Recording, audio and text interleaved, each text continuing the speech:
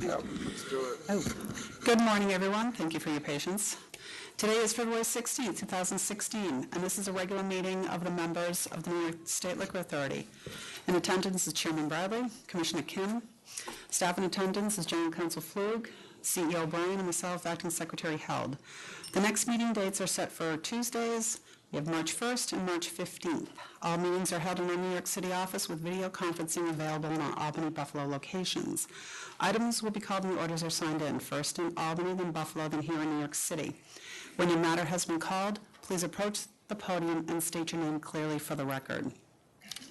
Please note there will be no oral argument on any matter where a 500-foot law hearing was held or a full disciplinary hearing was held by a hearing bureau. We do ask as a matter of courtesy, please silence your cell phones.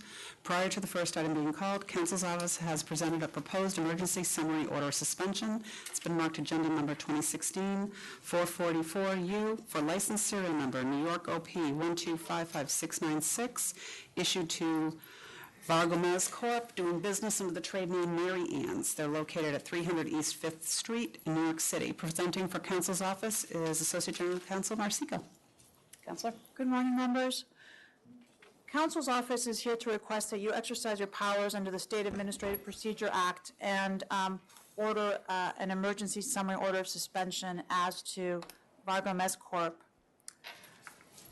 Counsel's Office is making this request because we learned from the 9th Precinct that they responded to a 911 call of underage sales going on at the restaurant.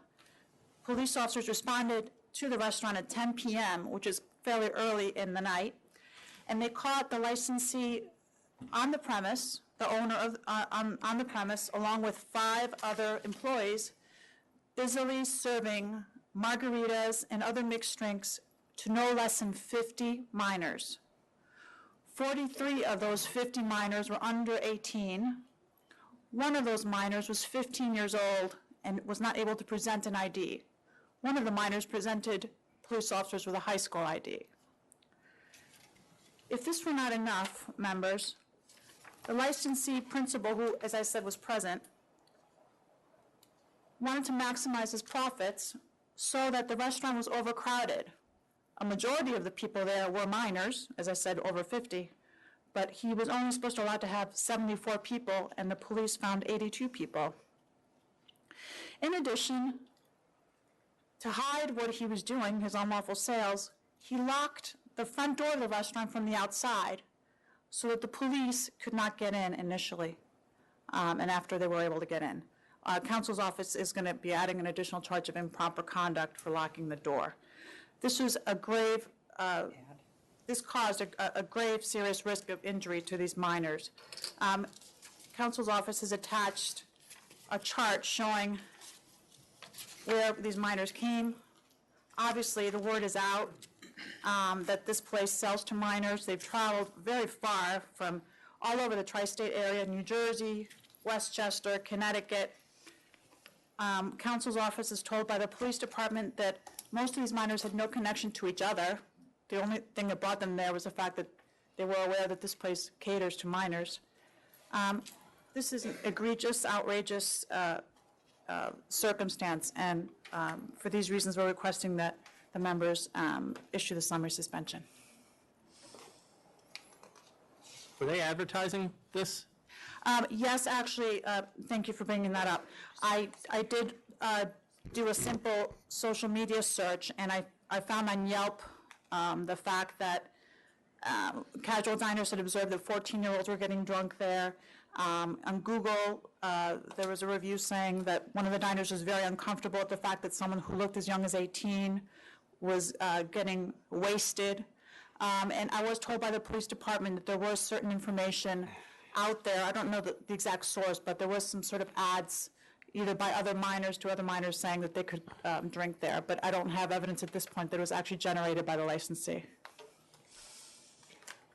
No, so I don't have any questions. I think the sales of alcohol to 50 minors, and it turns out 43 of them were under 18, including a 15-year-old. And during my time on the board, I don't think we've yet gotten to that age. So this, the locking of the doors, the overcrowdedness. Obviously, there's just a blatant disregard of ABCL laws, so I vote to summarily suspend this license. I vote to summarily suspend on the same grounds. Thank you.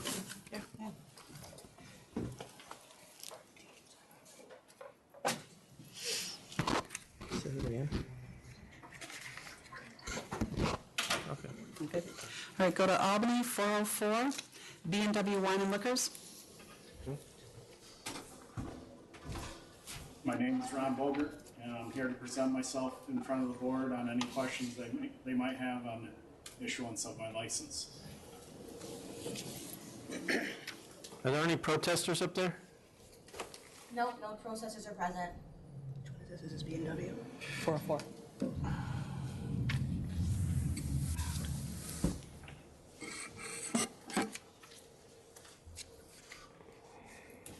Is it correct that there was a store in this exact location that closed? Yes, that's correct. It had been there for approximately 50-plus years. The last licensee was there from 2003 until 2015 when the license expired. Do you know why they closed down? Gross mismanagement of the business. They had owned a liquor store, a tavern across the street, a catering hall, and 2 other rental properties, and they were all taken back for non-payment of back taxes here last year and the year before. Do you know the previous licensees? Yes, I do. Well, what kind of relationship do you have with them? It's not a good relationship. I know them because I'm from the area. Got it. Okay.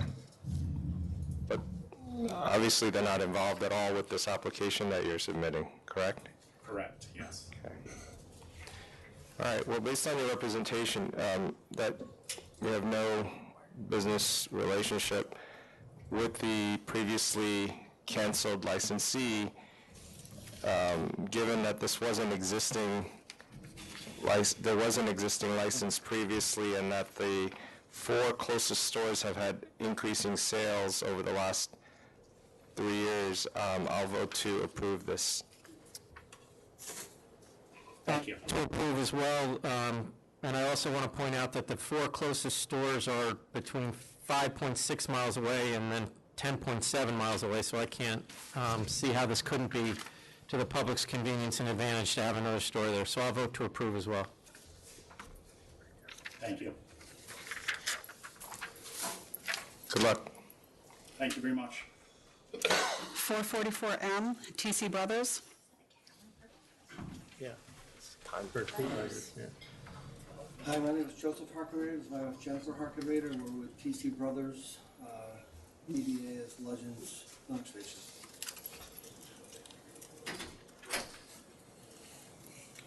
So you have here an offer of $10,000 in summary suspension to be lifted on February 19th. The summary suspension took place on February 2nd. Right, and They've been closed since. I mean, you're here because you have 11 sales to minor, unlicensed security guard, failure to supervise, and then the history in the past 3 years, you have other sales to minors, a sale to minors, a couple of sale to intoxicated persons, unlimited drinks, just a really bad combination of violations here.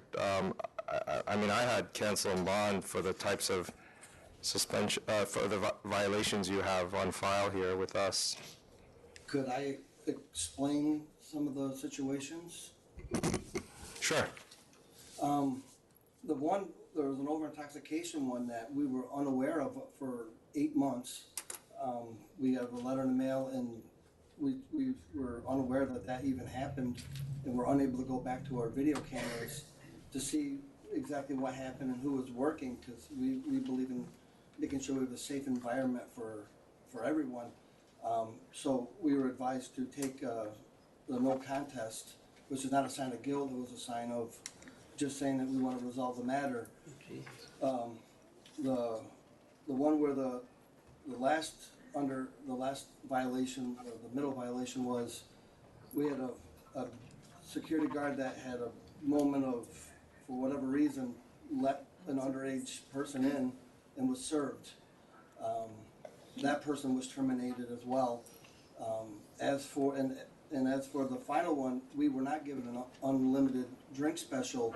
We were trying to do a half-price special, and there was a pricing issue, and we were told that there was no category to have it be looked at as a pricing issue, that it would be lumped under unlimited drink special, but we in no way condone providing an unlimited drink special. I know that we provided a letter and it outlined a comprehensive plan of all the things that we currently do. We do have, on the night of the 29th, we did have a licensed security guard on our door that was checking identification. That we have surveillance cameras, we have a scanner, our security guards use black light, flashlights. We do thorough training with our employees. Since that incident in 2012, every new employee gets alcohol awareness training. We use training intervention procedures, a tips manual to talk to our staff about not over-intoxicating patrons, asking for proper identification, all the means that you do to actually get proper identification, asking for second forms of ID. Is that what you're doing? Have you changed anything, though, since the events on the 29th of January? Well, they've been closed. Yes, on the 30th. Or do you plan on changing anything? I'm sorry, I know you've been closed. Absolutely. The following night, the problem was on the 29th was we were given out-of-state driver's licenses, and we have two colleges that are 2/3 out-of-state. Going forward, on the 30th, we turned away every out-of-state ID, no matter what they had. We turned away probably 100, 150 people, and we just said we're no longer accepting only New York State driver's licenses, identification cards, or a valid passport. Those going forward. That's what we submitted as our plan to do, because the IDs that they have now that we know that they black light, they scan, and the information is all of their information, so they do know everything on their license, and then they have a second form, which is usually a school ID, with their name, their picture, their address. On the 29th as well, I know that we are charged with failure to supervise, but my husband, Joseph Parker, was present there the entire time. He's always there on busy nights. He stands 5 feet away from the entry to the door. He observed our licensed bouncer turning away 40, 50 people at the door, checking IDs, using a black light, using the scanner, using a flashlight. And of the patrons that were in there, there were 50 patrons that were of age. So he was doing due diligence and being able to supervise. We made the mistake of trusting that the bouncer appeared to be doing a good job. He is New York State licensed, and we assume that he was trained properly, and in addition to the training that we give our employees. You've eliminated your fishbowl drink offer? We eliminated that. We brainstorm any idea possible anything that we can do to eliminate any confusion. If there's only individual drinks served, then the person would have to come for their drink at the point of sale. We would talk to our employees about not only, even when there is a licensed security guard on the door, that the bartender will also be responsible for asking for ID a second time at the point of sale. So here's the issue. Everything you're saying, were it not for what happened on January 29th, those are all good practices. The execution part of it is the problem. You say, Mr. Hartometer is 5 feet from the door, and what happened on the 29th was there were at least 9 fictitious IDs used by underage patrons, and it was so fake that people were, the investigators found, or they noted characteristics like peeling lamination, creases and discoloration, I mean, very obvious signs. And so, you know, you're telling me that there's a licensed security guard there, but I think you had 3 people who were checking ID, correct? Or 3 people it wearing was- T-shirts that said they were No. security? No, we had a licensed security guard that was not, his license was not expired, that was checking the IDs. The other guy that his license was expired, it expired the 19th of January while he was in California. He came back and all he was doing was basically backing up my main security guard so people couldn't sneak by. And like my main security guard would take the flashlight, put in their eyes. He would ask them about, you know, what year did you graduate high school? He'd ask them like other things other than on the license, and he would give the other guy, he'd like put it in front of the scanner, but that wasn't his main job. His main job, because he wasn't licensed, he was also being a bar back, he was clearing tables, stocking coolers, because he couldn't do more than 40 or 50% on the front door. The reality of this area that you're in Oneonta, this is a college town, right? Yeah. There's SUNY Oneonta, there's several other colleges and universities in that area. And you mentioned to our investigators that the policy you have is the patron has to be 21 and over just to gain entrance. And when they went in and they found this number of at least nearly a dozen, I guess, minors, and a number of them, 5 of them we have were under 18. There's obviously something going wrong with the system that you've explained to me is in place on January 29th. So it makes it very difficult for me to say, well, how is it that the next time around it's going to be any different? I know that we did not think there was no one under the age of 18. Under 18. According to the Take people paperwork in at that all. we Yeah, but received. it's, And And going forward, that we will not accept any out-of-state IDs.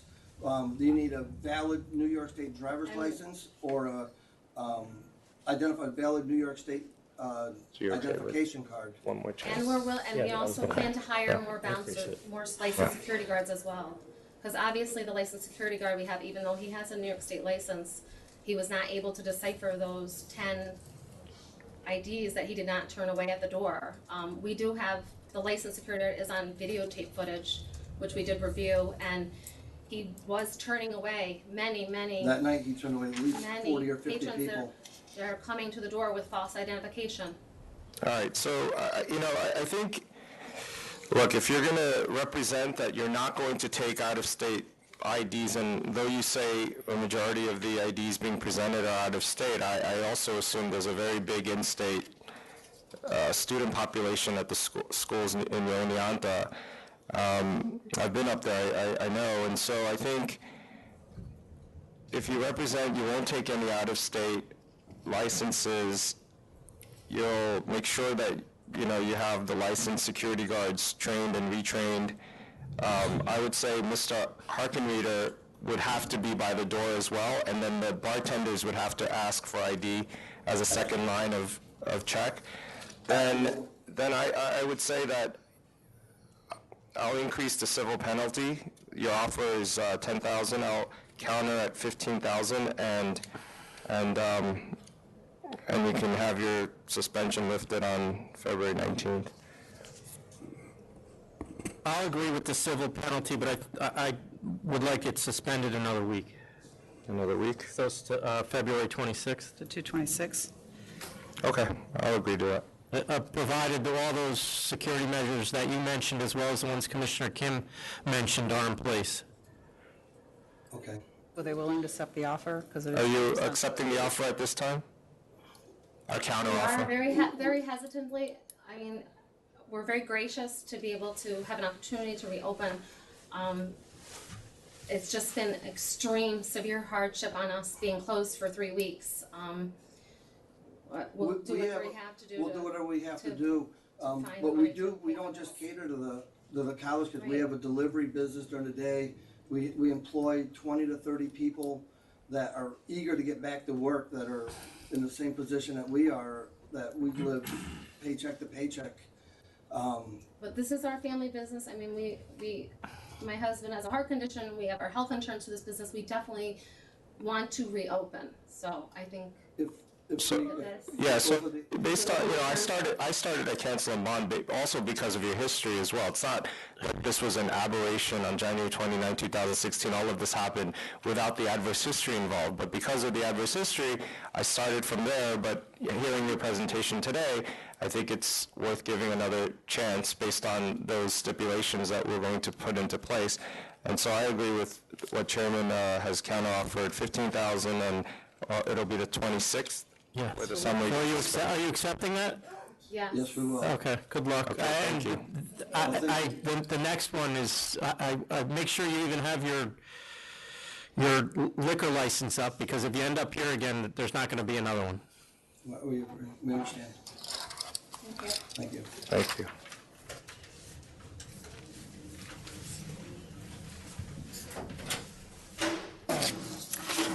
Item 401, Caddy Incorporated. Good morning. My name is Karen Greco. I'm from Glen Vista and Associates. I'm here with a member of our staff, Damaris Reyes, and my client, Aldefino Cabrera. Are there any protesters there? No processors. Last week, we submitted documentation to you for your review. I won't go over that, seeing how you already have it. I just want to know, do you have any questions regarding the paperwork that I submitted? Now, you know that we just licensed another location, Release the Hounds LLC on Clinton Corners. Do you know about this? No, I did not know about that. So 2404 Salt Point Turnpike, Clinton Corners, New York.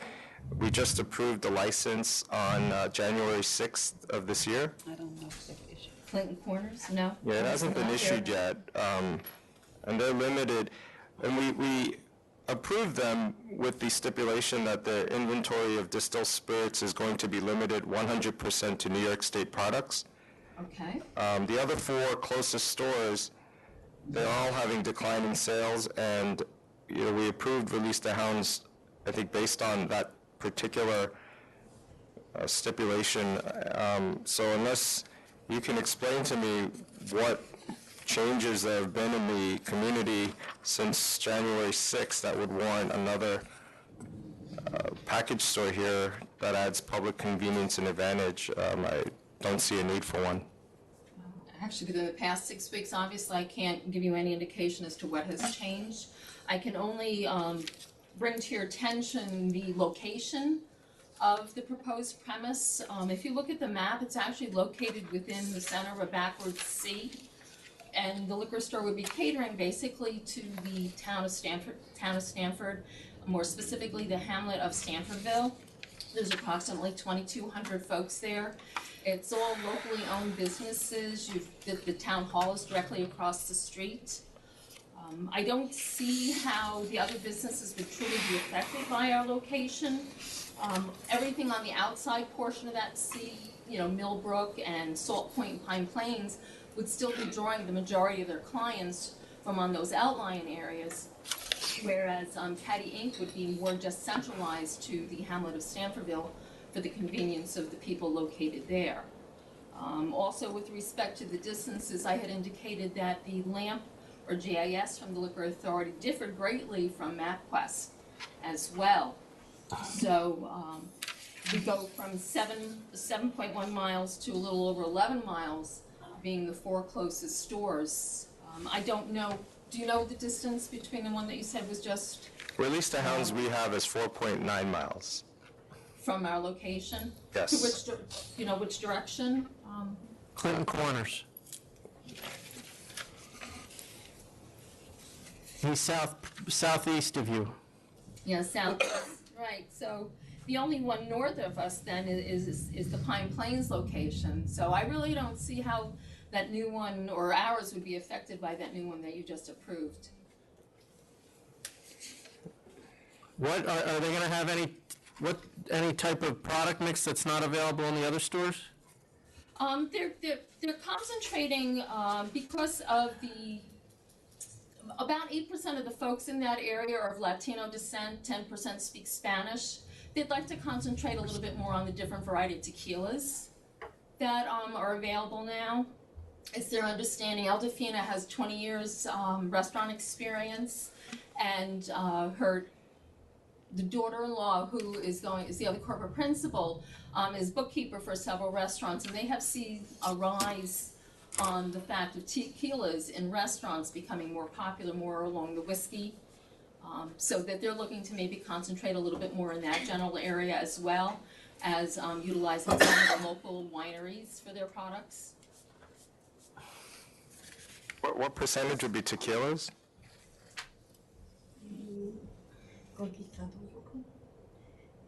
Conquistador. No, ¿cuánto porcentaje sabe de tequilas? ¿Cómo? ¿Cuántos tequilas vas a tener? Unas 3 clases, 4. Like 15%. About 15% would be tequilas.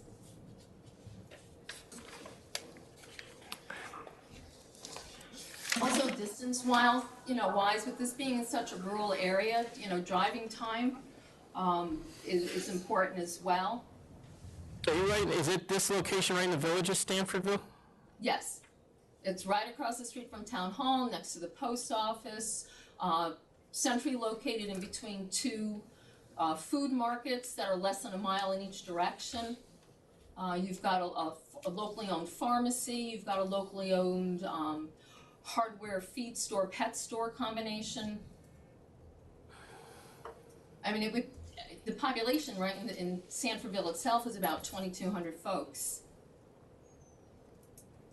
So for them to get into a car and drive, say, to Pine Plains, Chairman, you can appreciate the fact that Poughkeepsie, where you used to have an office, driving from Stanfordville to Pine Plains to pick up a bottle of wine would be the equivalent of you driving to New Paltz. Right. It's about 11 and a half miles, in that one direction. And then, of course, and that's on main roads. These are on rural country roads. I lived outside of Millbrook. I lived in Burbank 30 years ago. And when someone was asked, how far away is such and such store, the response was not in miles. It was, oh, just down the road a piece, which means you could end up going forever. But you're talking about a population of, what, 2,000, you said? 2,200? 2,200 right in Stanfordville. The town itself is closer to 3,500. I mean, I still see it as Millbrook a... has a larger population too, but they draw from, if you look at the advertising for the Millbrook store, they don't even mention the town of Stanford or Stanfordville. They mention all the points south and east of them as far as the towns that they service. No, I mean, because we had just approved one in January, less than about a month ago, or a little over a month ago, and it's the closest store. Until we see what happens with the store and the sales, it's hard for me to add another store at this time because I don't really see the added public convenience and advantage.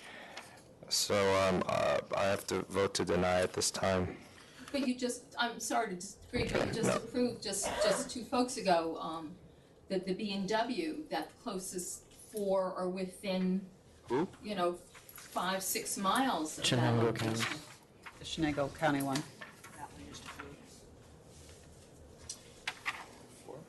Yeah, what about it? And you had indicated you had approved that one, and I think the closest 4 were all within 6 miles. Well, no, it's not a distance calculation. It's more based on, you have to take into totality the sales in the 4 closest stores. You have to look at, distance is a factor only in the sense of if it's right next door. Does it really make sense unless you're adding new product mix?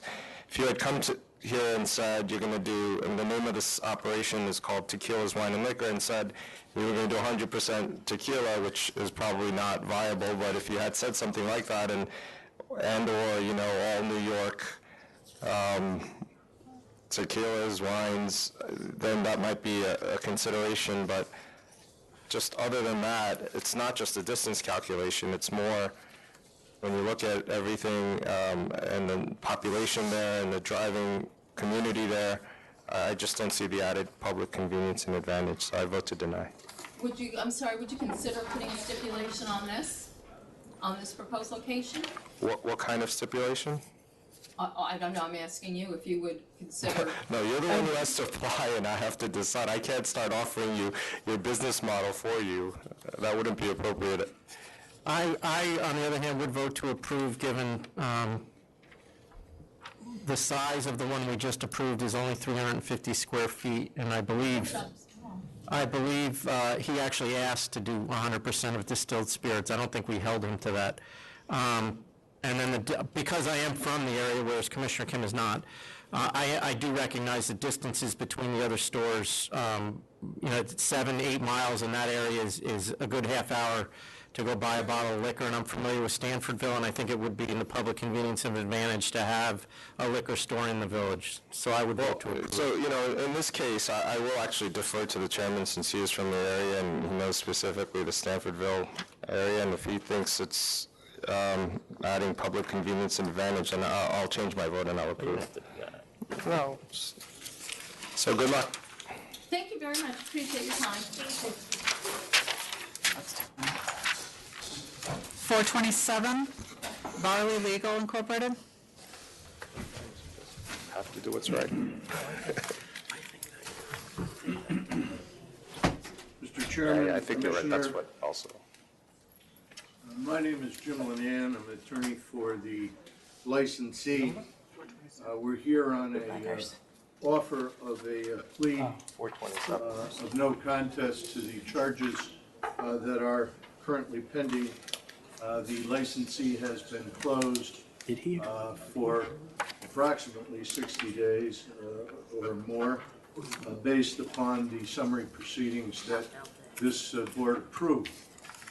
I would like to give you an overview of why we believe that the offer is an appropriate offer.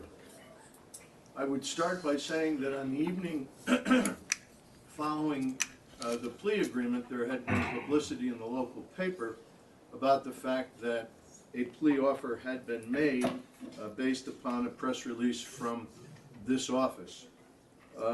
While I was out that evening at a function, I was introduced to a woman by the name of Elizabeth Reese, who is the Arts Center of the Capital District Executive Director.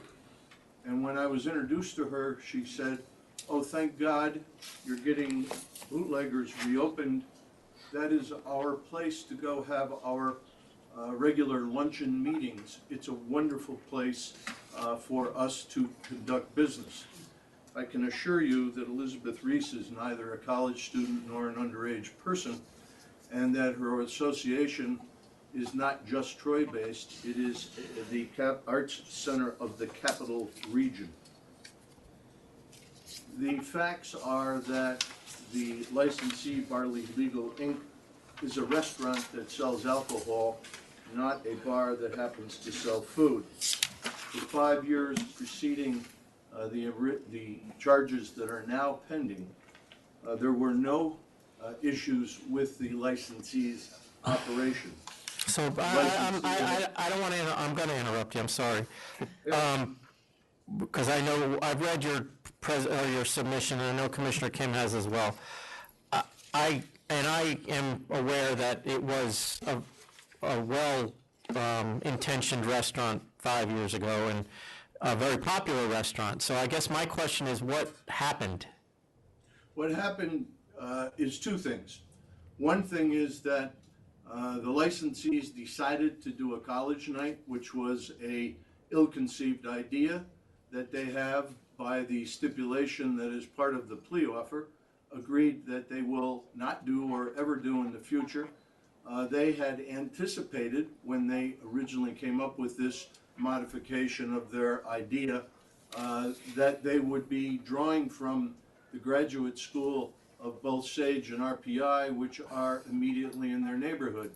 Unfortunately, they got a bunch of Siena kids that showed up with fraudulent driver's licenses and got into the place. As I'm sure the chairman and commissioner are aware, the plague on the licensees of some excellent fraudulent driver's licenses has been an issue for the entire industry.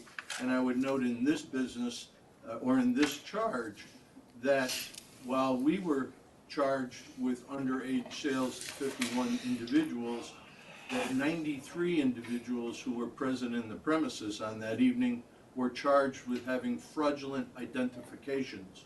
I can tell you from watching the video of the evening, which included the individuals who were there from the Department of Motor Vehicles, the Troy Police Department, and the SLA, that the individuals were asking each other about which license was good and which license wasn't good, because many of these licenses are truly indistinguishable from the license that was issued by the state. The licensee acknowledges that they had holes in their system.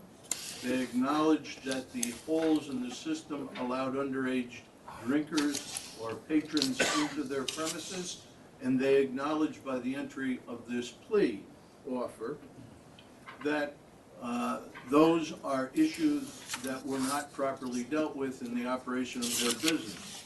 They have stopped, or will agree upon opening to stop, the college nights. They want nothing more to do with them. They want to go back to being the place that is exemplified by the Yelp and Living Social documents that I submitted in my statement of mitigation, which all tout their food.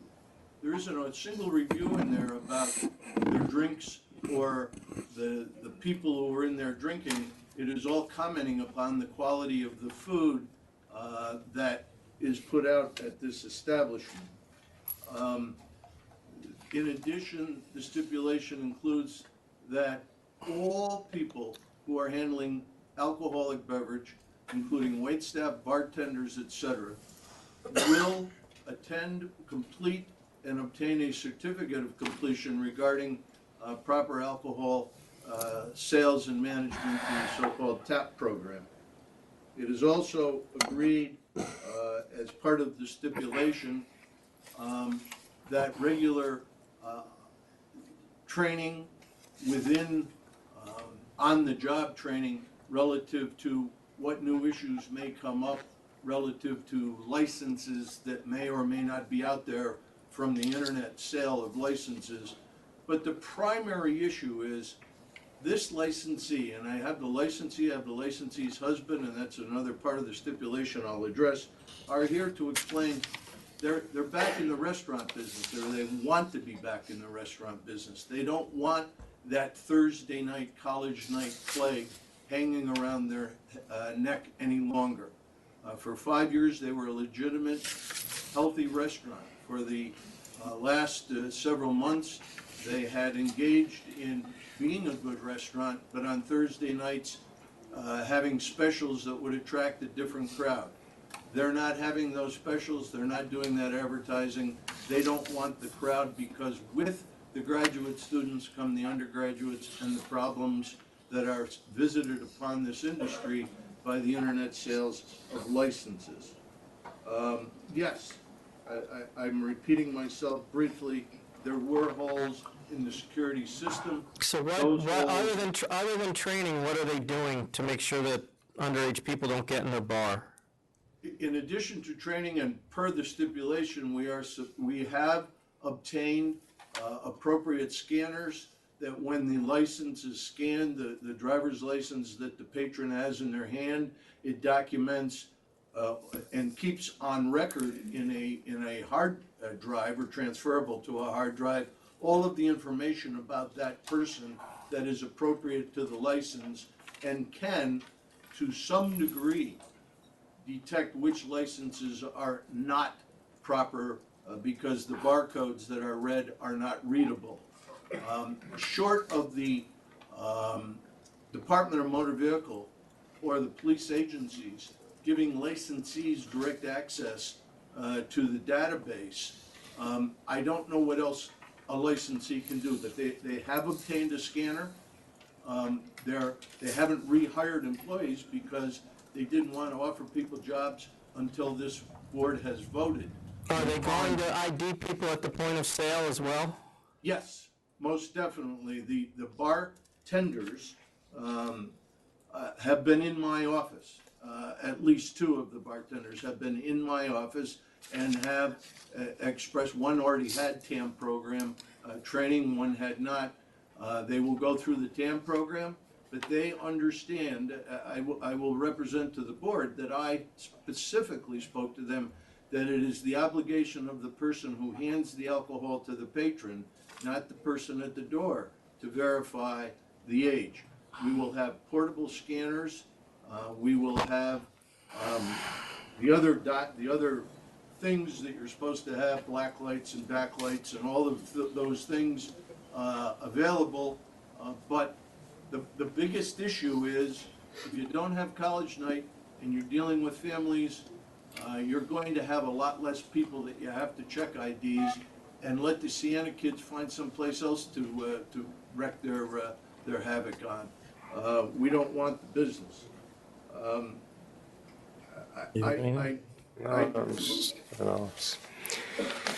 Did they ever submit the books and records that was asked of them? Yes. Yes. And for your benefit, Commissioner, the books and records were in the office on the premises on the night of the event. The books and records have been submitted, and all of the employees are on payroll. The security guards were on 1099 cash payments, but the books and records were on the premises. There was an attorney before I was retained that was in this case very briefly on the day after the summary proceeding. Apparently that attorney was told that the books and records in the office needed to be transported to the authority. That message never got through to the licensee until I was retained. My office has provided the authority 100% of the payroll records going back for 2-3 years. 2-3 years of payroll records. They produce for the inspectors on the night of the raid. I'm satisfied with that answer. Thank you. So, go ahead. No, go ahead. You mentioned that something's going to change on the license. What's changing? The change on the licenses is that Mrs. Rock, Abby Lynn Rock, who was on the license because her previous attorney had advised her that a WBE or Women Business Enterprise would have certain tax advantages that never came to pass, and who is a school teacher, and who on evenings and weekends, and especially for catered events, was on site and will most probably still be on site, we have filed with the authority an application to transfer the license to her husband, Nathan Rock, who's here, who has been acting as the manager, the day-to-day business operator of the business with his wife. She wishes to continue in the pursuit of her educational occupation as a school teacher. I'm sorry to interrupt. Let me ask a question to the licensees, or the license and the proposed license. We're here to answer whatever question the board has. Were either of you at the restaurant on December 3rd, 2015? I had showed up later on in the night at 12 o'clock after all the incident was already in So process. then who was watching the restaurant? We had a manager that was on duty that night.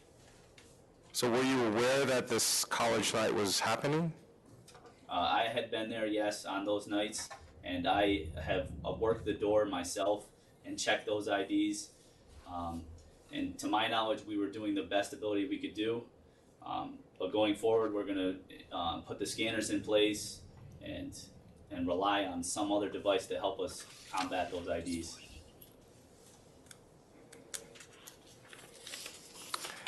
And what time are you open till? On weekends? Or on any day of the week, actually. What are your hours? We're open 7 days a week. Our kitchen opens at 11 o'clock in the morning, and we close at 12 o'clock on the weekdays, Monday through Thursday. And then on the weekends, we're open till 2:30. We do last call at 2 o'clock on Fridays and Saturdays. Okay, so, the number of underage sales on that night, 53, an extremely high number. You know, I think the only way, I was starting from cancel and bond again, similar to the prior case. You know, we did suspend your license in an emergency procedure. If you are representing that you're going to go back to the restaurant ways, I would then ask that you stipulate after 10 p.m. that nobody under 21 is allowed into the premise. I would say that you have to have ID scanners at the front door, and the bartenders have to have portable scanners so that you have to do the check at the point of sale. Chairman, what do you? No, I'm what do you fine with think? that. Yeah. It's so stipulated, the licensees are in agreement. mean, We've already obtained one scanner, we'll have to get some additional scanners, but, yes. What do you say? I mean, well,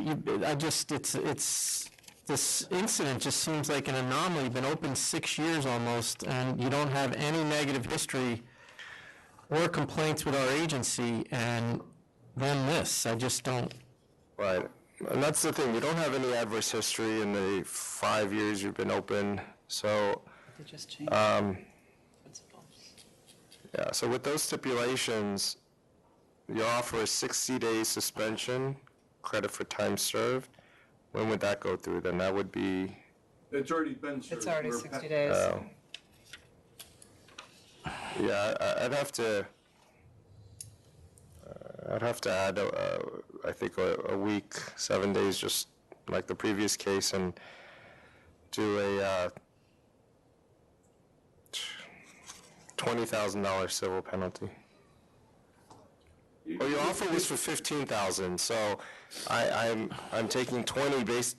Just there was 13 sales under 18 years old that night, and while it's an anomaly, that's why we're continuing. That's why I'm backing off of the cancel and bond. But you know, your offer of 15,000, I'm just raising it to 20.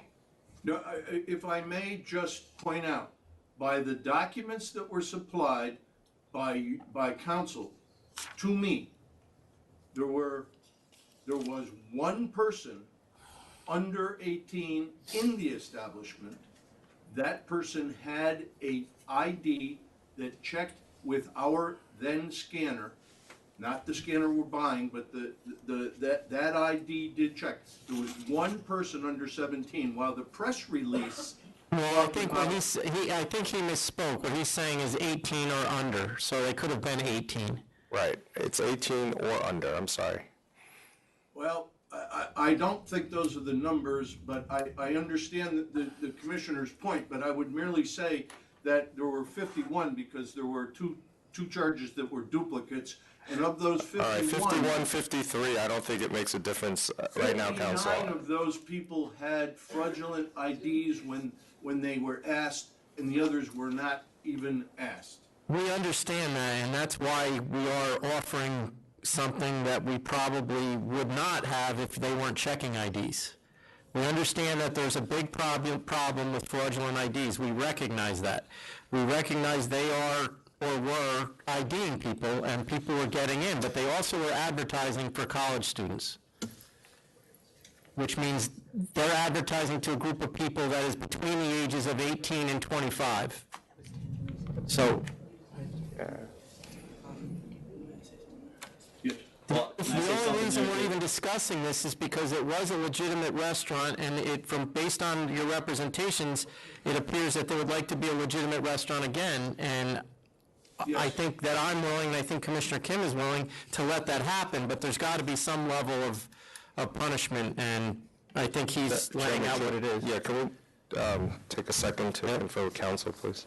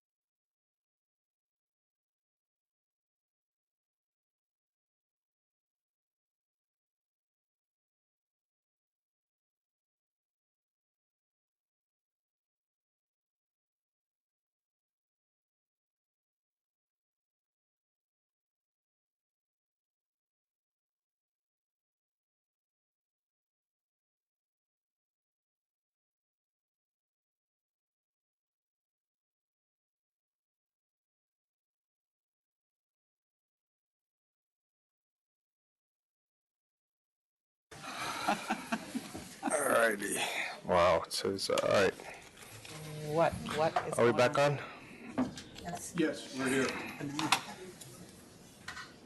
So, we were at, you know, my counter to you was 60, well, you have the 60 days already served, was to add a week. I was being told that tomorrow will be 70 days. So in terms of the suspension period, I'll accept that part of the offer as 60 days time served. But I am asking for the 20,000 as opposed to your offer of 15,000, just based on the number of violations here. I'm sure you were listening when we had several cases ago, a similar situation where the offer was 10 and I had increased it to 15. So will you be interested in accepting this offer at this time? Yes, we are very interested, but I would just like you to be aware that we had offered 10. The counter from the authority at the last meeting with council was from the authority to us as 15, and I would also ask you to take into consideration that we were closed for the entire month of December, that we had to refund thousands and thousands of dollars that we had taken for deposits for office parties at our restaurant, and that this has already been an enormous financial burden on the licensee. I guess that is a distinction to make. The other license, we just started the suspension in February, which is a less busy time than when you were in operation, or when you were suspended in December. So, all right, I'll take that into consideration. I'll accept the 15,000, but basically, the stipulations I had mentioned before about after 10 p.m., nobody under 21 gets in if this is going to be a restaurant. Obviously, if a family's already there, they're eating, and they have minors there, that doesn't apply to them, but gaining entry after 10 p.m., you know, if you're serious about keeping and changing your reputation again back to a restaurant that is probably needed in that area, you're going to have to abide by that. And then, you know, the portable scanners at the point of sale, and also the upgrading your scanners. I understand that scanners can't get everything, and there are people making fake IDs that try to stay ahead of the system, but, you know, you've got to do what you can do based on this record here. So that's my offer. And as opposed, and in reference to adding Mr. Nathan Rock to the license, I mean, that's all contingent on him applying and being qualified to do so, but if that's the case, then that shouldn't be an issue. But that's not part of this offer.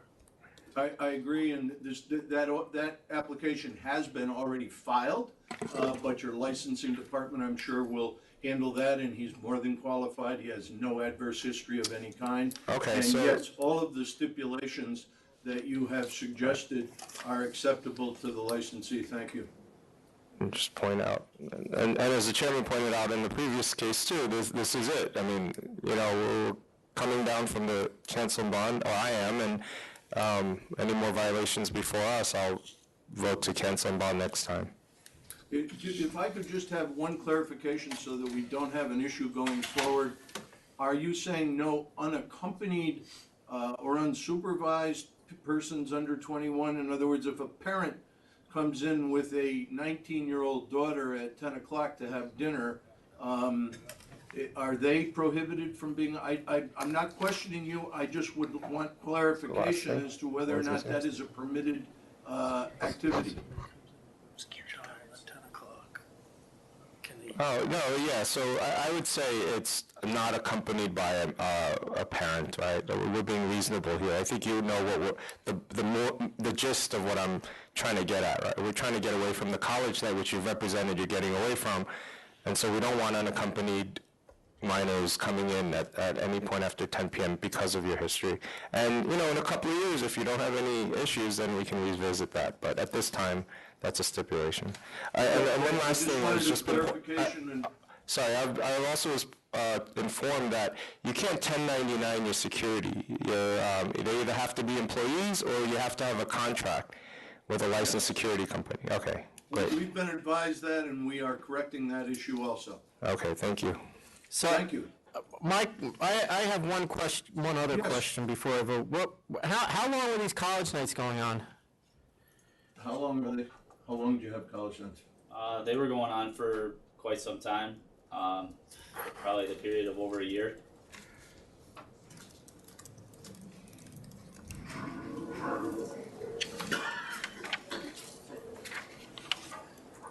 And so the stipulation, besides what Commissioner Kim said, there's not going to be any more college nights? No, we will not be doing Thursday night college night anymore. You will have multiple scanning devices, new scanning devices, That's correct. and as well as portable scanning devices? Yes.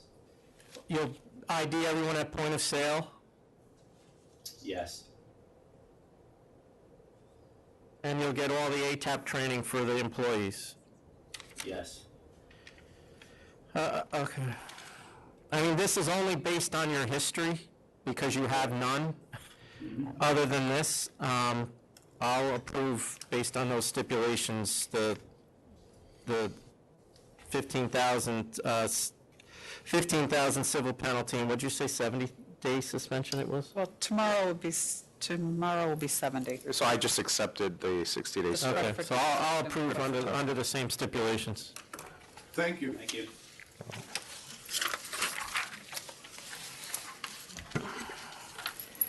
No further questions? No, Nope, thank you.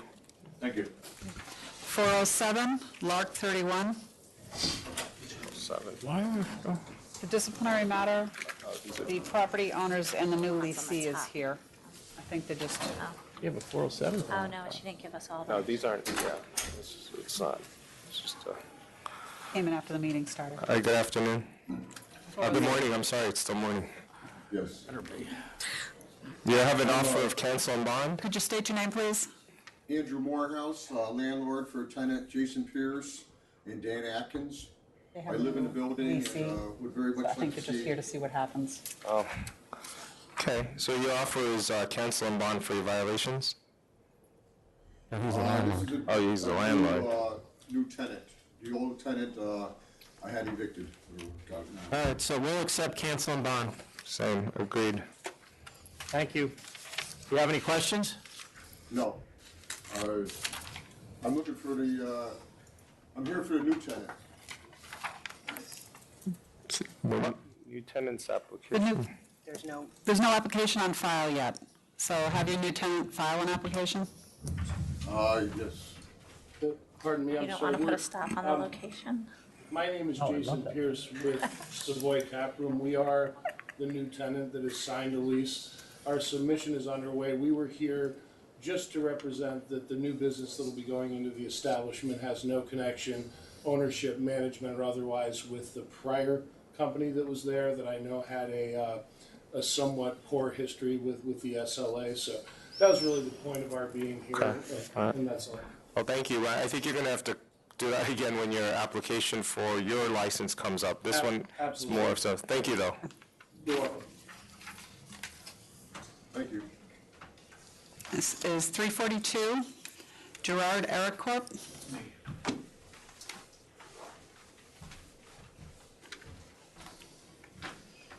How you doing? I'm Mike Keller, the owner of Eric Gerard. My lawyer isn't here today. We never received a letter to come today. I just happened to see that it was on the agenda, so I came. She's actually down in the city. Yes, and she sent an email request for an adjournment. But we don't Okay. normally indicate, unless it's noted in the offer that you want to be notified to appear, it's not generally done for disciplinary matters. I mean. Okay, that's why you didn't get notice. So then that. But we can carry it over to 3-1. Just do it? If The he's attorney's accepting? requesting, I don't know if she wants to be, it's up to you. Do I have to? No, it's up to you. No, I'm here if you want to. I mean, do you understand that, are you and your attorney, you both offered $1,500 civil penalty, is that correct? No, All right, if you're not, then we'll adjourn it. I thought if you Yeah, and we'll your adjourn attorney had the conversation, but, all right. Okay, thank you. Over to 3-1. Probably how you need to. Just trying to limit carryovers. All right. Is there anyone else in Albany? There's no one else in Albany. Thanks, Janae. You're welcome. Thank you. All right, Buffalo, first item, 371, Canal Side Wine and Spirits. What's our next meeting? 3-1. Protest? You're a protester? We have protesters here in New York, so we'll hear from them first. We have opposition here in Buffalo as well. All right, why don't we let them go first then? Are they your clients? Then you can come up together. Is Mr. Atkinson? Yep. Jim? Hi, good morning, everyone. Is this your Robert- client? Yep. Okay. Okay, Robert Romano, on behalf of Island Guys with Jim Atkinson, my client. And I'd just like to point out that Mr. Atkinson and his partner only in August of 2015 opened their store, which is 1.18 miles from this proposed location. So obviously they haven't had a chance to really get their running start. What's the name of their store? They're Island Guys. Okay, I got it. Okay. Isle excuse me, Isle View Liquors. Aside from this store, you had just recently, in November of 2015, granted a conditional letter of approval to Oliver Street Liquor and Wines, which is, they have not yet opened. That's roughly, I believe, 3,000 and change, 3,000 feet and change away from this proposed location.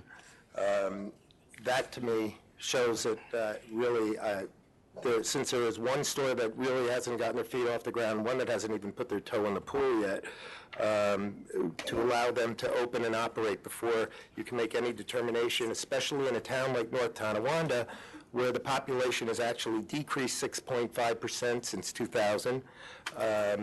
You have, there's really, I think that really pretty much sums up. Yeah, Mr. Romano, thank you. Thank you. Will we hear from the applicant, please? Well, sir, I'm sorry. Did your client want to say anything? He was standing there a little bit. Do you have anything to say that you'd like to expand on? Yeah, in addition to, us being open 6 months and us still getting our feet wet in the whole program and the 290 Oliver, there's also even a closer liquor store, Tonawanda Liquors, that I'm not sure if they're here also. I guess our point is we have two stores that are brand new, still getting our feet wet, and the market is becoming saturated. We're going to have up to 6 stores within a 2-mile radius in a small town area. All right, thank you. Thank you. State your name, please. Hello, my name's Larry Clock. I'm the owner of Tonawanda Wine and Liquor on 61 Broad Street. I am literally the closest store to the proposed canal side. I am 3/10 of a mile from that location. And like the gentleman just previously stated, with Isleview being less than 1.3 miles from my location, and you guys basically just approving the Oliver Street location, that's 4 liquor stores in a very small community, all within 1.3 miles of each other. Granted, the proposed location for Canalside was a liquor store at one point. It went out of business in October of 2014. Obviously, after that point, as we just stated, 2 new ones are just getting started. And myself, who we've been there 35 years, serving the communities of the Tonawandas. Like was said also, this community is not growing. They're a small, tight community, older community, not a lot of new builds. It's not a destination location in any way. It's really a small neighborhood community. So basically with all of us pretty much selling the same product, I don't see a real big advantage to the residents of this area to basically approve another one. Like I had forwarded to the authority, we recently just did a petition. Basically, we had over 540 people sign a petition at our store, basically saying there's plenty of licenses and stores open currently, and we really don't need any more. So hopefully, you take that into consideration. These are the people of that community that are basically saying, basically we're comfortable with what we have, and we really don't need an extra one. So I appreciate that. Thank you for your time.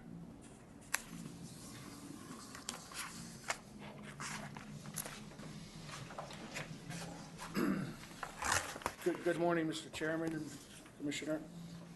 My name is Neil Cuomo. I represent the applicant in this particular matter, Canal Side Wine and Spirits, Inc. Both of the principals are here with me today, Ava Christ and John Black. I'm well aware of the entire dynamic of this particular area. Contrary to what both submissions have been, this area is growing by leaps and bounds. There's a number of residential projects, many of them supported by the state fund, that are growing in that particular area. And this particular location is unique in that it is right in the heart of the canal side on Webster Street in North Tonawanda. Both of the liquor stores that came in opposition today are not even located in Niagara County. They're both in Erie County. There's a night and day clientele between Erie County and Niagara County. The people that are going to be utilizing this particular liquor store are specific to that particular area surrounding the canal side location. It's a phenomenal area. Boats all summer pull up and dock 3 deep in the canal. The liquor store that Tonawanda Wine and Liquors, the second gentleman that spoke in opposition, has been there for 35 years. There's been a liquor store at this applicant premises location for longer than 35 years. They coexisted for many, many years during downtimes of Niagara County, and I mean downtimes. We opened 2 new ones since that location closed. And neither one of those locations is anywhere near this. When you talk about Oliver Street and say that it's only 3,000 feet away, that may as well be 5 miles away, because each of these streets is heavily concentrated residential. This is the only business street other than Oliver Street in North Tonawanda where people would go. Oliver Street is up a few blocks, and it's at the other end of Oliver Street, this new location that I guess has been approved since we submitted our application. It's a growing area. The footprint of this particular store is less than 1,000 square feet of actual retail space. There's been a huge growth in Niagara County wines. There's wine tours all over Niagara County. They intend to specialize in Niagara County wines. Mr. Cuomo, how do you counter the 6.5% population decrease since 2000 that Mr. Romano referenced? No idea where they got that number. The population just in the immediate area around this particular proposed location is 11,750 people. That's gone up 10% in the last 5 to 7 years. You have the numbers? You have the census numbers? Where are you coming up with the numbers? I got these numbers out of the Western New York ZoomProspector.com as to the population there. But anybody that's familiar with that particular area of Niagara County knows that it's a growing area by leaps and bounds. It's a historic area. This particular liquor store belongs in that historic area. It's a small liquor store. It's not a big box store. It's not going to put anybody else out of business. And I would be shocked to see anything that would say that Tonawanda Wine and Liquors profits have gone down in the last few years with the influx of business and prosperity that's coming to that particular area. I'm sorry, there's 3,000 square feet? It's approximately 1,000 square feet. Slightly over 1,000, less than 1,100, and that's the total. I have total area is 3,000 square feet. That's the whole building. The retail space is going to be approximately, I think I may have misspoke. The entire area of the first floor footprint is 3,000 square feet. How much of that's going to be retail space, how much of it's going to be storage and so forth, they could probably... you say basement will be used for storage. Basement is going to be used for storage, that's correct. Okay. Anyway, I think it's really a timing issue. If the application had come in prior to our approval of the other 2 within 1.2 miles away, I would have been very inclined to approve it, given that it had an existing store through 2014. But with the 2 new stores that we approved in the past 6 months, and the sales, the other store has an increase in sales, but the 3rd and 4th closest have flat or declining sales. So You know, until I see what numbers come in for the 2 new approved stores, it's hard for me to go and approve another license at this time. You know, within 2.3 miles, we have 6 stores now that represent almost 18,000 square feet of licensed premises, and I think that's enough public convenience and advantage at this time for that area. If I can just be heard one more time, 2 things. Number one, they submitted a detailed plan to the Small Business Administration through M&T Bank that reviewed their business plan and accepted it and determined that it is going to be a good investment. This area needs this. This is an area that is totally unique. Any of those liquor stores that you described do not and will not have the clientele that this particular store will. This particular store is unique to that particular area and location. It's a very concentrated area, and it belongs in the middle of that area. Well, the problem I have, which is the same problem that Commissioner Kim just mentioned, is that we just licensed 2 stores. Neither one of them has been open. One is not open yet, and the other one has only been open for 4 months, or 6 months, I guess. And it's impossible to determine what effect those 2 stores are going to have on the 4 closest stores there, and at this point, I'm not ready to say that there's a need for another liquor store. I don't think there's any evidence of that, regardless of whether the population has gone up. We replaced 1 license with 2, and I think we need to see how that fleshes out before we put another one in there. So I vote to deny as well. Thank you.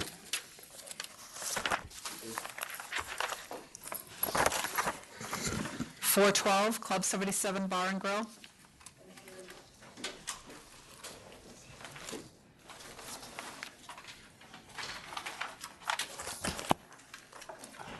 Good morning. My name is David Dezak. I'm counsel for the licensee over here, Mr. Hargrove of Club 77 Bar and Grill. And we're here to, Mr. Hargrove was found not having records, sufficient records on his premises. And, you know, something that he certainly is correcting, he's trying to correct. It is a premises or an establishment where many of his customers are police officers. He's never had any problems with So I hate to interrupt you, but we got a lot of people waiting here. Offer. So my question is, did we ever get the records? Yes. They were sent to the Liquor Authority via attachments. And he now is using, I see what his adverse history is, so he's buying his alcohol from wholesalers? Yes, sir. Absolutely. Okay. All right, well, based on that, your offer is 7 days Fort Worth plus 10,000 civil penalty. I'll accept. I'll accept. Thank you. Thank you. Thank you. 443, City Market Liquor.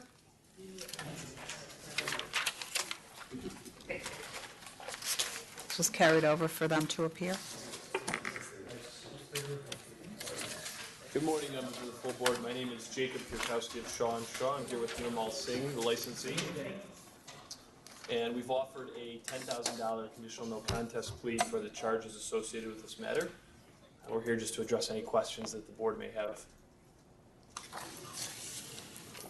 So, you know, I'm trying to understand what's going on here. There's the $60,000 still unaccounted for. Where did it come from? It came from friends, Commissioner, I'm sorry, you're referencing the loans or the? Yes. Yeah, that came from friends and family. It's all been paid back. There were no notes. It was just seed money to get the business going. So there's no outstanding loans or repayments. So where's he getting the $10,000 to pay us? That's not a joke, I'm asking. Where is the $10,000? Where is he getting the $10,000 that you're offering as a penalty here? From his own corporate account.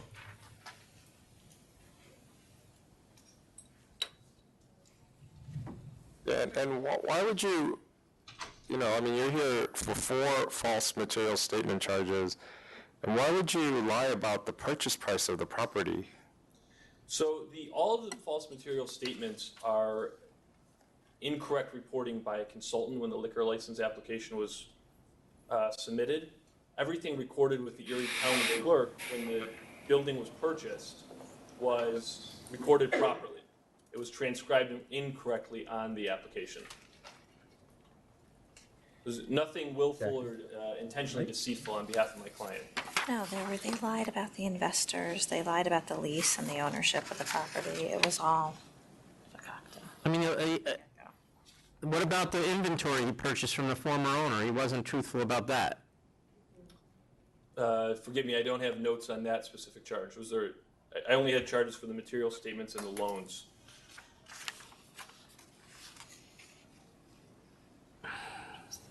There is a discrepancy in the inventory price listed in the contract. That's versus Jamie. what was actually paid when he made a statement regarding the purchase. Oh, Chairman, off camera, Ms. Gallagher just informed me about the facts about this. I believe that was a misreporting in the application as well by the consultant. So none of this is his fault? Well, that's what you're telling me. I'm saying that it is the consultant's error in the reporting. My client's here to atone for that and to own these mistakes. Obviously, he's the licensee. He's the one who signs off on these things. But there's nothing here that's intentionally fraudulent. These are legitimate mistakes on behalf of my client. So what made him start telling us about the building on a renewal? Why did it all of a sudden get corrected? That's how we found out about it. On as far as the landlord goes? Yeah. Yeah, so when the real estate purchase was transacting, my client initially was not going to buy the building, so he signed a lease. Then on the same day, the seller, the landlord, property owner, said, well, I'll sell you the real estate as well. So that all went through at the same time. The lease was submitted with the application prior to the closing of the real estate transaction. But then he waited 3 years to tell us that he bought the building. That's correct. It was just a misreporting. There was no, he's the landlord, he's the owner, and he's the tenant. There's nothing greater going on here other than just misreporting. But there's so much misreporting. I mean, where does the consultant get all these numbers from? I don't know. Does your client? Does the client know? Does the client know? Can you ask the client where the consultant may have come up with these numbers? Number he can get from the Neil? From Neil? He does not know specifically. There was another attorney involved who's not here, who had to leave. And I spoke with him prior, and he said that he reported the numbers correctly. They were just transcribed incorrectly. So let me ask the licensee, so what was the purchase price of the building? Right now, I don't know, we have here somewhere. You don't know the purchase price of a building he bought? Wow.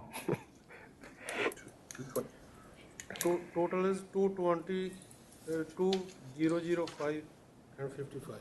No, that's the business and the property. So you just bought yourself a building and you don't remember how much it cost?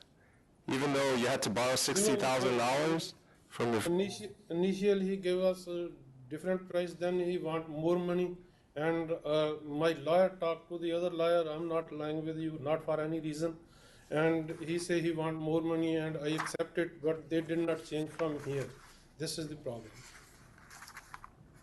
But you still didn't answer the question. You don't know how much you paid for it.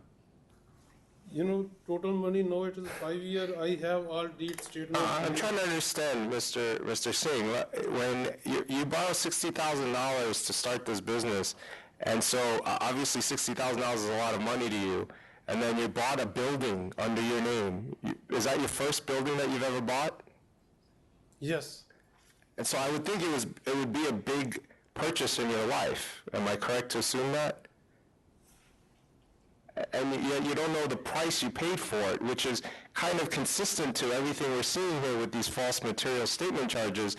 is that something is going on. That's why my first question to you, based on the record here, is something's going on, we don't know what. And you're not helping your case by not knowing things like that. It's a simple question of how much you paid for the building. Commissioner, to be fair, I'm looking at a closing statement here that was submitted to the Liquor Authority, and it's not, this was not prepared by my office, and I don't see a designated line. I see a purchase price of $62,000. It doesn't say if that's specifically for the building or the business. I see assets. Okay, so my counter to your offer of $10,000 is cancel and bond based on the four false material statement charges, and there's something going on here, and I don't feel like we're getting the right answers. I'll agree with that. Thank you. Thank you. Is there anyone else in Buffalo? There's no one else in Buffalo. Thanks, Michelle. Why do I have that one? What do you think he was, a straw man? Mm-hmm. 372, Rico Wines and Liquor.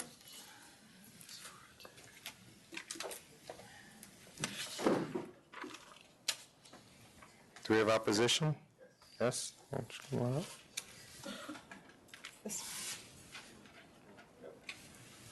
That's page 2. Good morning again, everyone. Robert Romano. I'm here on behalf of two of the neighboring stores. We have Butchie's Wine, the Butchie's Wine and Spirits, and also 241 Liquor Store, Inc. with me. I just want to start by correcting something that I had submitted previously in writing to the authority. I indicated that the sales for Butchie's had been $110,657. It was noted to me late last night that indeed was just his cash sales, but cash and credit totaled $201,000. So That's for 2015? Yes. And what about the entire year? I'm sorry, 2000. What about 2013? I guess we had issued. Oh, no, yeah, we had just issued. Okay. Right, he had on. The number again, 2,000, how much? 200,000. 201,000, I believe. Okay. Give or take a few $100s, but I just wanted to correct the record. Thank you. Median, the population, U.S. Census Bureau, from 1990 to 2013, which are the latest figures I was able to get, remained steady, flat, basically flatlined at 68,224. It has, while the population of Mount Vernon has not increased, the number of stores apparently has. We have within 1 mile 8 liquor stores of this proposed premise. I can tell you, looking at the sales figures, they are either flat or negative, and there is nothing that I can see that would warrant any public convenience or advantage being granted by the granting of this application. And Thank you. To state, Mr. Irving? My name is Ali Sean Irving, Butchie's Wine and Spirits. For the year of 2015, I believe it was 2 stores that were given applications. One of those stores, he was unable to come today because he couldn't afford to close down. What's the name of that store? We don't have That anybody. is Rush Liquors. I believe Rush that was Liquors? 2015. 14, it's the last one. 14? Liquor Rush. Liquor Oh, okay. Rush, sorry. Yeah, 2014. And who's the other one? And if I'm not mistaken, I don't know the exact name, but it's on Lincoln Avenue in Mount Vernon, which is only 4.4 miles with 8 liquor stores. Grapevine Wines and Spirits? No, I believe it's Apple. It's something it had never been open. I haven't seen it open as of yet. Okay. All right. Thank you. I know Mr. Irving has gone through great lengths to get his business going. In the last year, you've mentioned to me, you've gotten several loans, business loans that 3. you're looking at I had to getting, take out 3 business loans. so we are looking. Okay. The applicant here? All right. No, that's easy. No? Nope. All right. So then based on the record before me, I've got 6 stores within 1 mile radius. Sorry. I just stepped out to the bathroom. Is this Rico? Yes. Oh, Rico Riley. Darn it, I almost got through it. Made it by the bell. I'm so sorry. I just stepped out to go to the bathroom. Go figure. Gene Anton for the applicant, and I have Mr. Pujols here. You know, a lot of these competitors, and that's what we should call them, as competitors. They like to, you know, disguise the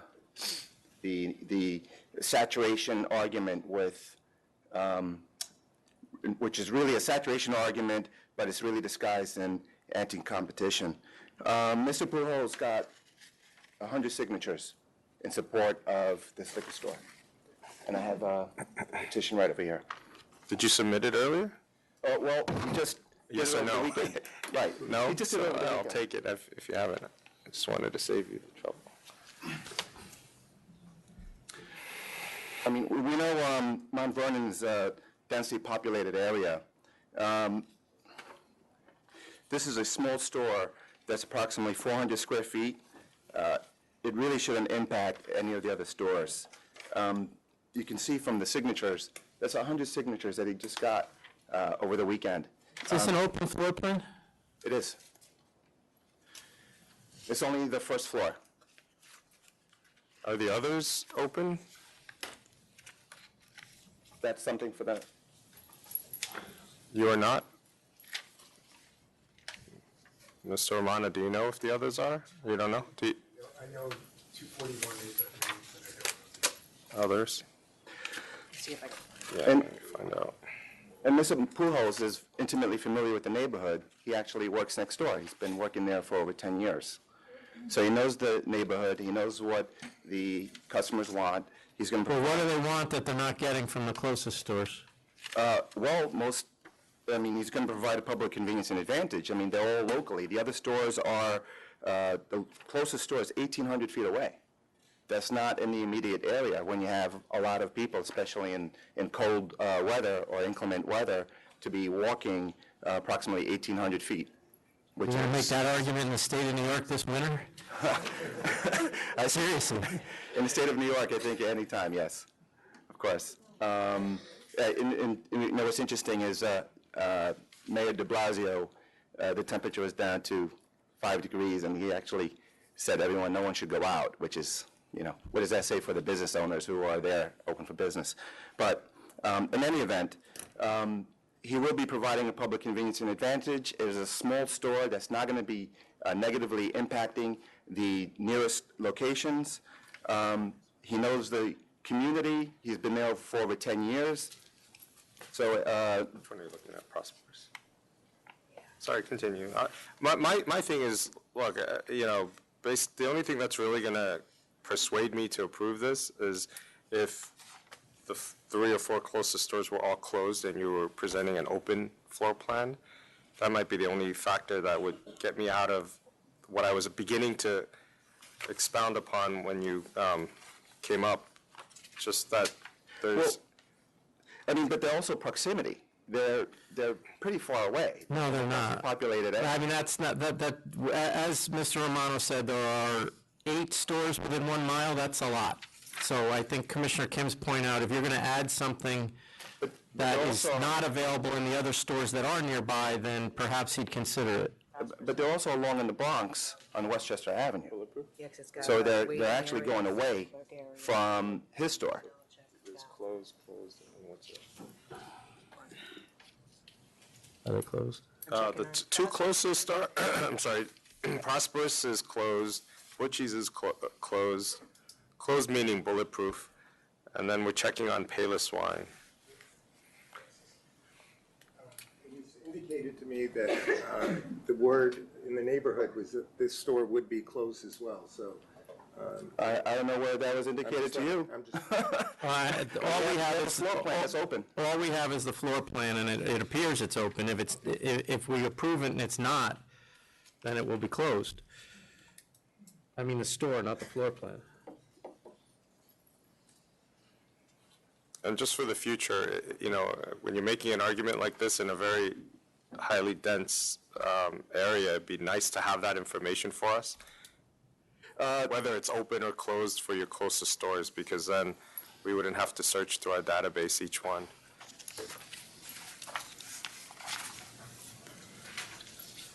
No, can't tell. It's, I Payless? have to bring up CNG, it's coming up, yeah.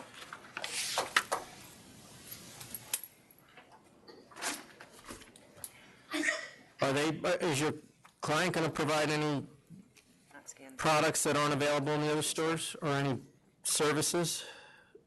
Well, he's going to be, to a certain extent, that 400 square feet can, it's a limited amount of storage space and inventory. It's really going to be serving the immediate community. A store that size is not going to be adversely impacting. That wasn't my question. Is he going to provide New York products or anything of that nature? What's his product mix?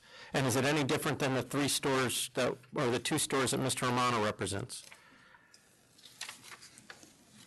Yeah, by the liquor. Yeah, but what are you going to be providing from New York State? Well, I'll be providing, yeah. Why don't you say? The whiskeys, Chivariga, Johnny Walker. But what about New York State products? New York State product. The New York State. Vino de Nueva York. Oh, the vino like Yellowtail, Grapefruit, and Grey Did you Goose. say that Payless was open, in your opinion? Payless wine? I'm not sure if that's Payless. I don't know. The one on, I got the one on, White Plains Road. Oh, that's Payless. Okay. Is it an open? Is it? It's a bulletproof, sir?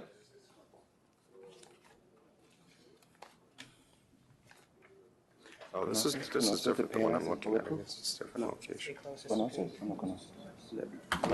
And the 4th one isn't? I don't know about the 4th one. Now we have to look at the 4th one. 6-2. If the 4th one's closed, I'll approve it. So we have 3 closed so far. Now we're searching for the 4th one. If that's closed, then I'll approve it. They're closed. You're a closed 4th is store? closed as well? No, not Rush. It's Mount Vernon Liquors, 57 East Prospects Avenue. That's open?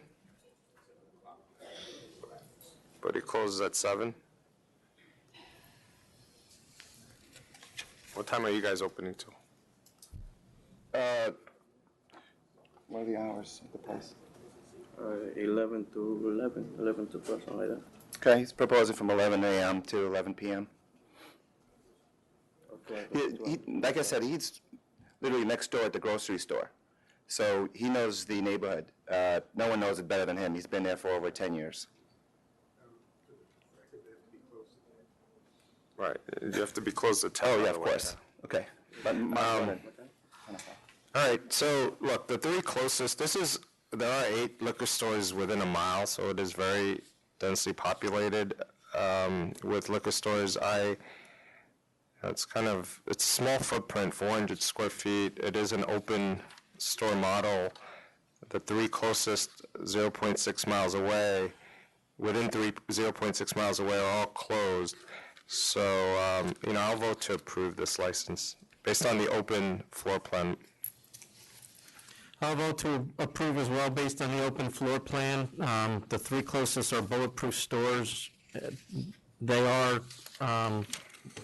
the sales appear to be strong in all of them, although the Butchie's, it's tough to figure at this point, but he clearly had an increase over 2014.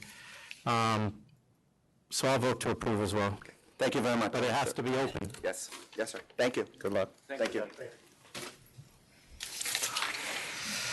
444J and K Franklin Street Mini Market.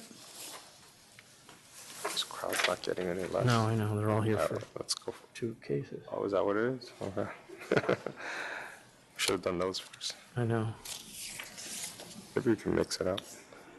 All right, you have an offer of cancel and bond? Yes, I do. All right, I accept. Accept. Thank you. Thank you. That's what they're here for. All right, oh, this one I don't remember. This one. 403 I see. Boardwalk Wow. Wine and Spirits.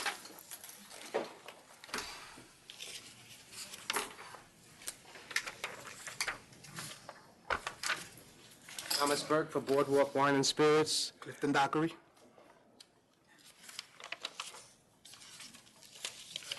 We were here on January the 5th with an application for a retail liquor store in the Bushwick section of Brooklyn, and the board denied that application, but did at that time say that Mr. Dockery, based on his value to the community, would be a good businessman in that community.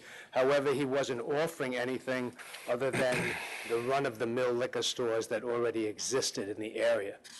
Mr. Dockery does want to open a liquor store in the area where he has lived all his life. He's lived in Bushwick all his life.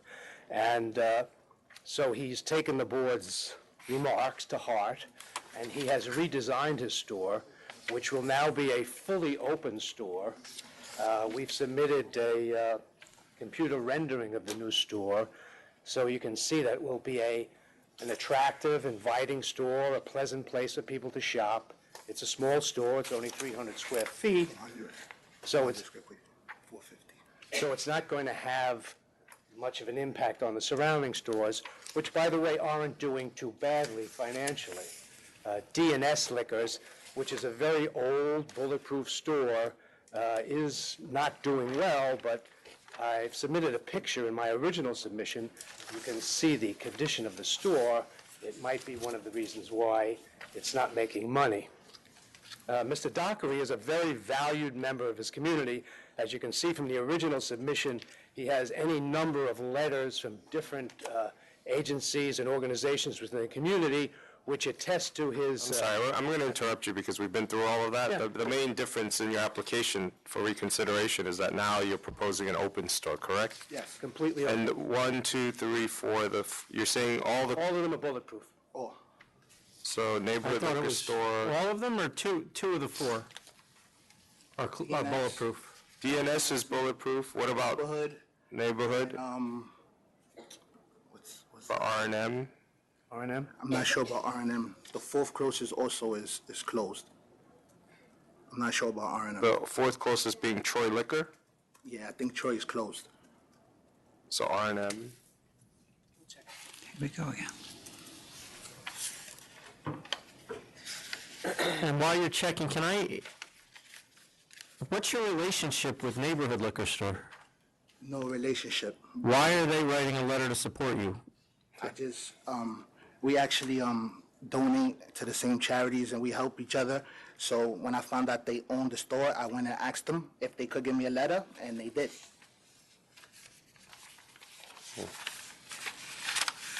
So you have no business relationship with him? Not at all.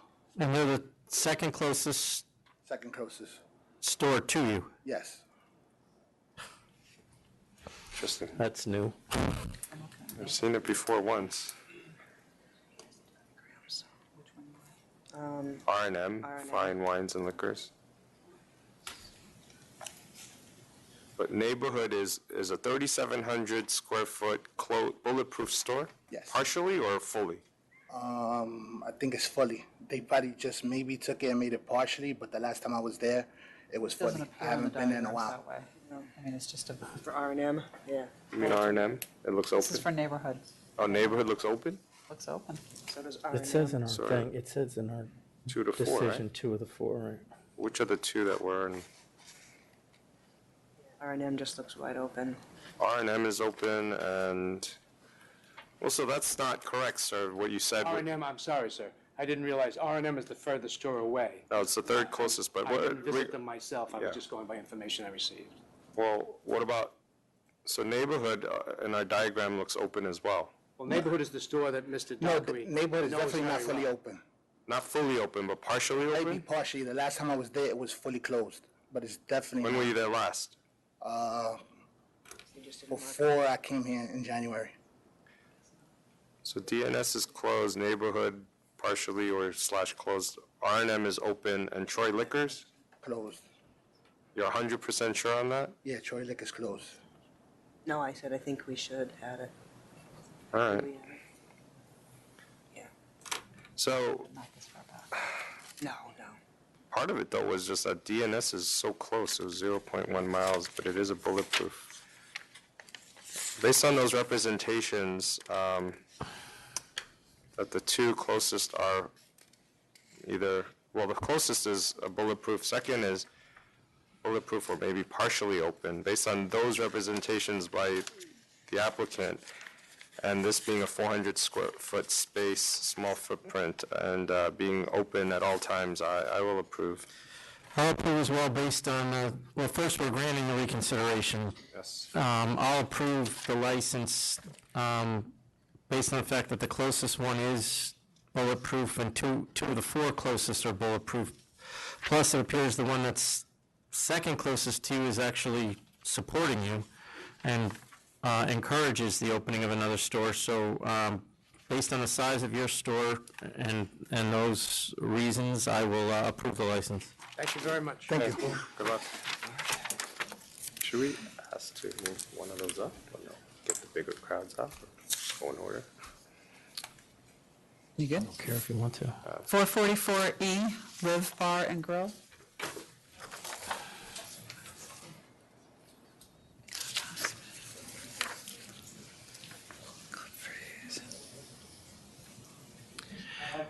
Yes, is there any protesters here? Other than this gentleman? Go ahead, sir. Maybe after this. May let him. Sure. Good morning. My name is James Rogers. I live in a neighborhood where this store wants to open up. Their address was 2178 Flatbush Avenue. The building itself has had a history. However, in the same building, in the same footprint, there's another establishment already open, 2172. There's less than 40 feet between these two businesses. What kind of an establishment is that?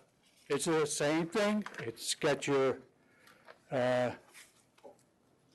license type, OP. But would you characterize it as a restaurant? Nope. Or a nightclub or a lounge? A noise factory. Bar tavern with recorded Yes, music. it's a noise factory. Starts around 10:30, 11 o'clock at night. And they were closed last night. Sunday. Is that Soul in Motion? Yes, it is. Yeah, they- Sunday it says went to tap 4 o'clock in the morning. Saturday went to 4 o'clock in the morning. Friday went to 4 o'clock in the morning. Nice music. So we understand. So that's the other, we're not talking about them right now, but that's just adding to. Less than 40 Right. feet away from where they want to open up. Same type of license. And enforcement. Now, if you go the other way, Well, and for your sake, they're only supposed to be open till 2 a.m., but so we will send enforcement to check it out. enforcement. 2172. You got a lot of places you have to be, that enforcement seems to be more in Manhattan. Coming out of 2178, going to the left, you reach 2172, which, like I said, is only 40 feet. Going right is 2192, East Savoy, which happens to be up in front of you board tonight also. So all three establishments have the same type of license, and they all are probably going to do the same thing. I can't speak for these people because they're not open yet. But Savoy has a great list, and so does the establishment when they want to open up. This building is set back 8 feet off the rear line. There's residence in back of there. So the residential, roughly, you got the 8 feet on their side and roughly 40 feet before you hit the homes in back of them. They do not put any kind of sound systems in. I cannot see having 3 businesses in a residential area that are open till 4 o'clock in the morning or 2 o'clock, that don't start till 10:30, 11 o'clock in the morning, at night. And I'm not even going what's going on afterwards. You got the records probably from 63rd. But I cannot see how this board can allow another business opening up with the same menu that the other two have, which is basically bars. Okay. Thank you very much. Thank you. Thank you.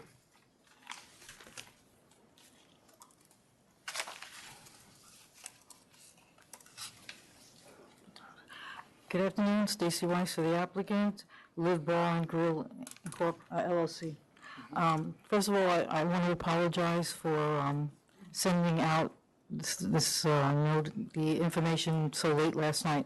I don't know if you got a copy of it, if you were able to look at it, any of the I information? saw it on my email, but if you have a hard copy. Oh, this was from Mount. No, I read it. Thank you. So anyway, my client is going to open up a restaurant at this location. I sent you some information regarding what he's going to do at the location. He's going to have a full restaurant. There is a full kitchen in the place. It has an Ansel system. He's going to also, I don't know if you were able to look at it, but he's going to have insulation. He spent $30,000 on insulation, and that's going to be covering the wall that is in the back. He has a.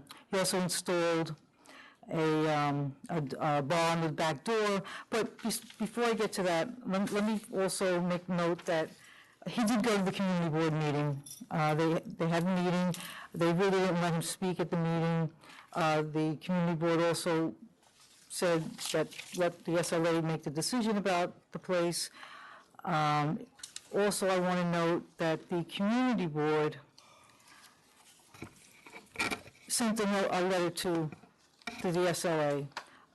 Actually, it contradicted what they said at the meeting. If you note, the community board, the first sentence of the minutes, which I included on page 6 of the minutes, they said that the chairperson stated that the community board office notified board members, the local civic association, and the 6th police precinct about the applications, and no objections were received. And yet they mentioned that there were problems with this particular location, and so they were absolutely. Yeah.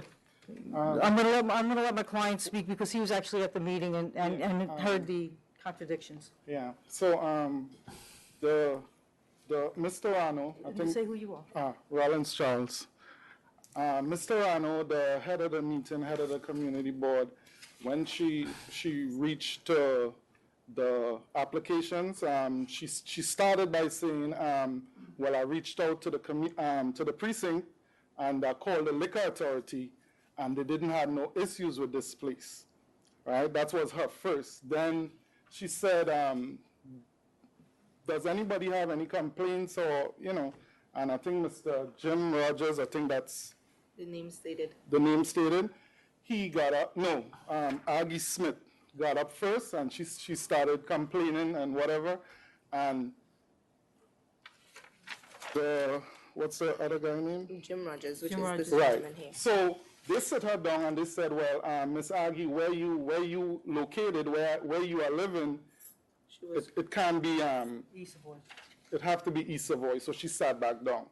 So Mr. Rogers got up and he stated his complaints and whatever, he had noise and he couldn't sleep and, and after that, they voted. He sit back down, they voted, and so they didn't give me a chance to speak, but I say, you know what, I have to get up and say something, so I kind of buttoned and I said, well, it's a restaurant I'm opening and it's not a bar, it's not like a club, right? So Mr. Rano said, well, you don't have restaurant in your name.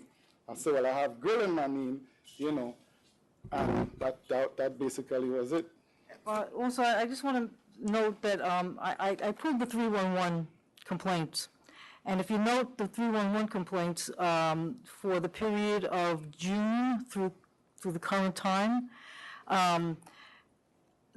they're also complaining about Club Freeze. Well, but we shut Club Freeze in August. Right. Well, actually, Club Free closed down in June. I was over in that area when I did Solar Motion, so when I certified Solar Motion, and Club Freeze was actually closed in June, prior to August. And so when I went there, Club Freeze was closed, but if you look at the complaints back in June to present, there were all those complaints on my notice there.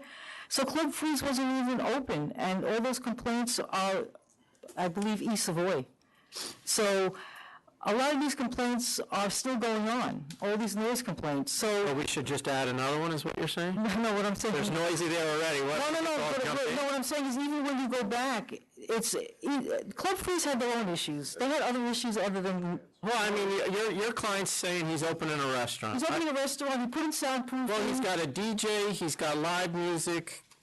You have a DJ? He's got a layout that doesn't look like a restaurant to me. DJ and live music. So I'm looking at the. No, we DJ. Am I wrong? Yes, I see DJ checked off. So you can see why Mr. Rogers here, he sees exactly what he wants to stop. Yeah, sir. When we fill up, Stacy didn't fill out the application, right? And I wasn't aware of, like, well, you know, certain things I wasn't really aware.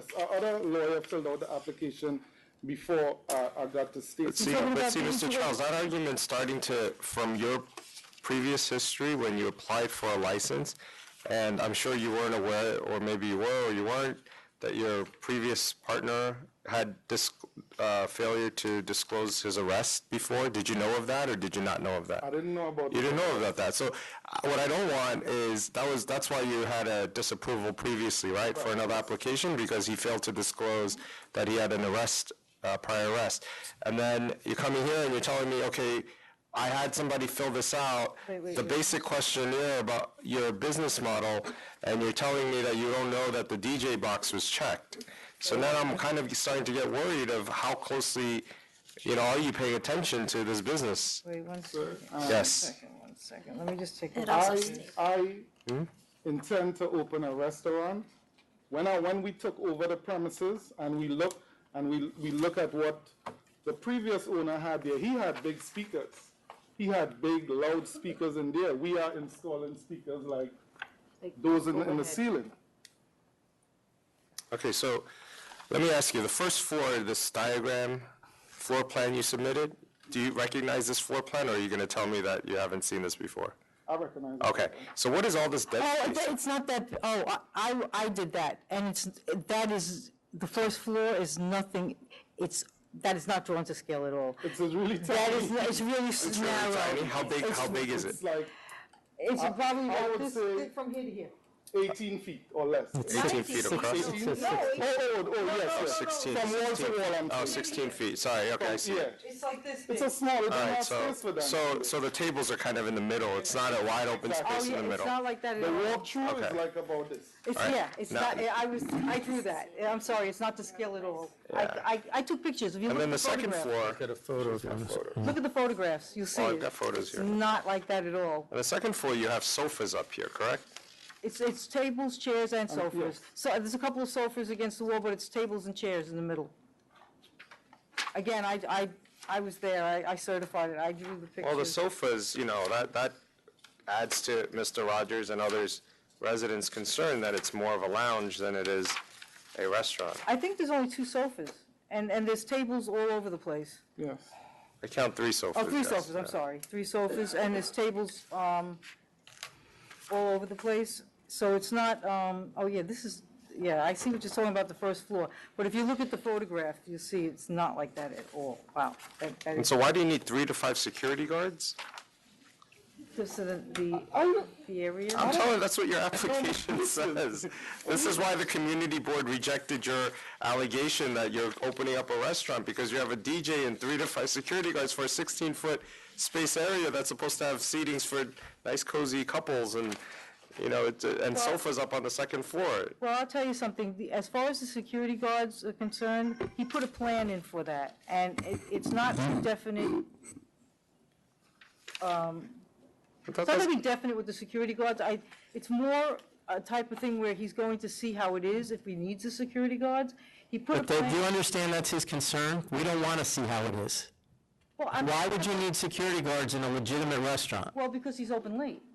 Because he's going to be a bar Well, I think it's. with a DJ and recorded music, and it's going to be, we know what it's going to be. It's going to be just like it was. I'm not gonna be a bar, it's gonna be a restaurant. Well, your name is also bar, right? So it's Live Bar and Grill. Like, the grill is the restaurant part, I get it, but the bar is the bar part.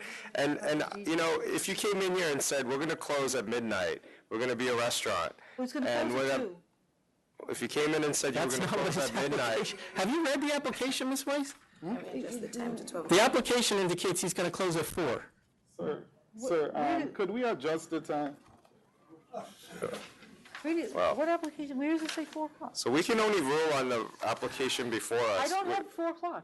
Thursday to Saturday, 4 p.m. to 4 a.m.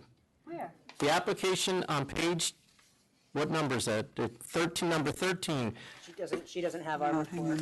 She doesn't have our know. report.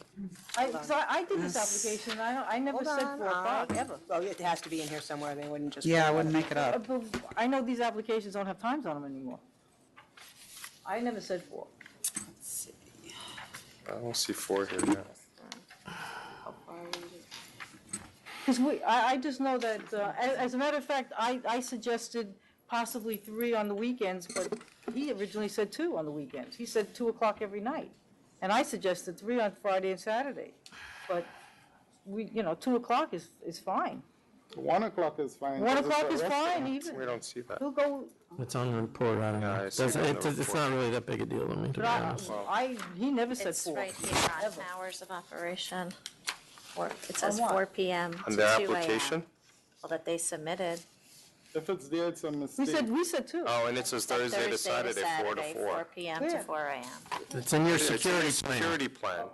I never, All right, well, look, this is You the almost concern. had me believing I was wrong, which is But I- very hard to do. And I never saw that security plan. I put that in here and I didn't see that. Well, somebody did, right? I'm sure, what? Where- Okay. All right, so I think that's, Well, yeah, I that's mean, look. not right. Look, It's incorrect. if this were truly going to be a restaurant model and incorrect. you were gonna close at midnight latest and, have, We are willing to do that, 1 o'clock, Commissioner. 1 o'clock. If you want to give us. no, but till if 12, that's what your application had been, but based on, well, it's not. Your questionnaire has 3 to 5 security guards, a DJ, and closing at 4 AM. Look at his business plan.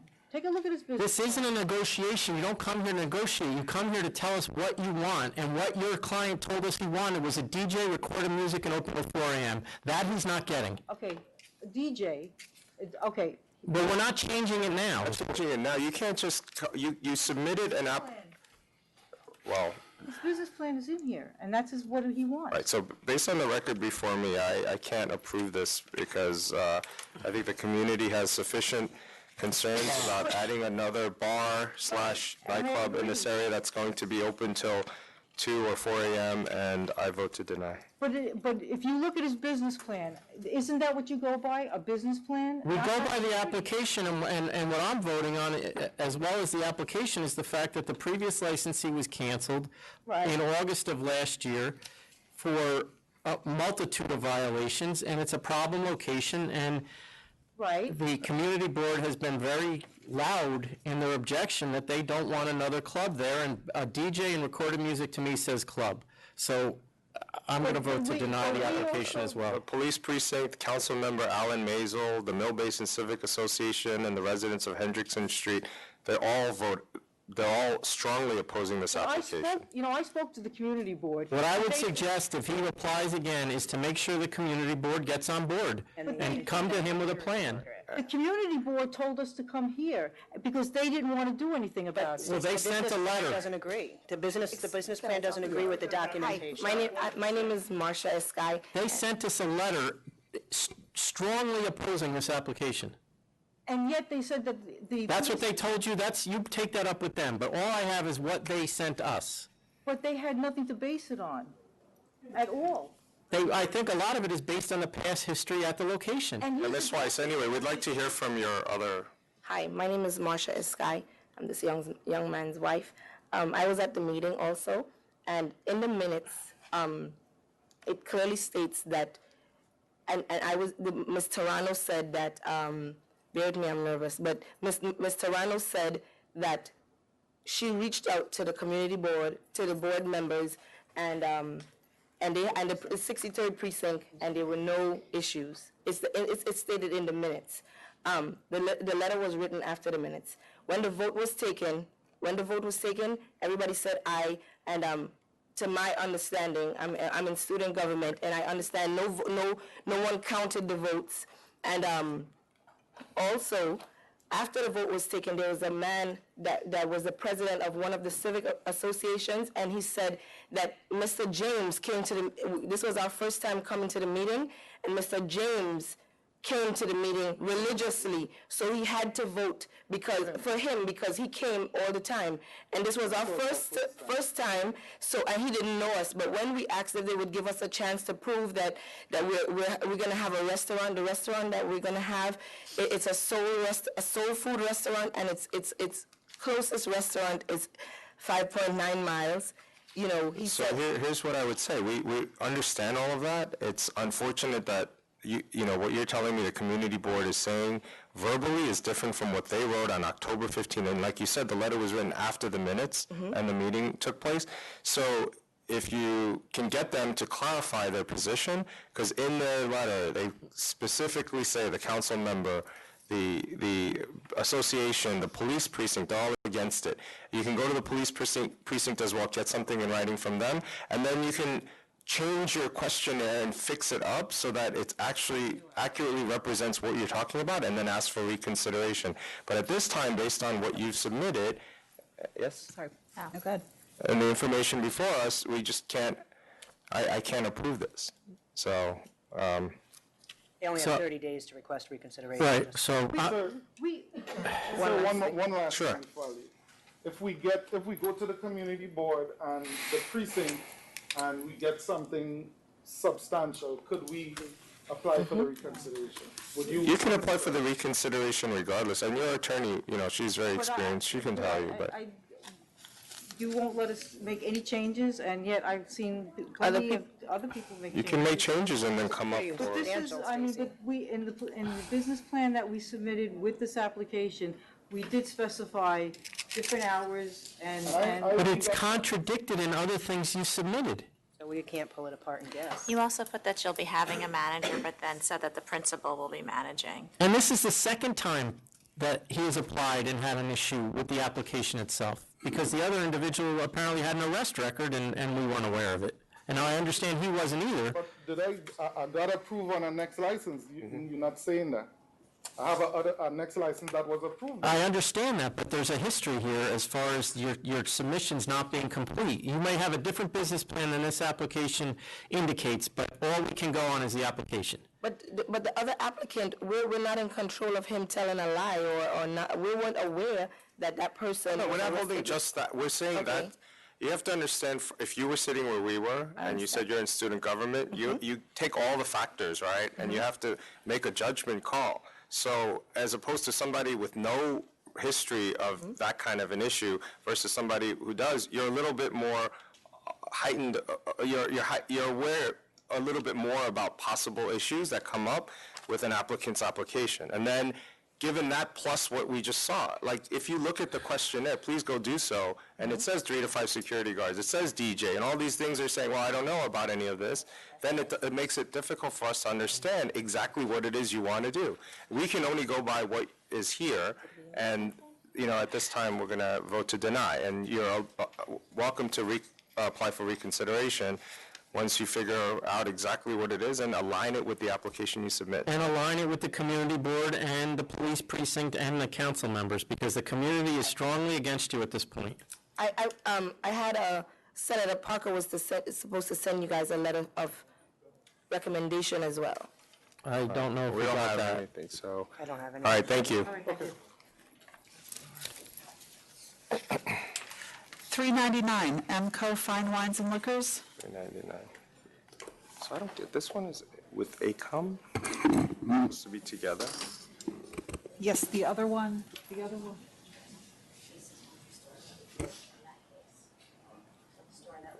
This location, you mean? Supposed to be the other one. The other location, the attorney of record had asked for an adjournment. represents. Okay. That was for, That applied, that was filed before this, right? hang on. Yes, one was a little earlier than the other. It's item 400. If you pulled item 400 is the one that asked for an adjournment. Which one was earlier?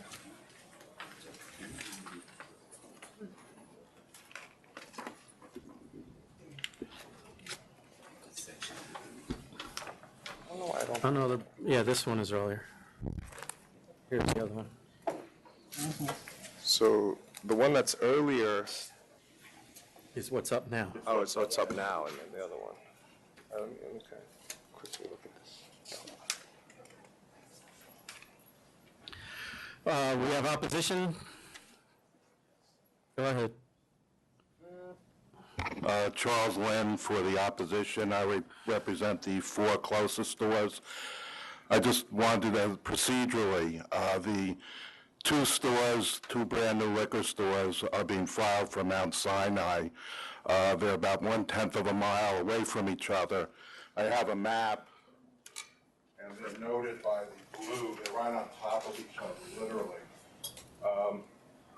But yours was filed, your application apparently came in 10 days before the other one?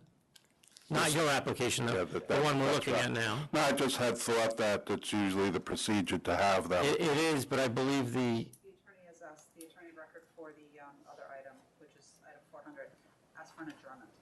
And I'm just saying that I'm ready to go forward, but wouldn't it be more pragmatic if we addressed both of them at the same time? I know Henry Warmkowski is the other attorney. He's not shy. He may have other factors that might have to be, maybe we would have to address, or other ideas. He is more familiar with Long Island. I'm just saying, I know that that's the normal procedure.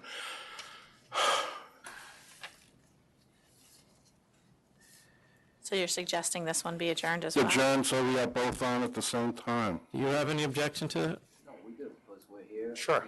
All right, then we'll proceed. We'll proceed. Okay.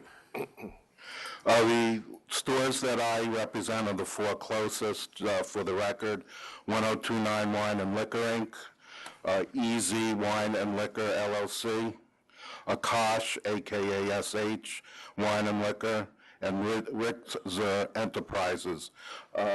Three of the gentlemen are here. If you want them to put their names on the record, they can, or we can do it at the end.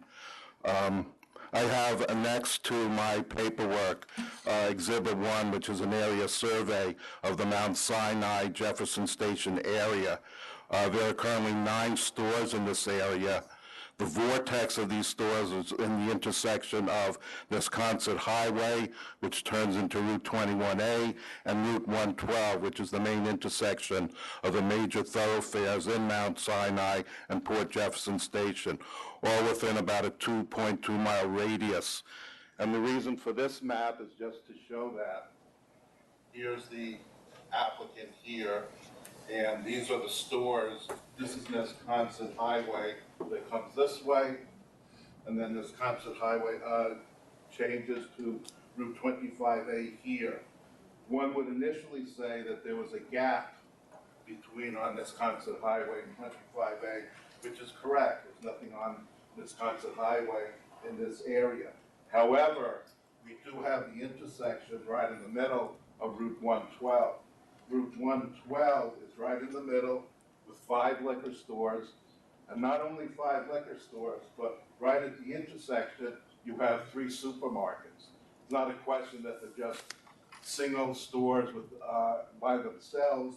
You have the Jefferson Plaza Mall here, you have 3 Roads Plaza here, and you have Court Plaza here. So you have 3 stores right in the intersection, right in the vortex of all of these things, and they are sort of destination stores because they're right in the middle. And like I said, it's only for perspective purposes, because on the website, when you look at the addresses, they seem like they're all over the place, but in essence, they're really not.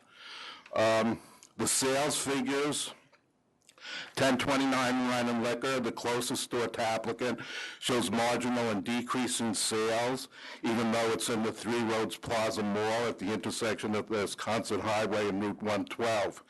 Easy Wine and Liquor, the second closest store, does show recent increased sales. However, please note that Port Plaza shopping mall just underwent a substantial redevelopment with a major supermarket, I think it's called Giuseppe's Supermarket, and a 13,500 square foot cinema. So one of the things, it's not major increases in sales, but one can infer because of the money that was put in for the rejuvenation of that mall, that the reason for the slight increase in sales very well could be because not of market conditions, but because of what was developed in this mall area.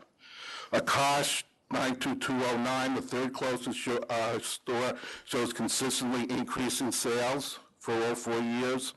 And the last one, Rixer Enterprises, which is Wild Liquors, is the fourth closest store, showing increasing sales for 2014 and 2015.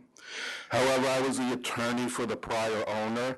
His name was James Gilliam of Yellow Jacket Distributors under serial number 1215048. His wife died suddenly of cancer in around 2012. He was extremely distraught, put the business up for sale, and neglected its operation until it was sold.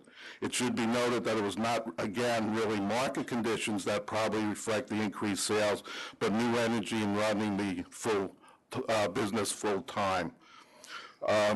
The demographics, first of all, this is a store that was previously licensed. Matter of fact, it had been licensed for a considerable amount of time. So the applicant itself, the premises itself, has been licensed before. Both Mount Sinai and Port Jefferson Station, as far as demographics, are hamlets in the town of Brookhaven. Both are rural, sparsely populated areas. No new residential or commercial construction, no gentrification, neither are destination areas. The population of Mount Sinai in 2010 was 12,118 people. And in 2013, the population was estimated at 11,776, a decrease of 8% from 2010 to 2013, again with only a population of over close to 12,000. The population of Port Jefferson Station in 2010 was 7,750. In 2014, it was estimated at 7,835. So from April 1, 2010 to July 2014, an increase of 1.1%. And I have those charts and statistics, which are part of Exhibit 3 in my presentation. I didn't have time to foil this, but it is my understanding on information and belief that the prior liquor store was just one store, and this store, from what I see from the application, combines two stores. So I think that the fingerprint that they're putting on now is substantially greater than what the other store was, and as to how that will affect the other stores. The prior licensee at the premises under serial number 1046073 was called Carry All Wine and Liquor. I believe it had its license canceled by the State Liquor Authority a few months ago. I believe that the cancellation was part of a conditional no contest plea for co-op buying. The store had been licensed since 1995. It wasn't co-op buying. It was interlocking interest and availing. Okay, interlocking interest and availing. The individual in this application, William H. Connolly, was involved in an investigation a few years ago with the application of his daughter's store at the Thirsty Cellar at 6324 Route 25A in Wading River. At that time, he was a licensee in the old Grape Cellar at 289 Route 25A in Rocky Point under serial number 1227785. Another daughter, June Connolly, is a licensee at Marquet Wines and Spirits, Inc. at 4600 Nesconset Highway, Port Jefferson Station, just 1.7 miles from applicant. An investigation was done 2 or 3 years ago by SOA Enforcement Bureau by Jamie Marroquin and Steve Nemeth with the possibility of co-op deliveries to the applicant, the Thirsty Seller. In addition, as part of the application, Mr. Connolly's daughter was to move. She was the new applicant going to the Wading River. She was to move from California, where she was then a teacher, back in New York, come back to New York. She never did. Disciplinary charges were commenced by the SLA, and a plea was accepted to have the business sold under a corporate change application to the current licensee of the Thirsty Seller. This location has the current applicant has an adverse license history. The new applicant has been investigated for co-op sales, having 2 daughters operating stores as the sole licensees. The one daughter, June Connolly, at Marquet on Wisconsin Highway, being a full-time licensed attorney, and the store currently being managed by applicant. The Wading River store being licensed by his other daughter opened without the daughter being in New York as stipulated with the authority. It beckons the question as to who managed, supervised, and controlled that store under absentee ownership for a year, together with the cynical eye on the prior co-op sales and purchase investigation on the Wading River application. I believe that public convenience and advantage would not be served by licensing a premises whose license was already canceled, and there should be considerable concern surfacing as a possibility of similar activity by this applicant. Thank you. Can you take a quick bathroom break? Okay, but can I actually consult once, but at the same time do a bathroom break? I need a bathroom. That's on the record. It is on the record. It's for the record. I need to use the restroom.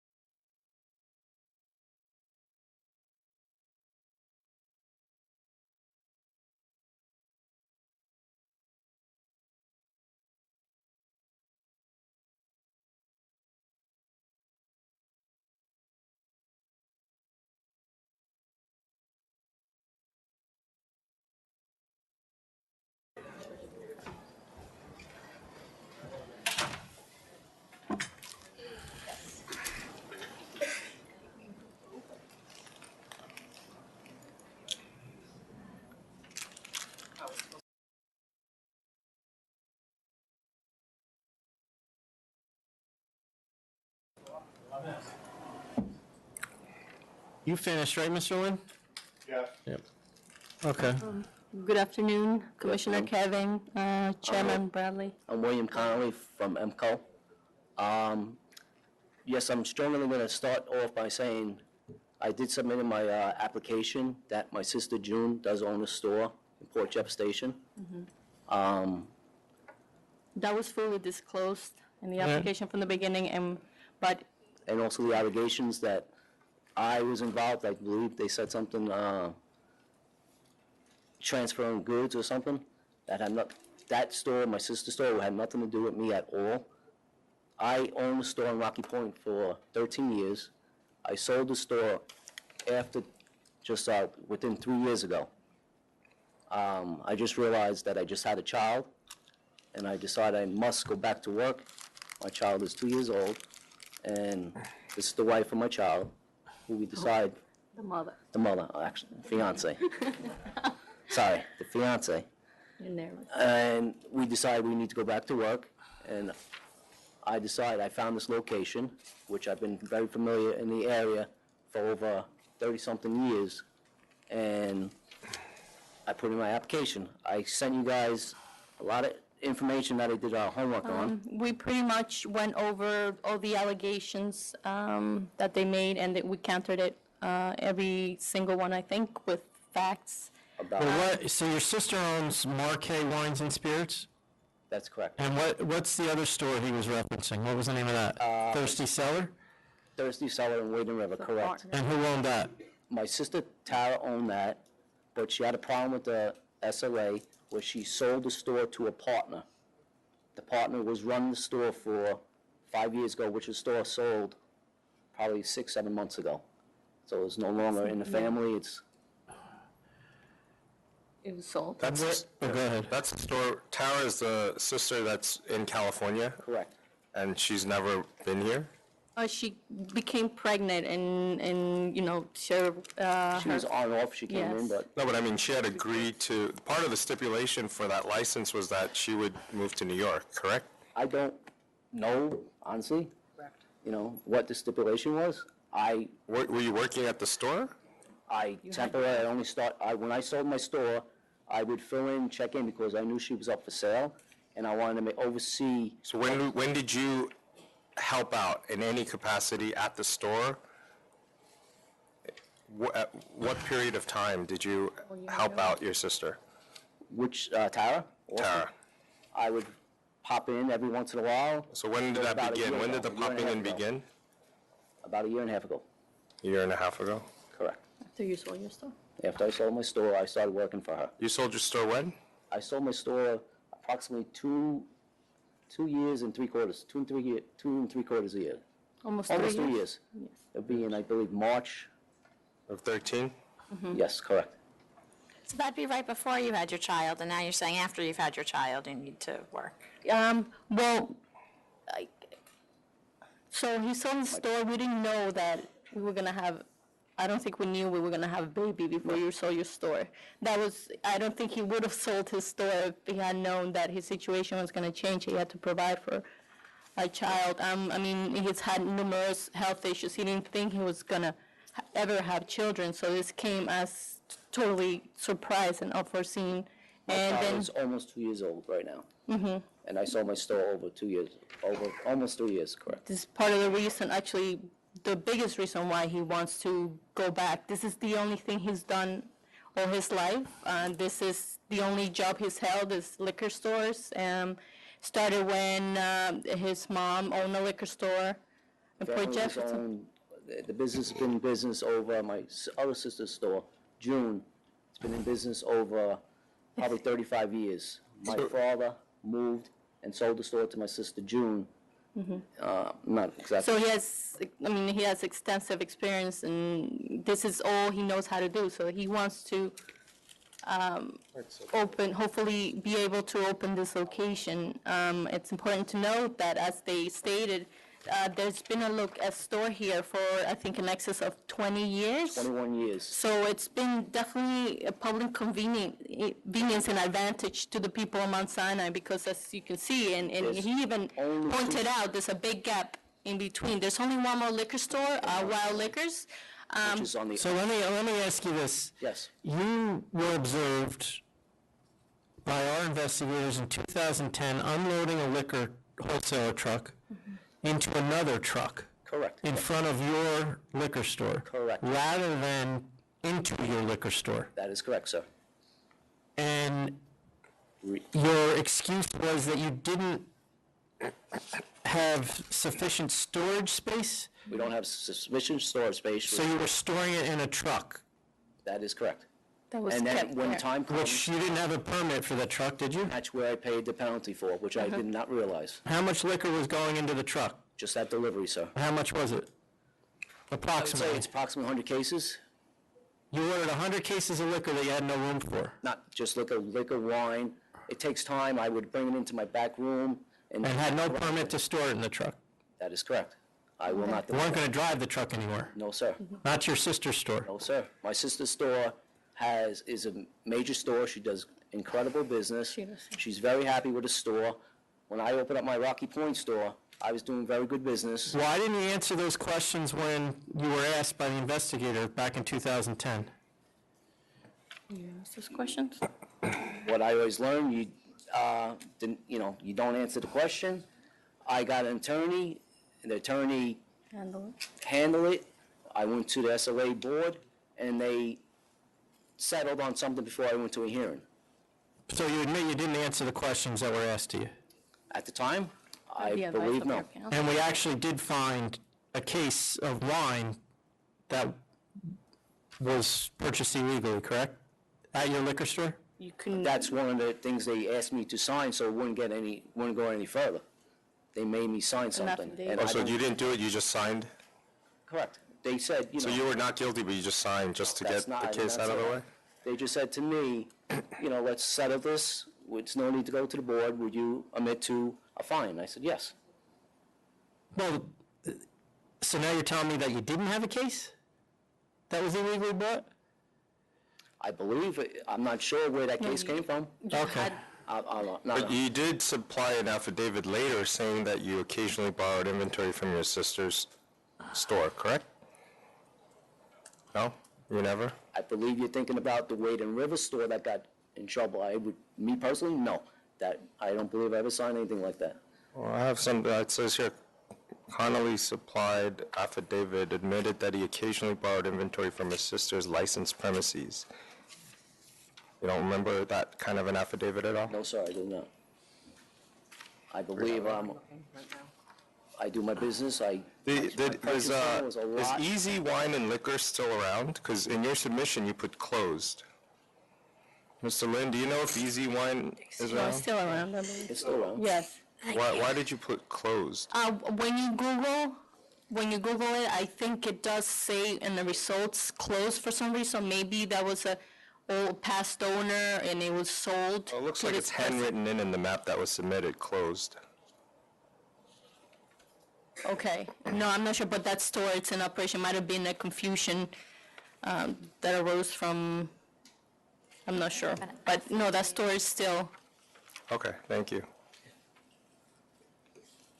What about the argument that... I'm sorry, we have an affidavit signed from William Connolly that says, occasionally if I run out of a particular item, I will borrow the item that is missing from my inventory. from his inventory? I'm sorry. I'm referring to his sister's store. All right, so, Well, that's... I think, Mr. Mr. Connolly... Fogelman represented you on that. Huh? Mr. Fogelman submitted that affidavit from Affidavit? William Connolly. When was that? Mr. Fogelman, The date on it is February 11th, 2011. Did you want to say something about Mr. Fogelman? when I went to the hearing and came here, Mr. Fogelman went into an office, a private office, and he just came out and said, I think this is best that we sign this and leave it as is.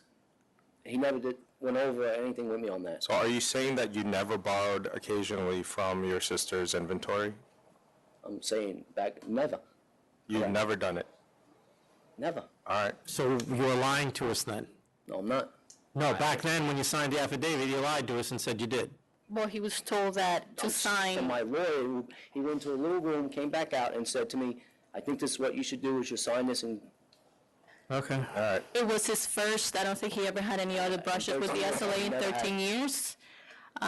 He ran a very successful liquor store in Old Grape Cellar prior to it being sold in 2013. I don't know if we disclosed this, it was grossing, I think, about $2 million. So as you can see from the other application that's only 0.3 miles away, and also the other existing stores. Yes? I'm go sorry, ahead. no, go no. ahead. Please. 0.3 miles, are you referring to the new, on the other perspective? Because I don't think there's any liquor stores 0.3 miles. No, I'm not referring to ACOM and WASH, the one that is not being adjourned until next week. The other application that was filed 10 days after, it doesn't exist now. No. I'm just saying, so if you let me finish then, I wasn't saying there was a store there. I was saying, given that the application and the other existing stores that are there, having a package store in this area is a privilege, and there's a lot of demand for it. And I think that based on the record before me, with your history of purchasing from unauthorized sources and the co-op buying possibly with your sister, which now today you're here saying you never did, the connection with your other sister's store where she had stipulated that she would be moving from California, but she never did, and you're saying that, you know, all you did was help out there. If you had no connection to that store, then I would leave that as B, but I think it also raises questions about the interlocking interests that are going on here, and for me... to have sisters in the business, and It's not, but it is illegal to borrow inventory from your sister when you run out of things in your particular store. So for me, the character and fitness issue for this applicant compels me to deny this application.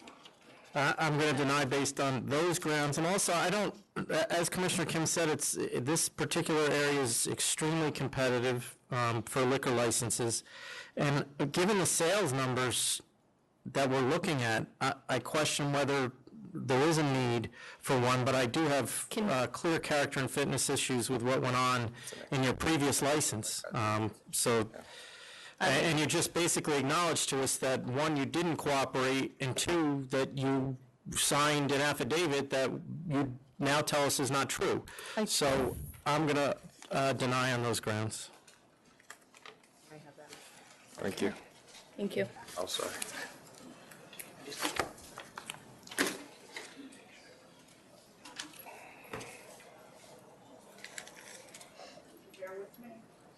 Just bear with me, I'm going to have to go out of order. Item number 417 and 426, SB 722 Fulton. There's Mr. Buscemi. Had hearings downstairs. He's downstairs? Yep. So they should The attorney who signed in of record is downstairs. Yeah, this is the one that we got. I got the email from McKeeves, oh, yeah. There he is. Commissioner Kim has my papers. I know I have that, but what? Mr. Buscemi? There is one. Going out of she order. has to withdraw. This is for McKeeb's. What are the numbers? you. 417, 426. You took it from Jackie. I know. They were signed in further down in the, Yeah, they've already been pulled. you already pulled them. Just moving them up. Oh, we pulled it already? Oh, that's why we pulled it. You pulled them up. Oh, got it. Not that far, they weren't that far down the list.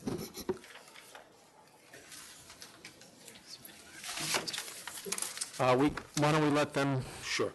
I got it. go ahead, Mayor. Good afternoon.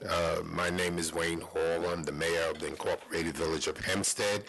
I have with me my Deputy Mayor Lou Figueroa and also our commanding officer of the CPOP unit for Hempstead Police.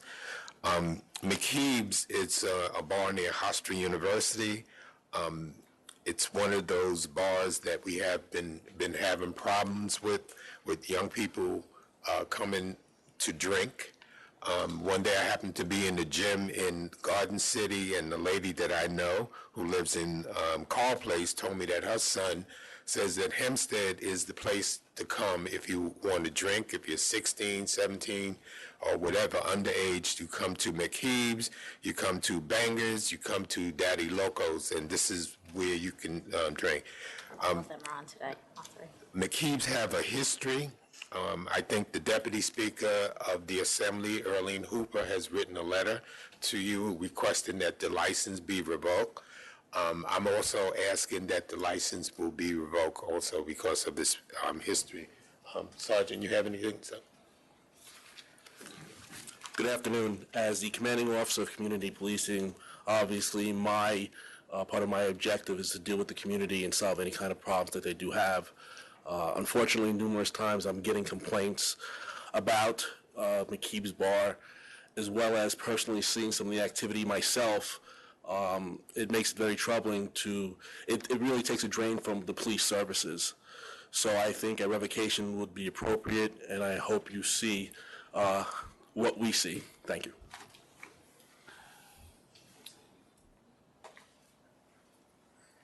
Well, Deputy Mayor, we've had many complaints in news media showings of the problems we're having in Hempstead, not only with the bars and the activity with the Hofstra students, residents that just have had it. So we ask that you go in favor of revoking these three notorious bars for their actions in our community. Thank you. Thank you.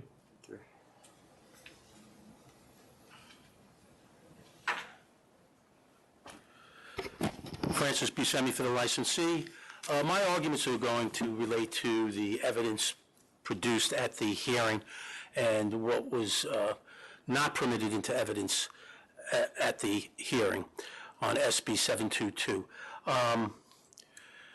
There was, first, I think it was wrong to disallow statements, and a lot has to do with the credibility of the minor or the alleged minor that was at the premises. In the SB 722 case, there was a prior case right before that, B&M Nachos, which was heard the same day. At that hearing, at the B&M Nachos case, it was apparent by way of the testimony of the liquor authority's witness, a police officer, that the statements made in the JC, written statements of JC, were perjurious. The statements indicated that she was in B&M Nachos with two other persons, one an MR and one a KO, and that they were going around ordering drinks in B&M Nachos. That was not the case. Were you there? I'm going on the testimony of the police officer. The testimony of the police officer for the state liquor authority. So you're upset because a judge in another case that's unrelated to this case wouldn't let witness testimony from that other case come into your case? Wouldn't allow the statements of JC. Move on. Well, it's, so I believe it was, it should have been permitted in. This becomes a matter of credibility. No one saw this person drinking. She had indicated, as I said, Mr. Buscemi, that's something you can take up at a later date, move on. Right. Well, that's my argument is that, and it should have been permitted. The Facebook pages should have also been permitted. On what basis? The credibility. On what basis? That these people were drinking? Yeah, these are two ladies that are going around drinking in these bars. They're toasting. Isn't that what their affidavit said, that they drank in your client's bar? No, they don't. It doesn't say that they drink. They're not supposed to be drinking. They order drinks. And I think this goes to credibility of these persons when you see them actually at these other locations drinking. How does it go to the credibility? This is an operative that's being used by the police. And you're saying that because they may be drinking illegally in another place, that what they're alleging happened here didn't occur? I said that coupled with the statement of JC that's perjurious, 3 or 4 statements of hers that was perjurious should have been permitted in to the S&B case. All right, especially when you don't have. And you're getting this information off their Facebook page. That came off the photographs came off their Facebook page. Their Facebook page. What if I came to you and said that we have a picture of an underage person drinking alcohol off of Facebook in a hearing? What would you tell me? Depends who that individual was. You would first say, how do you know it's the Facebook page of that individual? How do you know it's a picture of that individual? Because it's marked on it. It's their own Facebook page. And you can mark up pictures. I can take your head and put it on his body at this point.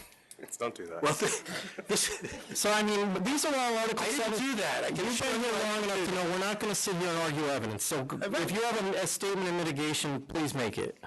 I've made my statement on S&B. I don't believe that the evidence bears that. I don't think substantial evidence was proven that there was consumption of alcohol on the premises by this J.C.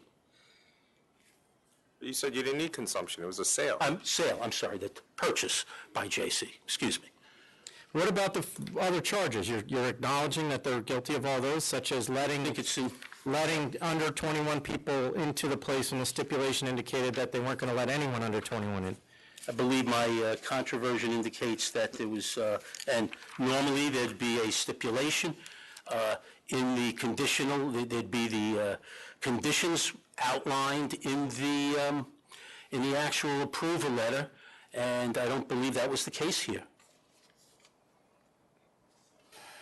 Did you present the application at the board meeting where the license was issued?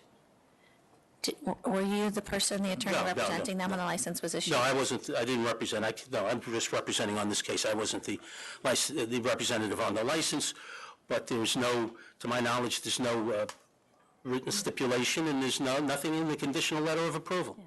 I think it was made clear when the license was issued at the board meeting to the applicants. And, that again is contained in my controversion.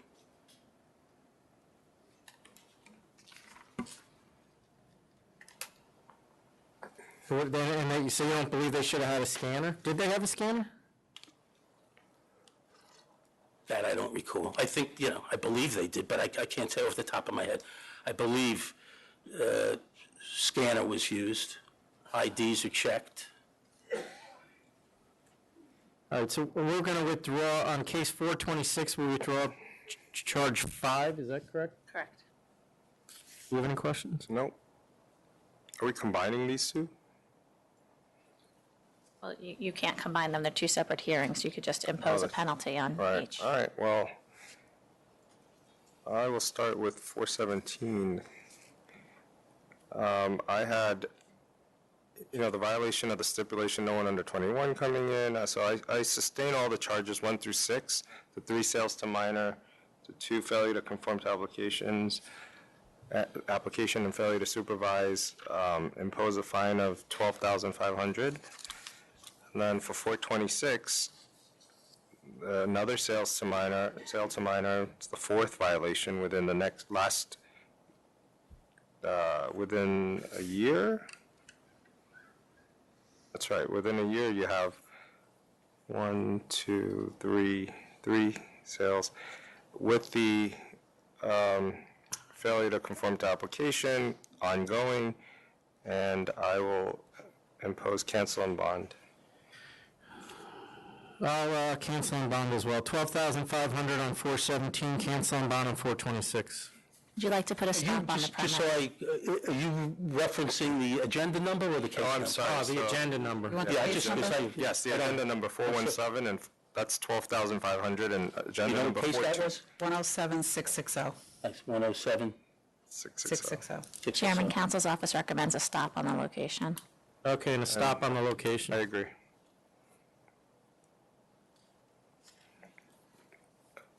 Thank you. And I have the one other case, Do you have next case? B&M Nacho. Phil, yeah, that'll be yours too. 389, I believe it's the last one that you might have pulled. It's B&M Nacho. Check the very last one.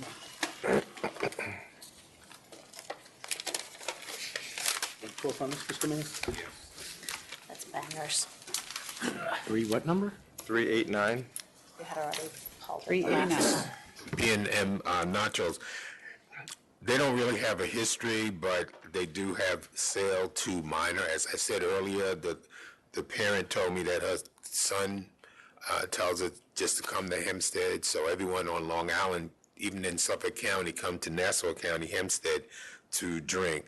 So I'm not sure if they have stipulations where we would want anyone under 21 not to be allowed into the bar, scanners at the door and at the point of sales, and also black light. they would have a black light to check their ID. But as I said, they don't have a history like the other McKeeves. And the deputy speaker didn't send a letter on this one. You guys want to talk or no? Okay, Mr. Buscemi.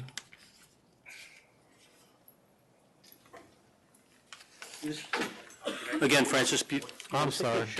And the last stipulation is that they close at 2 a.m.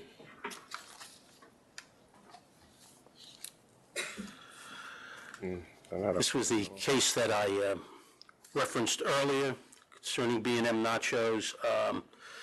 One, I believe the license has a good record. Two, this is the case in which it's very clear that the statements that were put into evidence concerning J.C.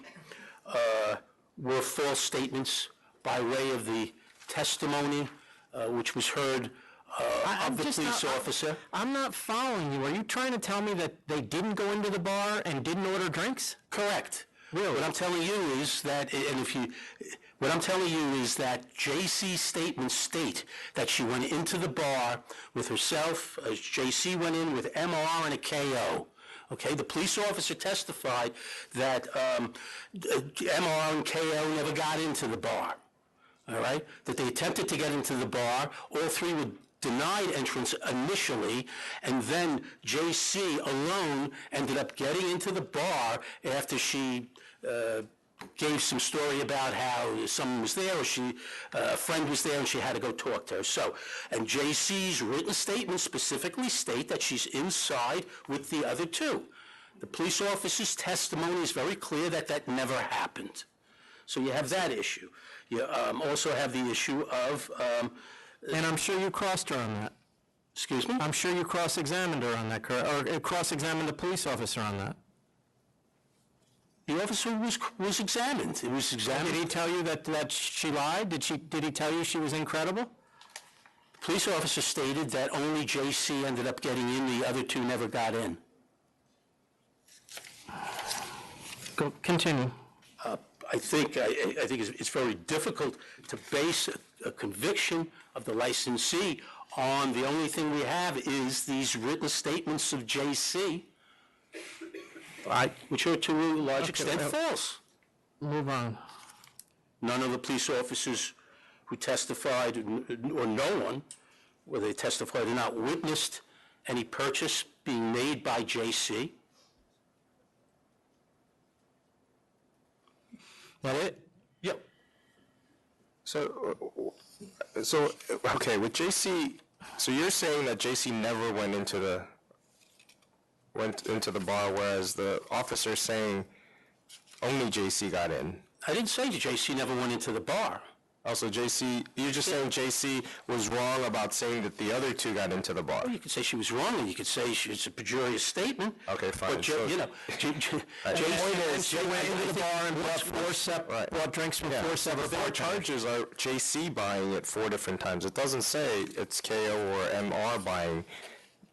And again, I'm looking at statements that are put into evidence that this is the only real evidence that exists as to Well, we have a hearing on that, happened. so. It's right. All right, well. Also, you have, if I just might, one of the statements indicated that what was ordered was Joe's special shots, which I guess, which I believe would not be sufficient to make out a case of purchase of an alcoholic beverage, since there has to be some specificity on that matter. So, okay. So, Mayor, just for clarification, I mean, this penalty imposing period, all those stipulations you talked about, we can't really bring those in as factors until a renewal. It's not the right forum for it, is my understanding. Yeah, no, thank you. All right, just so as we impose the fine, I sustain charges 1 through 4 and 6, dismiss 5, and I have 7,500. They have no adverse history. So I sustain the 4 sales to minor and 6. And 6. Okay, 7,500. I'll agree with that. Thank you. Have a good day. Thank you. there another one in Hempstead? Mayor, you had a couple more? 376 and 377, Daddy Locos. Is that one of yours? I don't believe the attorney is, record is signed in for this case, but I don't want to make you wait up the rest of the day. Go ahead. No one's signed in for these other items. Yes, so that's the over. 376. This one is carried over? No, I thought ACOM was denied these, but this MCO. Commissioner Kim has mine. 376 and 377. Was the focal point, sales to minors, disability, this is just the same old thing. Go ahead. Okay. We have Daddy Locos, which is relatively a new bar. It took the place of Bedrock. Yes. Bedrock was a nuisance in the village, and now this bar has only been maybe within the last year and a half, and has already caused many problems for our village, for the police department. I'm gonna ask the sergeant, he has the records for that. Yes, Sergeant Ivory Dixon, Hempstead Village Police Department. Daddy Locos has been nothing but a nuisance for the police department, where we've had underage drinkers at that location, as well as numerous fights, which I have case files on, including an assault with a broken jaw, multiple fights where we had to call in the addition of Nassau County Police Department to assist us, as well as parking issues with the community, parking in people's driveways, parking in no parking zones where we have to call the various tow trucks to come out to rectify the problem. I don't mean to take this lightly, but I can't, there's nothing positive working a Friday night, Saturday night, and having to deal with kids coming in and just causing havoc within the village. As I said once before, it drains the police services where we should be doing other things, and we're tied up time and time again with fights, taking reports, transporting people to the hospital, notifying parents that their kids, were involved in something.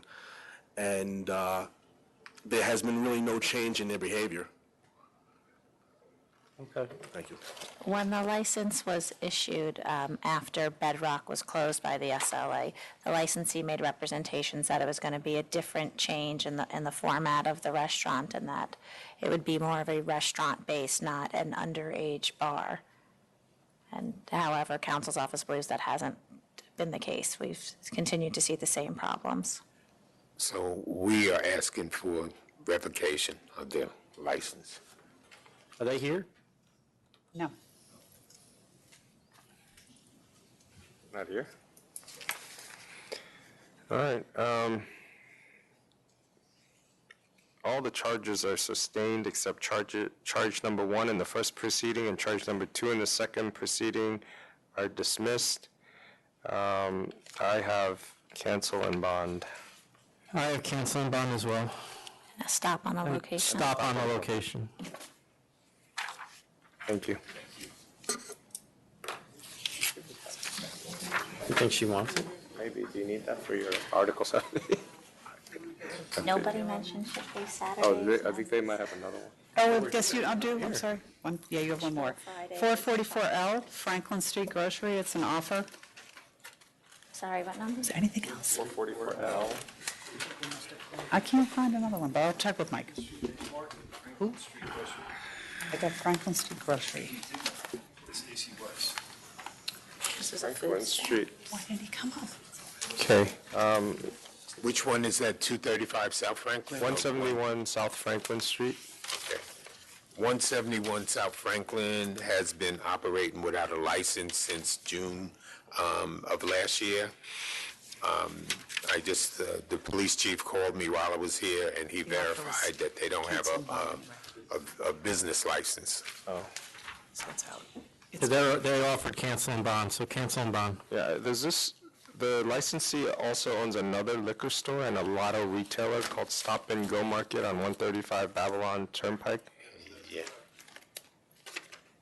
Oh, then maybe we should revoke. Yeah, that's... As I indicated, he fully cooperated with the district attorney's office and with the SLA. Oh, he did? Yes. Oh, okay, then I'll accept cancel and bond offer.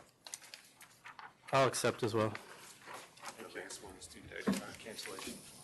Okay. Yeah, we canceled it. If we revoked it, his other license would have been gone too, but since he cooperated, we just canceled this one. All right, appreciate it. All right, thank you, thank you. 444S, Conto Euro Caribbean Cuisine. Oh,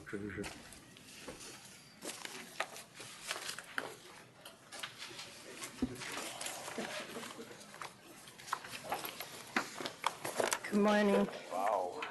Chairman Bradley, Commissioner Kim, Ms. O'Brien, Council Flung, and members of the authority.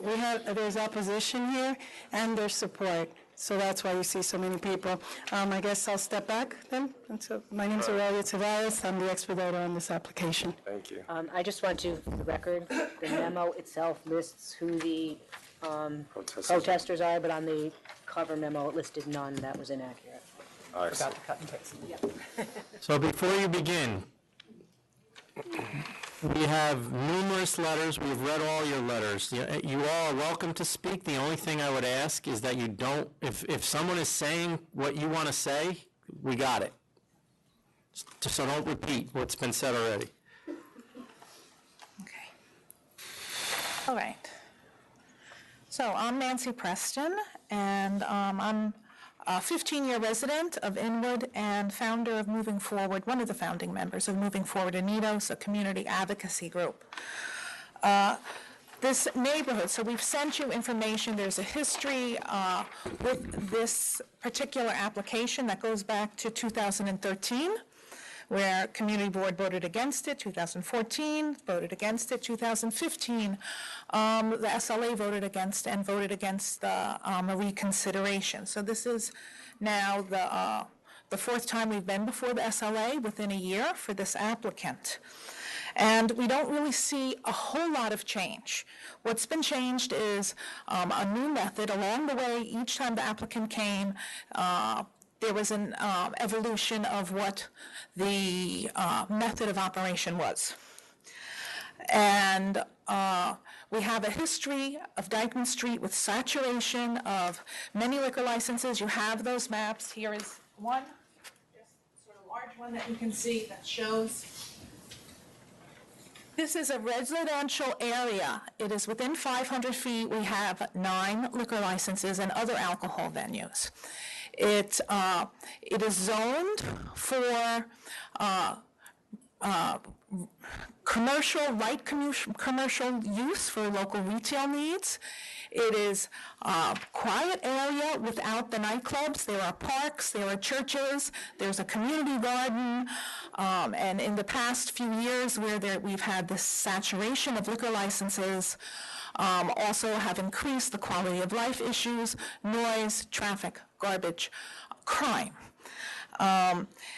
So much so that our state senator, Adriano Espaillat, has recognized this crisis and called to introduce legislation to the SLA to create a criteria for small moratoriums, small, what would I want to say? You said it. Yeah, right? So, and I mean, that's really quite a statement. And that press conference was held almost right across the street from where this location is.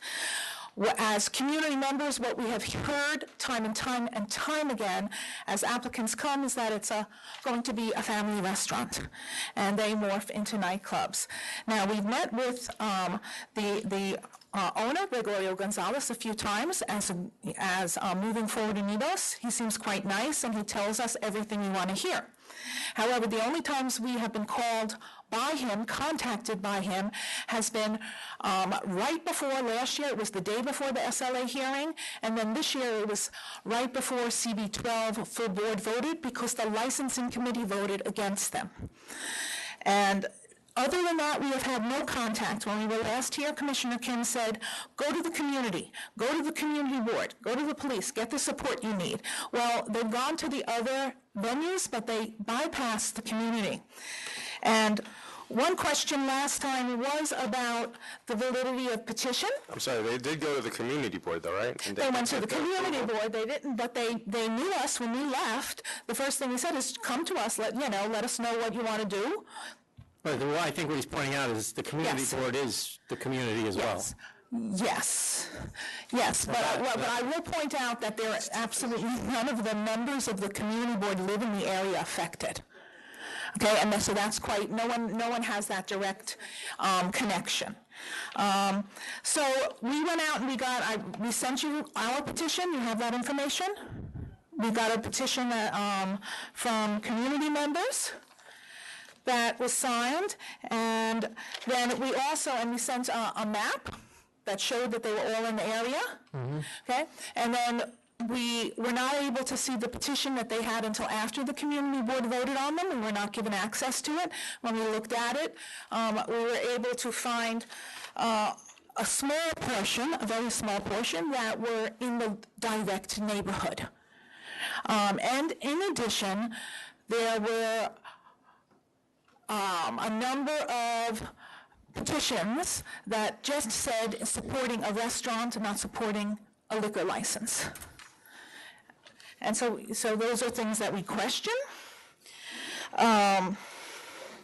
We really don't know how this is going to serve public interest. We have a lot of crowding.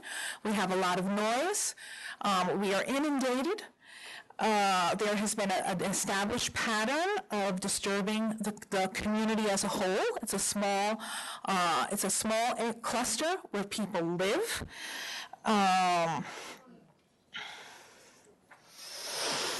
And one thing that just kind of, again, raised red flags I'd just like to show you was in December, we noticed the sign that went up.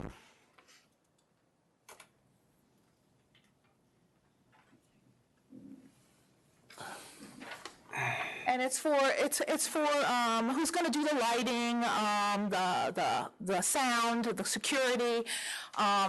And when I saw that, it really indicated to me more like a club atmosphere. Then I found their Facebook page. I couldn't find an address. I just found a P.O. box number for this company. And those are the designs on the 14th of December.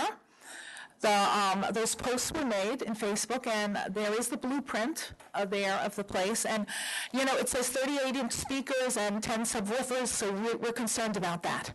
On the other piece, so before I let other people come in, because they have other things to say, what they have presented to us sounds like a nice restaurant. You walk in, they're saying there's going to be a fish tank you walk over, it's going to be family friendly. It doesn't belong in our neighborhood.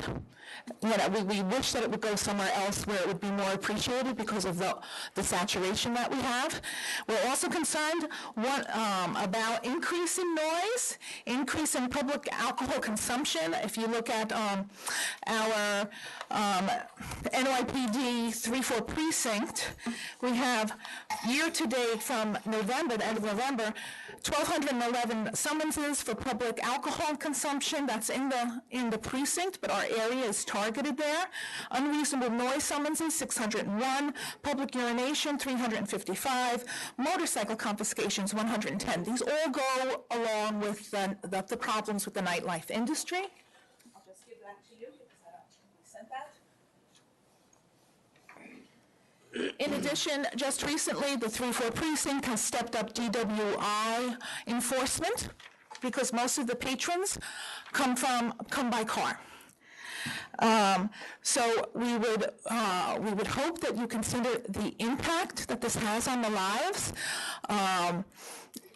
There are too many liquor licenses here. Okay, thank you. Thank you.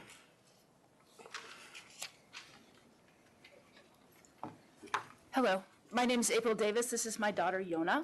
We live at 1803 Riverside, 1 block from the proposed license, and very, very close to the many, many, many licenses that are already in our neighborhood. So I'm here to speak to that because from our bedroom windows, we look out on Payson, we look out on the road where this restaurant would be. Already, traffic, parking, we're woken up at night by fights. We're woken up at night by intoxicated people screaming on the street. I've seen in the 10 months I've lived there, numerous incidents of public urination, fights. I've seen impaired drivers. I've seen fights to try to keep people who are intoxicated from trying to drive. Those people end up driving anyway, screeching down our street. This stuff wakes us up at night. It is a very real thing in our neighborhood. So I'm here to speak against this license, and I want to be really clear. This is not an incidence of not in my backyard. You see my backyard. It is in my backyard. This is a question of a disproportionate burden to the families who are living in this neighborhood. I moved there because it is a nice family neighborhood. There are 6 kids on the floor of my building. There are many, many kids. The area has a lot of character, and yet it's being eroded because liquor licenses continue to be added in this very, very small area. And so I'm asking you not to not affect us. We are affected. I am asking you not to disproportionately affect the families in our neighborhood. If this is to be a family restaurant doesn't need a liquor license. A family restaurant doesn't need subwoofers. It doesn't need to be open late at night. Something that would help families is not to have another liquor establishment in that area and in the area of saturation. So I would ask you, if you're thinking of granting this liquor license, I would ask you, how are you going to explain it to my daughter that we live in this neighborhood and these things continue to happen? How will you explain it to the other kids in our building that we see people peeing, that we live with their trash, that we're scared of their driving, that we don't have parking? It's not fair and it's not right for families for another liquor license to be granted. Thank you. Thank you. I'll be very quick. I want to be sure everyone's aware of something. Across from the former laundromat. Say your name. Oh, I'm sorry, Liz DeMayo. Thank you. I'm a neighborhood resident. Across from the former laundromat is an early childhood playground. It's across Payson Avenue. This is not a big Park Avenue. It's 1 lane and parking in 1 lane. I paced it off when I thought I was overreacting. And you're like 12 to 14 paces from the site of the proposed place to the early childhood playground. I'm not opposed to drinking, but the liquor license doesn't sit right with me in those circumstances and considering everything else. Thank you. Thank you. Excuse me. Good afternoon. My name is Brian Friedman. I'm an attorney representing the corporation of the presiding bishop of the Church of Jesus Christ of Latter-day Saints, the Mormon Church, which has a church that the back of which is directly across the street from the proposed establishment. I want to talk about the 500-foot rule because I'll leave it to the other people here to talk about the lifestyle issues. We already have 6 licensees within 500 feet of this establishment. If I understand that there can be an exception if there's something special, but everybody can come up with something special. At some point, the 500-foot rule ceases to be a rule. You have to stop someplace.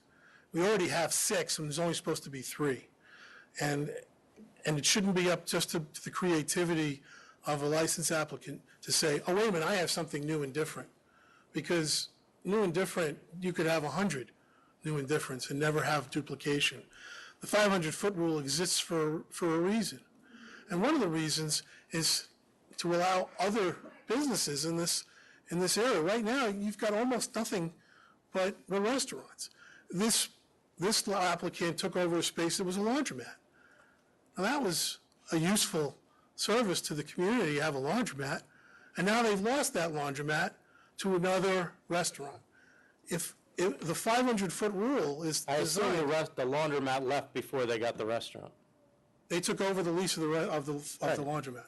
My point is, though, if you didn't have this pressure to put in more licensees, then the market would allow for other businesses that would serve the community and serve the families in the community. But just to be clear with the 500-foot rule, it's 3 or more OPs on premise, full liquor. So, 6.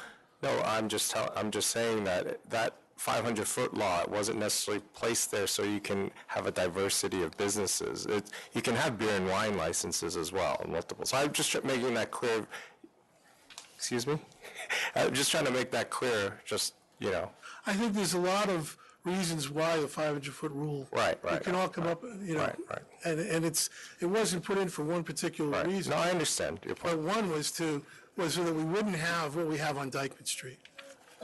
And to add another one would just say, why do we even have this rule? So I'm here to stand up not just against this establishment, it's not, but more importantly, to stand up to say, let's enforce the 500-foot rule because it's past time for this neighborhood. Thank you. Okay, thank you.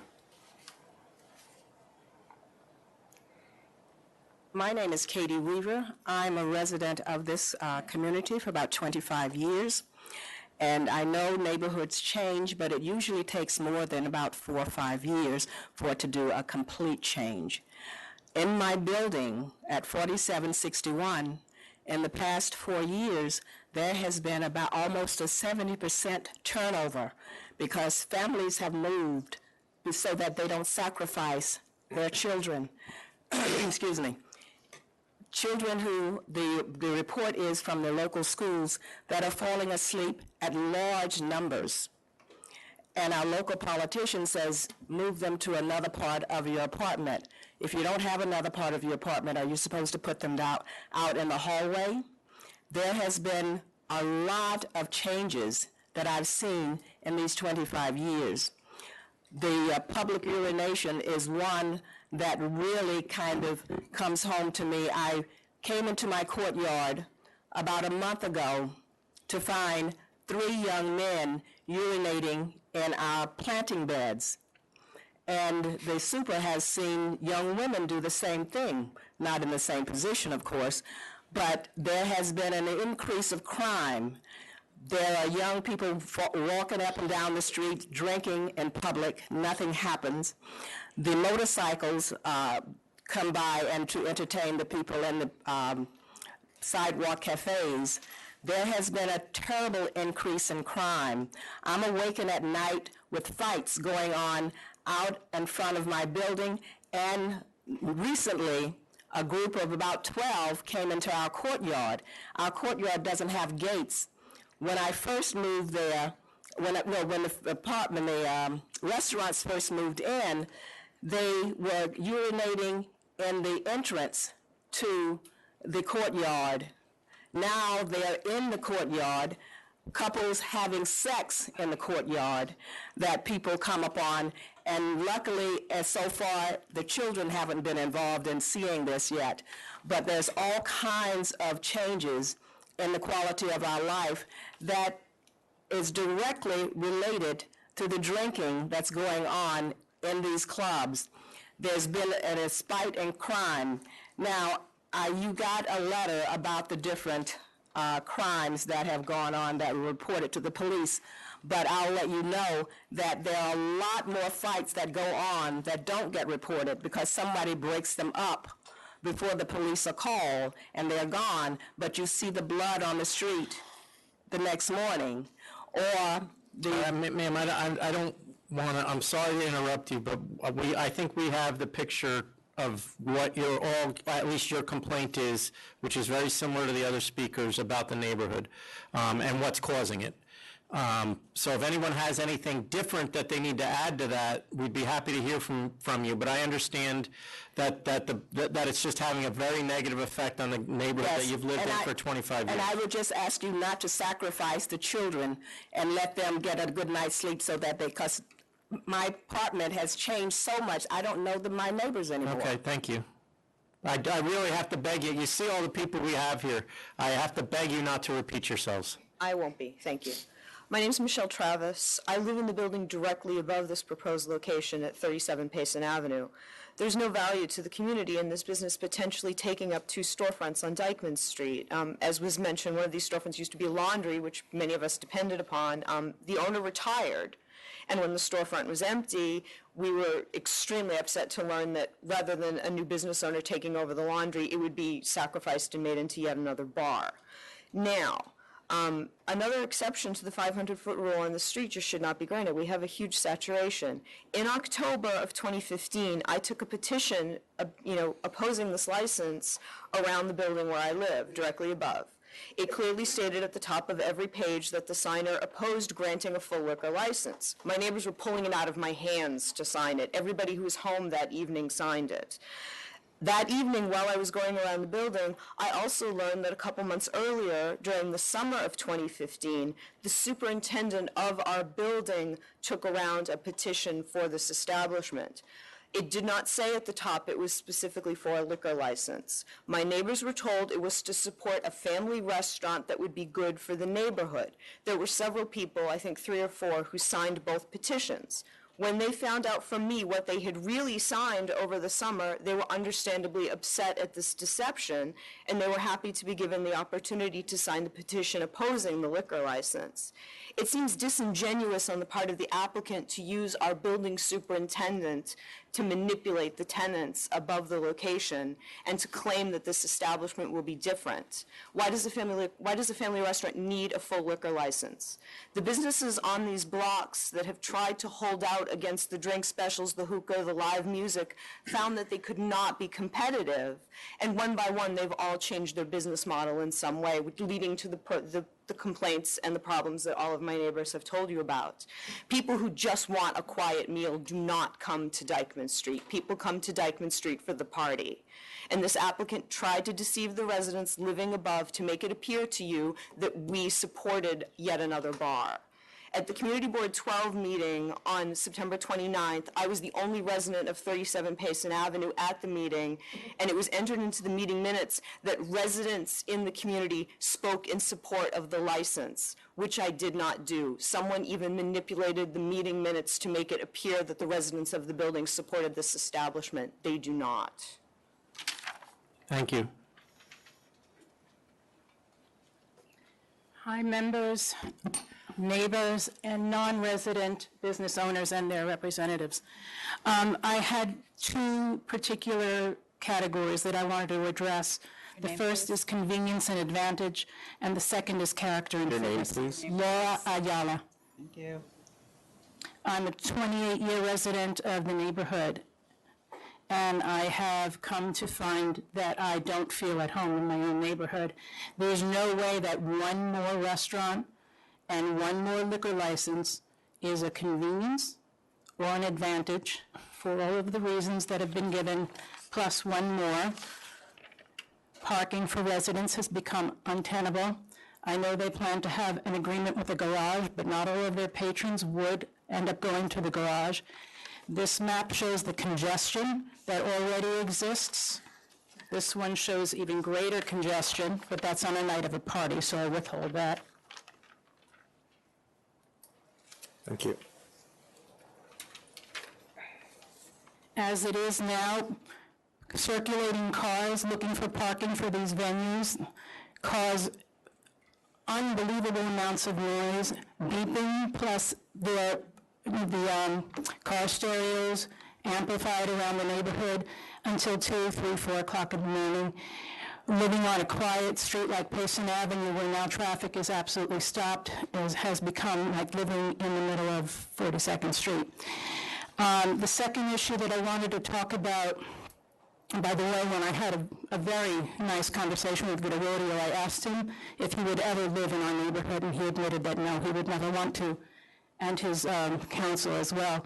The second category I wanted to address was character and fitness, and I'm sorry, Gregorio, I don't mean you, but the counsel that Gregorio has chosen is someone who has served time for having stolen money from her clients in the past. I'm not going to, that's not really relevant. So, okay, and I would wonder... It's accurate or not, it's not relevant. Okay, in light of the kinds of deceptions that she's carried out regarding the petitions and some other issues, I would suggest that it would have been very beneficial to our relationships, the relationship with this venue and the neighborhood, to have chosen somebody who was less deceptive. There have been other conversations. All I can say is my experience with her has been 100% positive. So I'm not, that may be your experience with her, but I'm not going to agree with those statements. The previous neighbor spoke about the petitions and how they were used against us in a rather deceptive way. There have been a couple of flip-flops about what the venue originally was talking about and now is talking about. When I had my conversation with Gregorio, he said that they were looking to stay open until 12. Now you see that they're asking for 2 o'clock. Originally, they promised that there would be they wouldn't be requesting outdoor seating. In the agreement that I saw signed between the applicant and our local and our assemblyman, there was no mention that there would not be that there would be a stipulation for no outdoor seating. I don't know where that stands now. And also, there was a question of how the basement would be used. There was an agreement in that same agreement. It was stipulated the basement would be used for private parties and catering, but in fact that basement is only legally allowed to be used for storage. So given the discrepancy in all of the different moments of this agreement, I would suggest that the neighborhood has good reason to be somewhat skeptical of the trustworthiness of these agreements moving forward. Thank you. Thank you. Hello, my name is Penny Citrola. I'm a resident of the area. I live just up the block on Payson. We bear the brunt of not the people who live in Washington Heights who keep signing petitions in favor of this establishment. The people who live immediately adjacent are the ones bearing the brunt of all the collective problems. To grant a full liquor license to this establishment is not something new or different. It's not a convenience. And my understanding is they've turned down the idea of a beer and wine. So they are pushing for a full liquor license for reasons I can't understand. So are you indicating that you're fine with a beer and wine? No, I'm just saying they won't relent. Okay. The area on Dyckman is Zone C1 according to the New York City.gov zoning glossary. That is commercial overlay residential area to serve local needs. According to the Take Care New York organization, in 2014, the median income in Inwood, which is again where we are, not Washington Heights, the median income in Inwood is $37,295 a year. I took a look at the menu that they submitted last summer. I don't know if it's been updated since then, but this is what I have to work on. The appetizers range from $10 to $37. The entrees range from $14 to $60 with a mean price of $32.55 for one single entree plate. Additional side dishes would be from $7 to $12. I can't compute how, after tax, tip, perhaps a drink, perhaps an appetizer or a side. But if the mean menu price is $32.55, how does a local resident at $37,000 a year afford that? I don't believe that this is going to be serving local residents. And in fact, when I moved to Inwood, I mentioned to my cousin, because he was going to be house sitting, I said, oh yeah, when my cousin was going to be house sitting for me. He mentioned to a friend who lives in New Jersey, oh, where are you going to be house sitting? He said Inwood. He's like, oh, Inwood likes to party. To that I would say, Inwood does not like to party. The people that come, because you can tell it's a New Jersey plate, for instance, you're for sure that one's from out of the area. You can't tell if the New York plates are from out of the area. But lots of people come and overwhelm the area with, it's too many people that was never meant to serve this many people. It's serving the needs of non-locals. It's therefore not meeting what the C1 zoning is for. Dyckman is firmly a party destination without proper zoning and without proper regulation as such. It's become a de facto nightlife district without the proper taxing, without the proper policing, because they aren't being properly taxed. And it's a lot of community resources are being lost. That was my laundromat. And I just see now my options for things I need between my block and, say, the subway, the A train, are drinks, a clothing store, drinks, the Parkview Cafe. That's all I got. Those are my options as a local resident. Thank you for listening. Thank you. Hello, my name is Joseph Minicucci. I'm a resident on Payson Avenue and also an assistant professor of chemical engineering at Manhattan College just up north in the Bronx, where my expertise is in resource depletion, reallocation, cradle to grave, techno-economic analyses of collective impact of commercial industrial processes on the environment, the community, and public infrastructure. If you will allow me to make an analogy, in almost all cases of environmental contamination, there's a toxicity limit. And that is put in place so that whatever contaminant is in place does not pose an imminent threat to the public. In this particular instance, as my contemporaries are mentioning, the 500-foot rule is the toxicity limit, and we are overburdened, we are oversaturated. The infrastructure, the resources, it's been mentioned the traffic burden is overwhelming. Evidence to what colleagues or contemporaries have spoken to are double parking, people blocking the handicapped entrance to Inwood Hill Park for long periods of time. Idling cars, revving cars, tangentially increasing CO2 into the atmosphere to some extent, but also racing off down away from these establishments on a regular basis. In addition to the economic burden that was mentioned prior to this, the parking garage. Residents were able to park their cars for $250 when we moved in a year and a half ago. The rate is $250? $250 a month. $250 a month a year and a half ago. That rate now is $450 a month. That means there's 180% increase in the cost of housing your car in the neighborhood for the residents where the average income is approximately $38,000 a year. Because, and almost explicitly because, of the oversaturation and the use of that garage on Thursday, Friday, Saturday, and Sunday. From the numbers I've been given, 1 sergeant and 4 officers in the precinct are reallocated during heavy times from the general Inwood community, reallocated to Dyckman between Broadway and Payson Avenue. That leaves, as I would understand it, leaves the rest of the precinct underserved during that time. The burden on the roads, wastewater treatment, it's difficult to quantify, but the burden on the waste management and waste collection has been noticeable. I get to walk through vomit and blood on the way to work. We're going through the same stuff again, I get it. I understand, but this is not explicitly stating, hey, this is a quality of life issue. This is explicitly stating that waste management cannot keep up with what is being put on the streets every day. Okay. Okay? Yep. It is a burden. It is a burden upon that. Okay? And the expectations that I have are a diverse and vibrant neighborhood. Do not get me wrong. And the only thing not diverse is the businesses on that block. Finally, and this is again in support, evidential support of the complaints of noise. These are 2 from Address Report, June 15th, 2015 report on noise complaints in the neighborhood. We have here. This is Dyckman between Broadway and Payson. This is the comparable Amsterdam between 79th and 81st. Purple are the noise complaints. As a comparison, you can see the dog complaints are similar in both cases. The noise complaints are, I did a quick count, at least 4-fold higher on every side of the block, with the lone exception of that corner of Payson and Dyckman, where no establishment now exists. The correlation is clear. There's an overwhelming amount of data that supports it.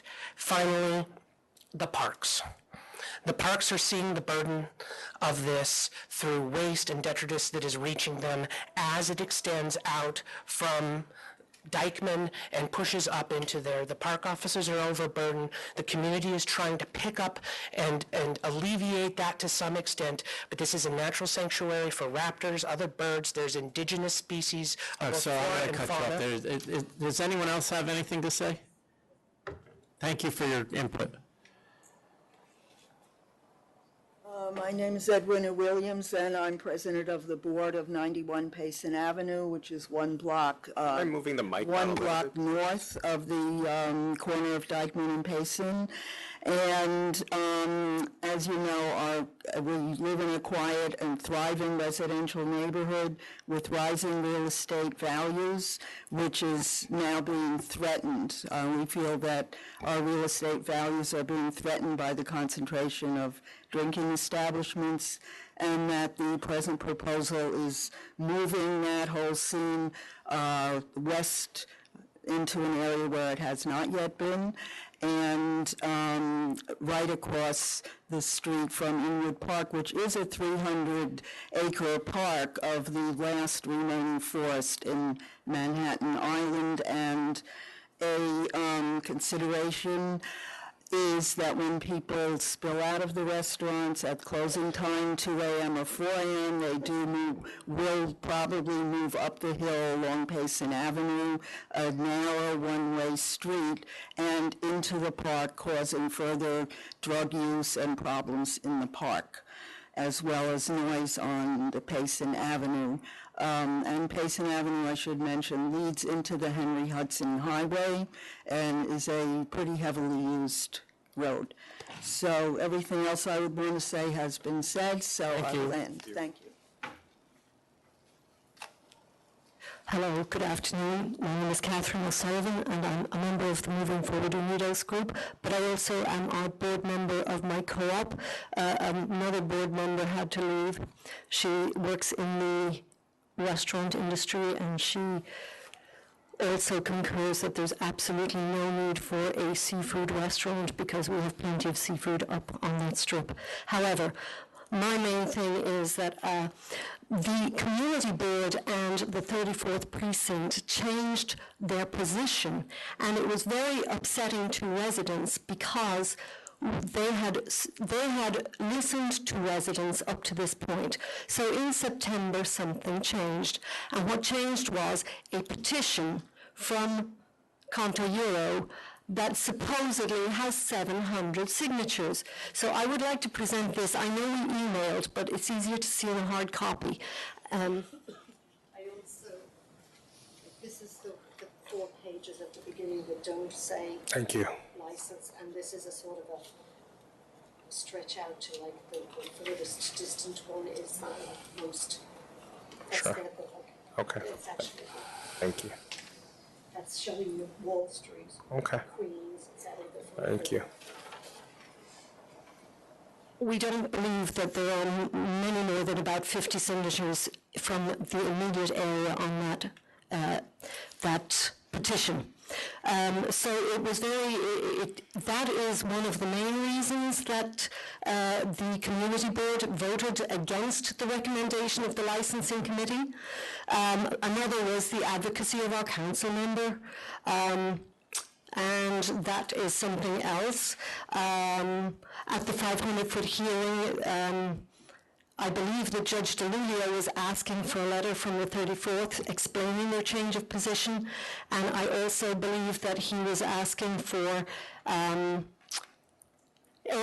valid resolution from the community board. At the general meeting at the end of September, it was a very irregular meeting. The council member advocated for Gregorio, saying what a wonderful man he was, which I believe, but he did not ever, no one at the meeting except the residents addressed the fact of oversaturation. We had a cordial meeting before the general meeting with Gregorio and Rafael Encarnacion. I'm not sure where he's gone in this process, but they specifically said that the basement was only going to be used for storage, and yet the letter from the council member says no, the basement is to be used for private events and parties. So there was no discussion at that meeting of oversaturation. There was no examination of who the applicants and supporters of this application were or where they lived. There was no review of the 700 signature petition, which weighed very heavily in the decisions that the general meeting came to, although only just over 50% of the board were present. Most important, there was no accurate recording of the meeting, which resulted in the invalid resolution to the SLA, and based on the untruths of the resolution as submitted, stating that there were tenants, residents in the building supporting the resolution, and also signed by the district manager and not the then chair of the community board. And I did send a copy of the letter I sent to the Manhattan Borough President. We have it. We're good. Because I'm most unhappy with the lack of the democratic process, as I understand it to be part of the American way. So I wonder, his support is in Washington Heights. His idea is a lovely idea. Perhaps he should open this restaurant in Washington Heights.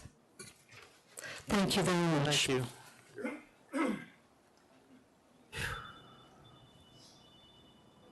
Okay.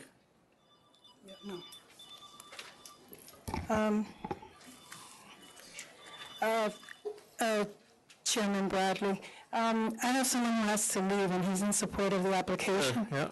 if I may. Just put his name on the record and let him speak. Jeffrey Garcia. Chairman, Commissioner, and the community. My name is Jeffrey Garcia. I'm a retired first grade detective from the NYPD. I worked in the Organized Crime Control Bureau, formerly now, in the Major Case Unit. And I'm also a little different than probably many of the people here, and many of the people that are here from the community. I grew up in Inwood. I grew up in Academy. I grew up in Inwood in Academy in the 70s, in the 80s, where I saw, when I was walking into my building, I tell you this in my hair stand up, they worry about urination. I saw people smoking crack, doing heroin, as I was going into my building, all right? Now, I'm speaking here on behalf of Gregorio. I know him. I know what's going on in the neighborhood. You know, there's plenty of places that have opened up. But what has changed in the neighborhood is that the influx of these businesses has really changed the neighborhood as well. Some things good, some things bad. I can acknowledge all that. But one thing I don't see is the crackheads walking up and down the street on Academy, where I grew up. I still go to the neighborhood every day. I have family that lives on Cumming. I have family that lives on Seaman and 204th Street. I was just there yesterday. I go there almost every day. My daughter goes to, my 18-month-old daughter goes to school on 207 in Isham, daycare. All right? I know the neighborhoods, the way that area has changed. Like I said, something's good, something's bad. I know this gentleman. I know that what he wants to do there is something good. And like I said, I grew up there since the 1970s. So I appreciate it, and I thank you for your time. Thank you.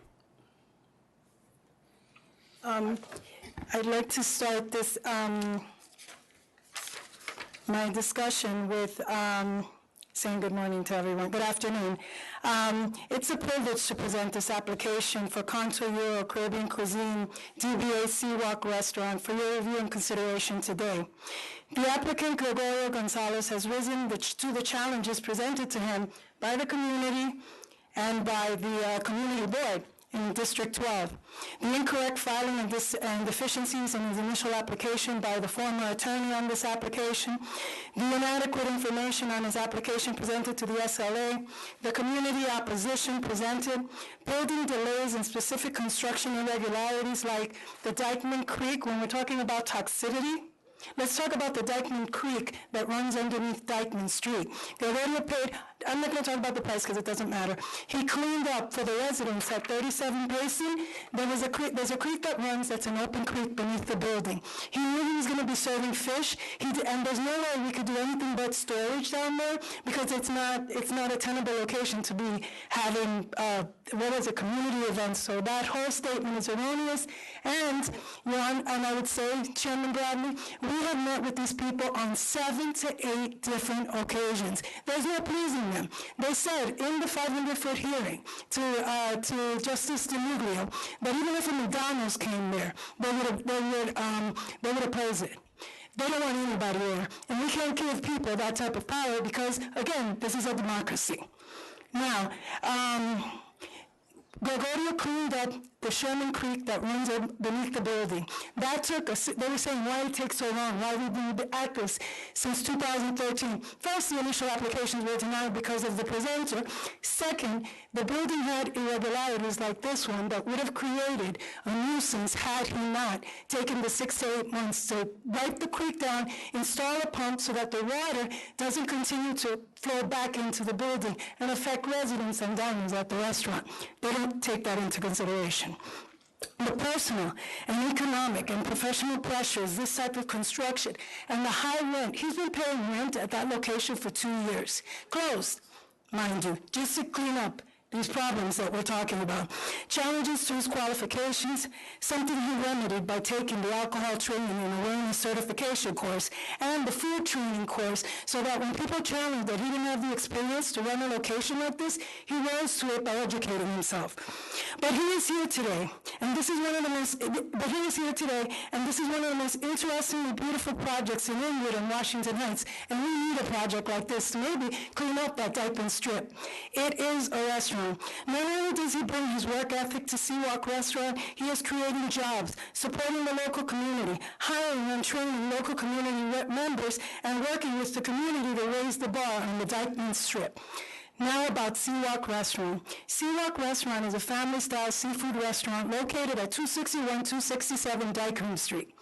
Seawalk Restaurant is not a bar, not a lounge, and not a discotheque, and we have never presented the authority with any type of representations as such.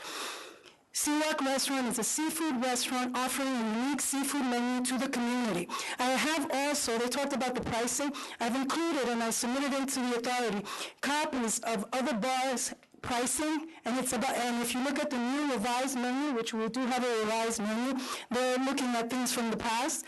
The menu is in accordance with the restaurant prices in the area, so that really is not even a topic of discussion. Seawalk Restaurant has heard the community concerns about noise, security, method of operations, hours of operations, and has responded with the following. First, they're creating over 30 jobs between the two shifts. We have the highest unemployment rate in the city, in Washington Heights and Inwood. They've met with the 34th precinct, doing walkthroughs and discussing architectural designs and incorporating the suggestions by the police department to minimize sound and disturbances to neighbors. That 38 woofer speaker system was suggested by the police department. They suggested that in the architectural design, if we distributed small speakers throughout the restaurant, when you're sitting by them, we don't have to raise the volume. We even additionally, so the 38 speakers were from the police department. They suggested it, and we followed their suggestions. And we have the soundproofing expert here if we need his testimony on that. Additionally, they're saying soundproofing. We soundproof the location so that even ambient discussions had at the location will not disrupt the members of the community. We also enacted security measures to ensure the safe exit and entrance of patrons from the restaurant. Not only did we agree with these people here from the community to close at 7 a.m. for our at 1 a.m. for our first year, we also agreed to post a security guard and in the evenings to usher people from the front so they don't congregate and create sound for the members in the neighborhood. Additionally, we've installed 24 security cameras for the dangers that might be posed from the park across the street, so that if something ever happens to any of them, we have it on tape and we can assist the police department. Additionally, for the congestion and the traffic issues, a parking lot agreement with a local garage was enacted. We signed an agreement with the local garage, Dyckman Parking, for congestion and traffic on the Dyckman Strip. We're working with Seaman Car Service to put an app at the exit of the restaurant so that people can order a taxi if they feel they've drank too much, for those issues of people that are driving while intoxicated or anything that may be missed by the by any of the security guards or anybody at the location. We have one security guard for the restaurant. We hired a soundproofing company for the installation of soundproofing materials to relieve any noise that even conversational level discussions at the restaurant could cause. Speaker and noise governors have been installed at the restaurant to keep background music at ambient levels. Seawalk Restaurant is supporting New York wineries as well. We're purchasing over 60% of our wines from Long Island and upstate New York vineyards. Seawalk Restaurant is working with CUNY to help local youth in the culinary arts program, offering its kitchen for public works. Please see that I forwarded the members of the authority a letter from CUNY, and I have the executive director of CUNY who flew in, who thought this was such an important matter, and just the unfairness of what's going on here, that she flew in straight from the airport. She came straight from JFK just to be at this hearing to testify on behalf of the applicant. Additionally, CWAC is supported by local residents. We submitted over 300 signatures in support of this application. CWAC is supported by the Inwood Residents Coalition for Change. They have forwarded a letter of support to the SLA, and they represent 250 residents in the area. CWAC Restaurant is supported by the New York State Latino Restaurant Bar and Lounge Association and its 100-member participant, and we have the representative here to speak. Additionally, population increases. There's 200,000 people in this area and about 60 restaurants. It's untenable to even believe that these restaurants will satisfy all the diversifying needs of this community. There's a 6% increase between 2010 and 2013, and these statistics are from the Office of the State Controller's Office, so we believe that the population growth warrants another restaurant. CWAC has also hired a former Bobby Flay chef to run his kitchen, Emil, who's here if you want to hear his testimony regarding the creative diversity and authenticity of the seafood menu. And finally, Concha Wine Bar, one of the on-premise licenses located at 227 Dyckman Street, serial number 1278760, which is an on-premise license, has closed. So if we are talking about balance, we're not disrupting the balance, we're asking to take Concha's place. And now I'll end with this. This applicant has met the challenges and requirements to own and operate a restaurant responsibly and conscientiously, minimizing any concerns the members of the community may have. We met with the precinct and came up with a plan. They withdrew their opposition and supported this application. We met with the licensing committee for Community Board 12 and later the entire board for the community, showing them our plan and security measures, and won it by an overwhelming vote of 26-7. They could not all have been deceived. We met with Council Member Ivanis Rodriguez and Assembly Member, ironically, Adriana Espaillat, and Adriana does not object to this application. Ivanis also gave us a letter in support of this application. This applicant doesn't just turn on the lights at a restaurant. He is the restaurants. His personal touch is in every space in the restaurant design, from the restaurant design to the flooring. He has trained for this. He has an administrative background through his other businesses. He created this place, ironically, so that he could bring his children to a safe, hookah-free, party-free environment and invite the community to partake. He is a family man, a community man, and one of the best candidates I've had the privilege of working with. He is vested in this project. I pray this application is granted in all respects. And I find, in conclusion, to put all these community burdens of garbage, waste, urination, lovemaking, and cars, noise, and solely on one applicant would be unfair. To deny this application would be unfair. We jumped through every hoop they asked us to do. We met with them 7 times. So this whole 7 times throughout the course of 2 years, they cannot deny that this applicant is qualified. They're just angry because the rest of the community, which is 70% Hispanic, and I don't see that diversity here. I don't think they have a problem with your applicant either. I think their problem is with the number of establishments. I think they were very clear about that. And I conclude. Thank you, Do Chairman. you have any questions? I have a lot of questions. Go ahead.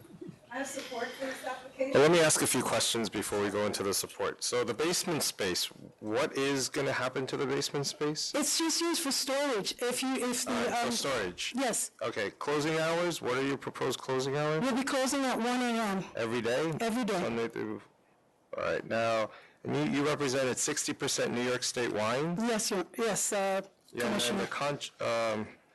So Senator Espaillat, he had asked for a moratorium in this district, correct, in this area? Yes.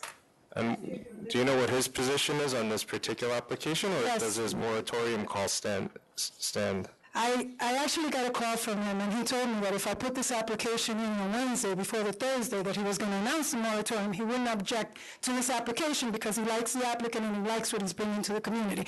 And I can safely speak on his behalf on this point. He does not oppose this application. But he did ask for a moratorium. He asked for a moratorium going forward, and it's for Upper Inwood and Upper Manhattan, which I told him that he couldn't be selective, but what do I do? And am I wrong in saying that Councilman Rodriguez was also at that press conference asking for a moratorium? I think he was there, but more in support of Adriano's moratorium, and we have a letter from Iranis, which I submitted to you guys in support of this application as well. I see that. There's some inconsistencies in my mind. Regarding support versus moratorium, I'm wondering if it's selective. I wonder as well, Your Honor. All right, well, so those are my questions. You can have your other people speak. Oh, and I wanted to give you a map of noise complaints. I think we have that. Well, this is a little different. Interestingly so, if you look on the Dyckman area, this map tells us that, I'll just speak from here to speak in the record, That Manhattan has noise everywhere. It just happens that across the street, which I don't understand this, there's only a gas station and there's only a bike shop. So to say that that's the noisiest part of the strip when all people do is buy bikes and get gas, and everything's attributed to the restaurant. So the noise, and I spoke to the precinct about noise complaints. It could be, and it may very well be, one person who's calling 100 times, and they're narrowing it down now from now on because we're asking who's calling or where's it coming from. I mean, you can see that the purple is noise complaints. If you take one now, you will see no noise complaints. That's very selective for summer. One summer month, one summer day. It's a lot of complaints. And you can also see that it's not focused in the other side. So I don't know, I don't think there's anyone that can argue that the area is loud, that the area is, I think it's very clear. They made it very clear, but it's been made clear to me at other hearings that this area, and Senator Espelot made it very clear, that this area has become overrun. I think one of the main focuses was the noise that he put his moratorium on. So I don't think that that's really That's why we're closing at 1, because we spoke to the precinct and we said that it would be better if we scattered the exits as opposed to everybody exiting at the same time. 2, 4, 3. So what you haven't addressed at all, because it is a 500-foot case, and I don't know if you've read the decision from the ALJ, he indicated in his view that it wasn't in the public interest. Why do you believe it's in the public interest for this restaurant to open? I believe that if first of all, the applicant is a prime applicant for this license, and it's in the public interest because somebody's got to clean up the strip. You got to give somebody a chance who's bringing a good plan, who has soundproofed, who has done everything that has been requested of him as a viable applicant. Because if we keep denying everybody, we're never going to get a good guy. I'm not saying that everybody on the Dyckman Strip is a bad guy, but we got somebody who and we have the renewal process, which is an opportunity to revisit any issues, but he did everything we asked him to do to make the community, and he's hiring local. Between it's in the public interest. We have the highest unemployment rate. Crime has gone down 61% because of the businesses in the area. One more would only help that. He's also training our local youth and plans to work on the park issue across the street so that it's a place you want to walk to after you sit down and have dinner at his restaurant. It's in the public interest because we got a public guy. He is a community guy. He hired 90 people in Washington Heights and Inwood. He's going to hire another 30. He's the guy we want on Dyckman Strip. And I believe it's in the public interest because if we don't put in a good restaurant. So other than the fact that your guy is a great guy, what's his restaurant going to supply that is not already supplied on Dyckman? Is there no seafood restaurants on Dyckman? I have a list of all the restaurants and their menus, and we are 100% seafood, and there is not. We have Mama Sushi, we have a Dominican-style Mama Juana, we have Papacito, that's a variety of Mexican and other, but we do not have a full 100% seafood restaurant like we will be. And I have the chef here to talk about it, the original menu. It's an original menu, it's practical, the prices are reasonable, and it will serve the public interest because we have the highest unemployment rate in New York. We're almost bordering at 16%. We need these jobs. That's why this is in the public interest. And yes, we have opposition to this application, but if you notice, it's always the same opposition. It's not just the opposition. It's your local state senator came out and said stop. Your city councilman was at that press conference and said stop. and now you're coming here and telling me that they're fine with it. And, so it's not just the opposition. I realize that this is a small cross-section of that neighborhood. It's not everybody. But the people that represent everybody came and told us one thing 5 days before this application went in. And now they're telling us something else. Well, with all due respect, Ibanez Rodriguez has been consistent with this application. I don't know about the Henry attorney going forward after our application, but he has been consistent in support for this application. And as far as Ibanez Bayan, if we have to put it off and I get a letter of support from him, would that change your mind? Because he would support, he told me he would not oppose this application. But I understand the concerns. I'm just pointing out that it's not just the community, or the activists from the community, where we're hearing that there's issues up there. But is it fair to put the onus of the entire Washington Heights in the community on one applicant who's just trying to, He's the applicant in front of us today. There's going to be another one tomorrow, so it's not all going to be on his, and I'm not saying I am. I'm just telling you that you made it sound like they're the only people complaining. They're not. Well, also with Concho closing, you have an on-premise that has been removed. We're not affecting the balance of on-premise licenses at the location. Population growth. That argument before. May I hear from the other speakers, please? Good afternoon. My name is Elvis Averi. I'm the president of the New York State Latino Restaurant and Lounge Association. As of right now, we have 100 members under our belt, I would say. Gregorio is one of them. After meeting him and seeing his floor plan for his restaurant, I hear what the community is saying, but how many of you guys have actually been around these restaurants to judge and to understand what's going on? Maybe some of you couldn't afford it. Okay. You say you guys are stating Please speak to us, please, not to them. They are stating that $38,000 is what most of these people are making in that vicinity. That does not mean that his restaurant is going to cast your perspective on having a nice restaurant around. I believe that the menu itself speaks for itself. The pricing speaks for itself. Now, having someone like this gentleman in my organization states to me that this is the type of person that we need in Dyckman to clean the area. Yes, it's true. There's a lot of restaurants in the area. There's a lot of congestion. But if we start on one end and finish in another, that gives us a head start on getting something done for the community, for the people, and united. But the only way to start this is to come together and let someone new come in and see if we can clean up the place. Thank you. Thank you.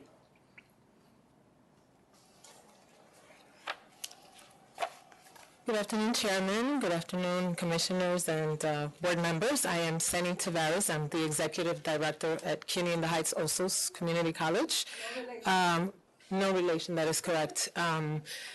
Osos Community College is the main campus is in the Bronx, and I'm sure you guys are familiar with that, and you have the paper in front of you, so in the essence of time, I will be very brief. The main campus started a culinary program. It's been very successful. It's been around now for a year. If you Google it, you'll see that. Were you at a previous hearing as well? I was here. That is correct, So yes. this is the same, just you're talking about the partnership with the restaurant, with the chefs working together, kind of? Well, I would add to that the main campus works with the restaurant that's all the way downtown in Canal Street, and we're in the community. We are intending to bring that program. That's the same thing you told us last time. No, what I didn't say is that they're the only restaurants that offered to allow for us to use the kitchen in the morning for free, and I've worked in the past I'm sorry, what was I going to say? Oh, that I've talked to some of the restaurant owners in the different restaurants, and they've never wanted to work with us at that level. But on a personal note, I must say that I lived in Washington Heights, and I would be remiss if I didn't say this. I was born in Brooklyn, but lived my entire life in Washington Heights. And to Jeffrey's point, the gentleman that was here earlier, who I don't know, there was a lot of drugs, and it was a terrible neighborhood, and none of these folks were here, but we cleaned up the community, and it's really refreshing to see how it's been cleaned up, understanding that there are lots of issues with quality of life, and I believe that the police department, the local elected officials, the neighbors, and myself as an executive director, we have to work to remedy that, but it isn't the fault of just one group, and it's unfortunate really what's happening, but growth really brings those problems. It's a matter of addressing them, and I'm part of a lot of the different community organizations, and I just look forward to a good medium, and that Mr. Gregory, who I have high respect for him and his family, because he's given back a lot in the community, and I respect that he has a little league. That's how I know Mr. Gregory. I'm not here on a personal note. I am here on the capacity as executive director, but I do have respect for what he's trying to do, and I do believe that he is different than a lot of the other owners, and that he's willing to work. And if this doesn't happen, I'm the first one who would pull out, because I will not compromise CUNY, City University of New York. Thank you so much for allowing me to speak. Thank you. First one. Hi, everyone. My name is Emil David. Of the operation. Right. What was your name? I'm sorry. Emil David. I'll be the chef of Mr. Gregorio. I won't be speaking for myself. I'm just going to speak about his project. I am part of the project because his idea is not to have a bar, not to have... Where have you worked? I've worked 10 years in Italy in different hotels like St. Regis, Boscolo Hotels, Radisson. And where have you worked here in New York? I've worked for Tony May, San Domenico, one of the biggest restaurants in Italian cuisine. I worked for Giorgio Armani. I'm working recently for Bobby Flay. I have 13 years of experience, mostly in Italian cuisine. His idea is not a bar. His idea is to bring a different culinary experience at Dyckman, because I've seen personally that most of the restaurants that they have serve the same food, and his idea is not to do that. This is not a place where you drink and get drunk. They're keeping it open till 1, not because to sell food and sell drinks, because we need to close the door. We're gonna stop serving food by 10:30, 11, because we need to clean the restaurant, we need to close the restaurant. It's not where we're gonna be selling and getting people drunk. It's about changing the culinary experience of Dyckman. It's about sharing what he thinks I know in culinary business. It's not about him. It's nice that he didn't talk about business. He talked about changing the community. It took us a while to get this conversation because I have a good job downtown, and he convinced me that he wanted to change that. And for me, coming from Italy 10 years to come to Dyckman and help him, it's just a pleasure for me and an honor. If you let him do it, we can change. We can make a difference at Dyckman. Thank you. Thank you.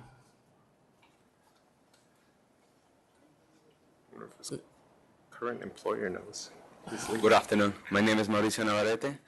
I'm here for Gregorio. I know him for 6 years. I'm the management Giorgio Armani Ristorante, 5th Avenue 56. I came here as an immigrant 7 years ago. Now I'm planning to work with him in his project because it's totally different. It's going to be a fine dining restaurant, and I will support him all the time. Thank you. Thanks, Andrew. Anybody else? Hi. Good afternoon. My name is Carolina Encarnacion. I am both a business owner in the area. I own, part owner of her salon there, and also I am a real estate agent. The agency I work for works mostly with international relocating clients, and I have brought quite a few clients into the Inwood area because of the multiculturalism there, depending on where they come from, and because it offers lower rent than downtown in Manhattan. And something I can say that we don't have up there is a restaurant that I could go to at 12 noon or 1 p.m. and sit down with clients in an environment where there isn't loud music or hookahs, and I could have a business meeting.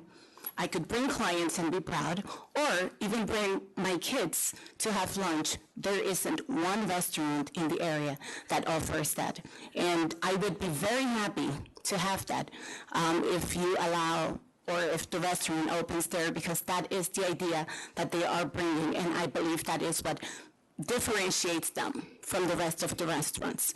Closing early, not having hookahs, it's huge in that area. And thank you so much. Thank you. The man of the hour.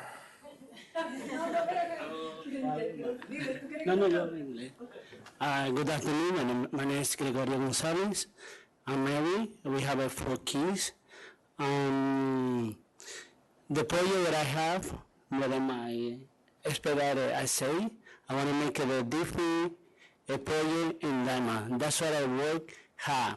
We will design what I need. You know, I don't want to change, you know, you want to say something different, but I don't want to change nothing. I want to work the same way. You know, what I promise, I do. Thank you. Thank you. Okay, so here, just in Riva, this noise map was from 1210. All right, so I have a couple of questions for you as the representative, and other people can just raise their hand, or may I? Yes, of course. So, do you think that there are any kind of lunch places that the second to last speaker talked about where you could take a client, for example? We have Parkview. Aroma. Yeah, the Garden Cafe. You can help her. It's kind of like Family Feud here. Yeah, there are. Okay, but talk to her and then she can tell me. One person can just tell me. There's Yummy Thai, there's Darling Coffee, there's All right. Yeah, Yummy Thai, Darling Coffee, Garden Cafe. Okay, so let me ask you another question. So this Indian Road Cafe. So there's an empty space there, right? And I understand from a long-term resident community perspective, look, the community's changing for better or for worse, and there are certain businesses that you prefer to be there as opposed to some other businesses, the mom and pop shops as opposed to maybe the Walmarts and maybe, you know, laundromat versus another restaurant. So I get that, right? But, you know, part of it is that the market kind of dictates what's going on there as well, right? So if the laundromat were so critical to that neighborhood, then maybe somebody would have came in and just continued the laundromat. That's one possible argument from an economic standpoint. I'm not making that argument, but you know, looking at everything that you're saying, I'm just trying to understand. There was a comment made that even if McDonald's came in, for example, and maybe it's because it's franchised or whatever, but if McDonald's came in, would you guys be opposed to that as well because it's a food establishment? What we had said to them at that meeting was that it wouldn't matter who applied for a on-premises liquor license, we would disagree. Okay, good. So, not McDonald's. All right, well, McDonald's in general, I think in New York State doesn't have licenses yet, so thank God. But you never know these days with everything going on. So my other question then is, I've heard from everybody, and some have said, I don't want a club or nightclub. I don't want a restaurant. Others have said, I don't want a restaurant. Some have said, I don't want on-premise liquor license, which is the full liquor license. Some have said, you know, just no beer and wine even, right? So I'm trying to understand from the, you know, I know you guys are all different and everybody has their own individual differences on this, but I'm trying to understand, are you opposed to just any place that's serving any type of alcohol, or is it, are we just talking about Absolutely not. And we have one of the examples is Mama Sushi was a very big offender in noise complaints and problems, and we brought complaints, we went to them, they actually expanded, they took over our famous, In the Heights bodega, and people were very upset, and they brought me in. They showed me the soundproofing they were doing. Susana Osorio had meetings with us and said, this is going to be a restaurant, and has it been a restaurant? And it has been a restaurant. They put in the soundproofing. They've had a couple of, And what time do they close? And 4 a.m.? Yeah, it depends. They don't always close. They close when they're not. They have an OP license. You will see people having lunch there. I see. So you're saying someplace like Mama Sushi, even though they close it. They worked with us. Let me just say, so we're not. Is that what this is about? That's what I'm trying to understand. So if it's about working together. It was a noise issue, and now it's saturation. And what we're afraid of. Can we ask, the question we're having, is this about that they wouldn't come and meet with you? No, or is this about? No. Because they did. I think it's a little bit more than that. No, by the way, they didn't, the other times we met were at community meetings. We had 2 meetings with them. No, okay. Michelle, yes. I live above, I think I'm one of the few people here who actually lives directly above this establishment. Along Dykeman Street, all of these businesses that we are talking about opened as restaurants. We're not One- arguing No, about I know that. But And they one- morph into one by one, something they other. morphed into Right. nightclubs. The expectation within the community, Right. given the level of deception that has been Right. practiced And I get over it. It's time, heightened and- we have heightened awareness. Right. We have maybe come late to the party Right. in saying we want to stop this, but we would like to see the remaining storefronts on Dykeman be businesses that are within the But see, community. as he said, it's This very is not- difficult to dictate that. Once this place opens, they are going to find themselves against the wall of, they're going to have to go as one by one, every place else along Dykeman has, to staying open late, to loud music, to hookah. Right. One by one. I understand. Right, you've been burnt enough times where you have heightened awareness. I understand that. May I just Yes. make 2 points on rebuttal? So the applicant actually signed this stipulation in September with Adonis Rodriguez, where they said the cellar will be used for catering special and But private they events. clarified that. If that's not the case and we give them a license, then they're going to lose a license. Right. So And the other piece was on the issue of repairs to the basement. This, they have continually asked for permission from DOB to annex the basement for use, and the plans have been disproved Right. because of the C of O. Then it That's won't what the C of O. happen. So, Right. but they keep asking from the I beginning. understand. I And understand. one last thing, regarding the 3-4, they do not support, they were very clear about this, they removed their objection because they were given a petition. Right. A petition, and they seemed agreeable to work with. Right. And so. that's what the police department wants to see. Right, of course. They want You know, cooperation. but the petition was not what it was. What's the bar that closed? Concho One. Where is that located? That's the next the next Active one. license. It was very, very small place. Now, Corcho, it's not the same. Corcho had about, it had maybe 40 people. And so this is much larger. Right. Okay. Right? Much larger. Corcho applied for an OPL because they had it opened with a tavern license, and they got the OPL because they needed it to compete. Well, obviously, they still couldn't compete. So Ms. Tavares was saying, like, that there's a need for increased restaurants, and yet one closed. So she's All right, going to let's clean get up beyond that. Dykeman. This isn't like a package store issue where one liquor store closes and another one opens. It's a little bit different. So I'm not really focused on that. My thing is, so what I'm hearing is that, for example, if they had applied for a beer and wine. We actually spoke to them Let me about finish. it. And if they had closed at 12 midnight on weekdays and 1 a.m. on the weekends, that wouldn't really be a problem with all of you here. Right. Now, if they had an OP, but they closed at midnight and 1 a.m. on the weekends, would that be an issue? Yes, because they'll eventually. Right, but the argument from your side is that right. So I think part of what we need to do from the SLA's perspective is the other restaurants/clubs that have applied as restaurants and they're not adhering to their method of operation, we need to be enforcing that, okay? So that's separate. Now, but given that, it's hard to just automatically impose that they're going to be just the same way. I get it. I understand you've been burnt enough times, so you're very wary of it. So from our perspective, if you take a look at the applicant, and I have issues with, this is your fourth time here, Mr. Gonzalez, right? And, I have to commend you for your persistence, and I have to say the first 2-3 times I was very not impressed, and you can say, oh, it's all the representatives' fault, but once I get it, but when you go twice, 3 times, it starts getting to be where I have to question your judgment in many ways. There were petitions that were initially submitted one time, and I looked through them, and it was all printed up, but there was no signatures. Those to me are not petitions. When you come over and you say you're Ms. Collado, I don't know where she is. You know Ms. Collado? Remember?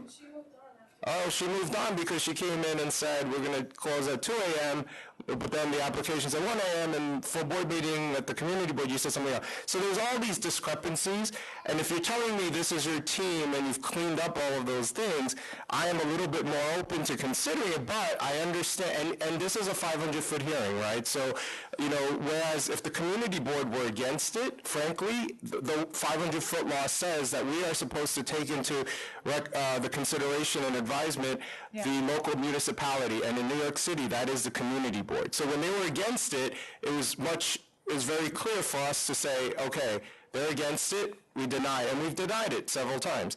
Now they're for it, and now you have these elected officials also, as the chairman pointed out, who are for it and now they're against it, or they were against it and now they're for it, or they're neutral, and these are all factors that we're trying to take into consideration. At the end of the day, we have to apply the statute as it exists, but also try to take into consideration everybody's concerns here.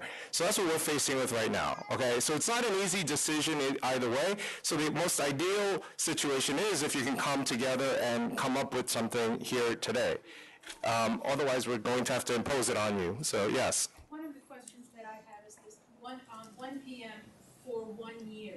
1 a.m. you mean for 1 year? 1 p.m. for 1 year. Right. That really... Right, no, but that we do that a lot because we want them to have a chance to show the community, and they don't get the automatic after the 1 year. The idea is that they would have to come back, but that we would actually allow them to come back. So they have a 1 year probation period, basically, a trial period. And then after a year, you'll have this kind of hearing where you'll come back and you'll tell us, though they've been great neighborhood assets or not, and then we can consider thereafter. Yes. Right, so that's the other, right, so those are the kinds of considerations we're trying to figure out. Now, do you have anything? I'm just trying. You got it. I got it, so yeah. Yes, please. We're going to close at 10:30 the kitchen because when you sit in, we serve the people at 10:30. No, we get that. So let me have the applicant. Mr. Velez, would you come up with your applicant? Now, so would you consider, from what you're hearing, the idea that for a year you would try midnight closing Sunday through Wednesday, Thursday, Friday, Saturday, 1 a.m. closing, and go with a beer wine in the beginning? Because if this is truly a family restaurant, then you're kind of proving to the community that that's what it's going to be for the first year. But then what message are we sending the community? Because it doesn't make a wine. I'm trying to. No, my question is this: wine, you can get drunk on wine and beer, like you can get drunk on full liquor. Absolutely, absolutely. But they've included the wine, beer, and liquor in the 500-foot rule. They have not included it in the wine and beer rule, so there's a reason for that. You may be completely right that you can get just as drunk on wine, but there's certain things we have to take into consideration on the OP license that we don't have to take in consideration on the beer and wine. Well, can we consider one thing? The applicant has been paying rent at this location for 2 years. The tenacity to come here again to do this, and the first application was not handled by me, but he asked us to come in with the plan to meet with the community board. We got the community board 26-7, an overwhelming majority to support. Which is why I didn't deny this already. So we're talking, and I'm asking you. We're willing to close 1 a.m. Thursday, Friday, Saturday, but the wine and beer, it's just, we're fighting. Why does Mama Sushi get to operate and have a that's why we're talking about a year. Otherwise, there are times, as you know, we will stay here and say, it's a stipulation on your license, which is 2 years, and say you have to only do beer and wine. But that's not what we're saying, right? We're saying, prove to the community, give it a year, and then come back, and then we can have this discussion again. May I have one moment, please? Well, hold on 1 second, please. Yeah. No, I understand. So, they're nice restaurants. Right. But that may be by their choice. It might not have been something we forced them to do. I'm sorry? I'm sorry, they're all issues, it's the competition. How do we compete with everybody else? In the area, we have a parking lot. I understand it is a competition issue. To put all these burdens on one restaurant, guys, it's not one restaurant. It's not what we're doing is, when there's a certain tipping point in the community, and that could be subjective to a certain degree, and it's objective to other particular... I'm sorry. No, go ahead. He's saying he feels it's unfair, because he came to the table with a plan. He came to the table, and he has done everything that... He came back with a plan 3 times changed. No, Commissioner Kim, with all due fairness, the application that was submitted was by Guy Caprese with mistakes. 3 times. We came back for reconsideration. The 3rd time was reconsideration. Okay, but at the end of the day, he's trying to put a restaurant in a place that has 9 liquor licenses in the same 8 in the same street. And as a result of that, there's certain things we have to take into consideration. And like Commissioner Kim said, if the community board had come back and said, we don't recommend this, we're not even having this conversation. So the only reason we're having it is because of the community board. And all we're asking you to do, because the alternative you're not going to like. That's what I'm telling you. You know what the 500-foot hearing administrative judge said? He said, you know, I recommend if we are going to license this, and he says he would recommend adding 11 p.m. closing daily, a reasonable time for a family-oriented restaurant, and that private events be limited to consisting of no more than 91 patrons who must be served catered meals from the establishment's kitchen and provide only recorded music at New York City permitted levels, and prohibit dancing, live music, DJs, outdoor service, including sidewalk cafes at all times. That's what the ALJ concluded at the 500-foot hearing. And I'm taking that into consideration as I'm having this discussion with you. And I think you need to recognize that there has not been one negative thing said, nor is there a feeling in my mind about him. This isn't about him. It's about the location. We actually think he can be the person, like you say, who can actually disprove or help dispel something that not everyone's going to be that way. Okay, he has one question. Sure. No, eso no tiene nada que ver. He's asking if he something about bottle service, but we're not a bar or a restaurant, so would that help? It doesn't. We're not a bar or a lounge, so we're not. I mean, bottles of wine at dinner. That's. I think they're talking about like that, you know, because we can't assure anymore that we're not going to be a lounge or. Okay, so he's saying that if so he wouldn't consider a 6 month. It's 1 year. So reconsider the full. Because some may see if anybody time to see if we can lock this. Let's say October. You could come back 8 months before the holiday season. Okay. We accept antes de la Navidad. Okay. Now, did you guys have questions before we rule? Yes, you can come up to the mic. And you did too? For the record, I wondered whether or not the community board had sent a valid resolution. They were to resend. Wrote a letter and they sent a letter that's official letterhead. I mean, yes, they did. Okay. I believe it's a resolution, right? Yes. I can't speak for everybody. I certainly can't, but I want to say that I want to try the restaurant and I want it to work. Okay, good. I want it to be positive. Thank you. All right, so this is my ruling. This is my decision. Thank you, everyone, for your input. So I will. Do I get the vote? I was just going to say, what's the ruling? I got it right. The ruling is my ruling. This is just my opinion, my decision. The chairman has his own decision he can make. I will approve this license for beer and wine with the stipulations, though, that obviously, no dancing, no DJs. It's not going to be a lounge.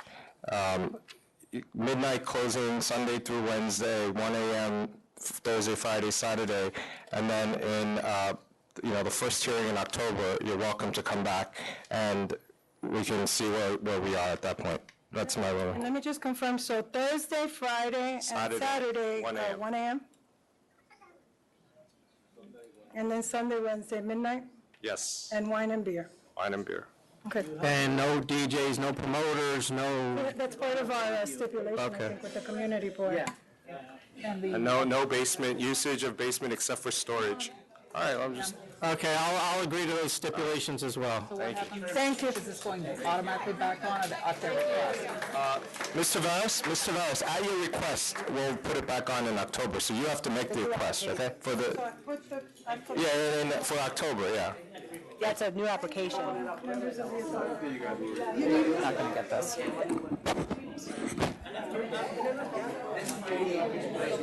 So we're down. I know, I see. This is why it's good to have a former community board member on. Just trying to get. Look, we make the councilman happy without making him look like predator too. I wanted to. Yeah, no, but you know what I'm saying. It's like. Because he did. I know. Just say it later. Just talk on mic. All right, we're going to take two.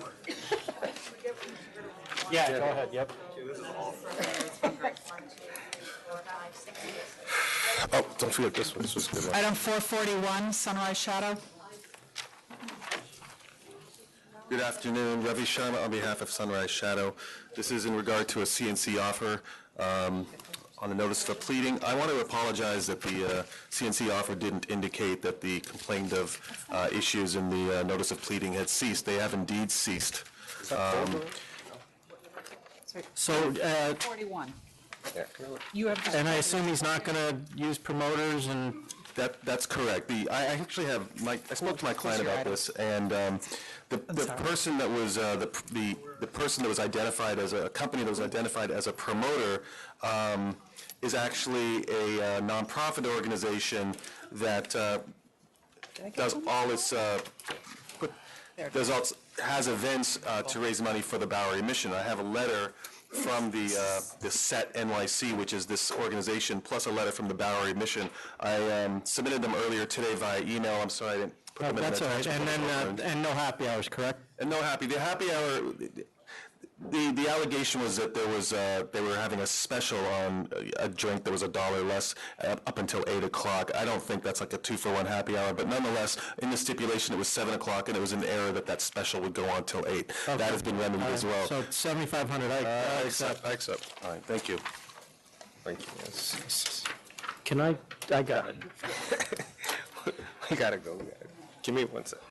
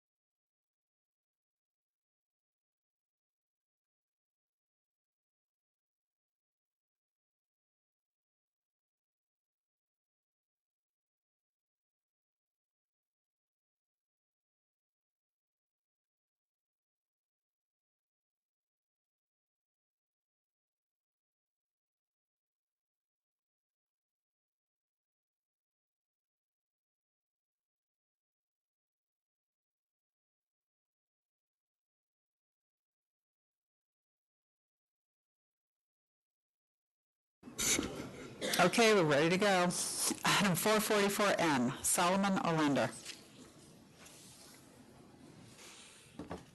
Good afternoon, Robert Swetnick. It's a removal, hopefully it can be fairly quick. Mr. Aylander had a licensed store for in excess of 30 years. His building was sold. At the time it was being sold, he didn't know if the landlord was going to renew his lease. He found another location, which is approximately 700 feet away, which used to be licensed until about 6 or 8 months ago. Because of a family dispute, that premise closed. He's moving into that store. Basically, so therefore, they're not adding any licenses. There will be one less in the area. Are the 4 closest stores the same? 4 closest stores are the same. One of them is basically what he's moving into. So you're just moving into a larger space, though, right? I don't know if it's much larger, is it? It's Same. in Yeah, 'cause it's got. Well, you're currently 960 square feet, and you're moving to 1,300 square feet? I'm sorry? That includes the space in the basement. Oh, I see. Okay, all right, I'll approve. I approve. Thank you. 444R, Caliente Liquor Store. Where did I put that one? Was there another one? You're welcome. Good afternoon, John Springer for the applicant. I'm filling in for Attorney Tozaki, who is ill. With me is Mr. Martes, the principal. I believe there's opposition. Perhaps you'd like to hear from him? Yep, thank you.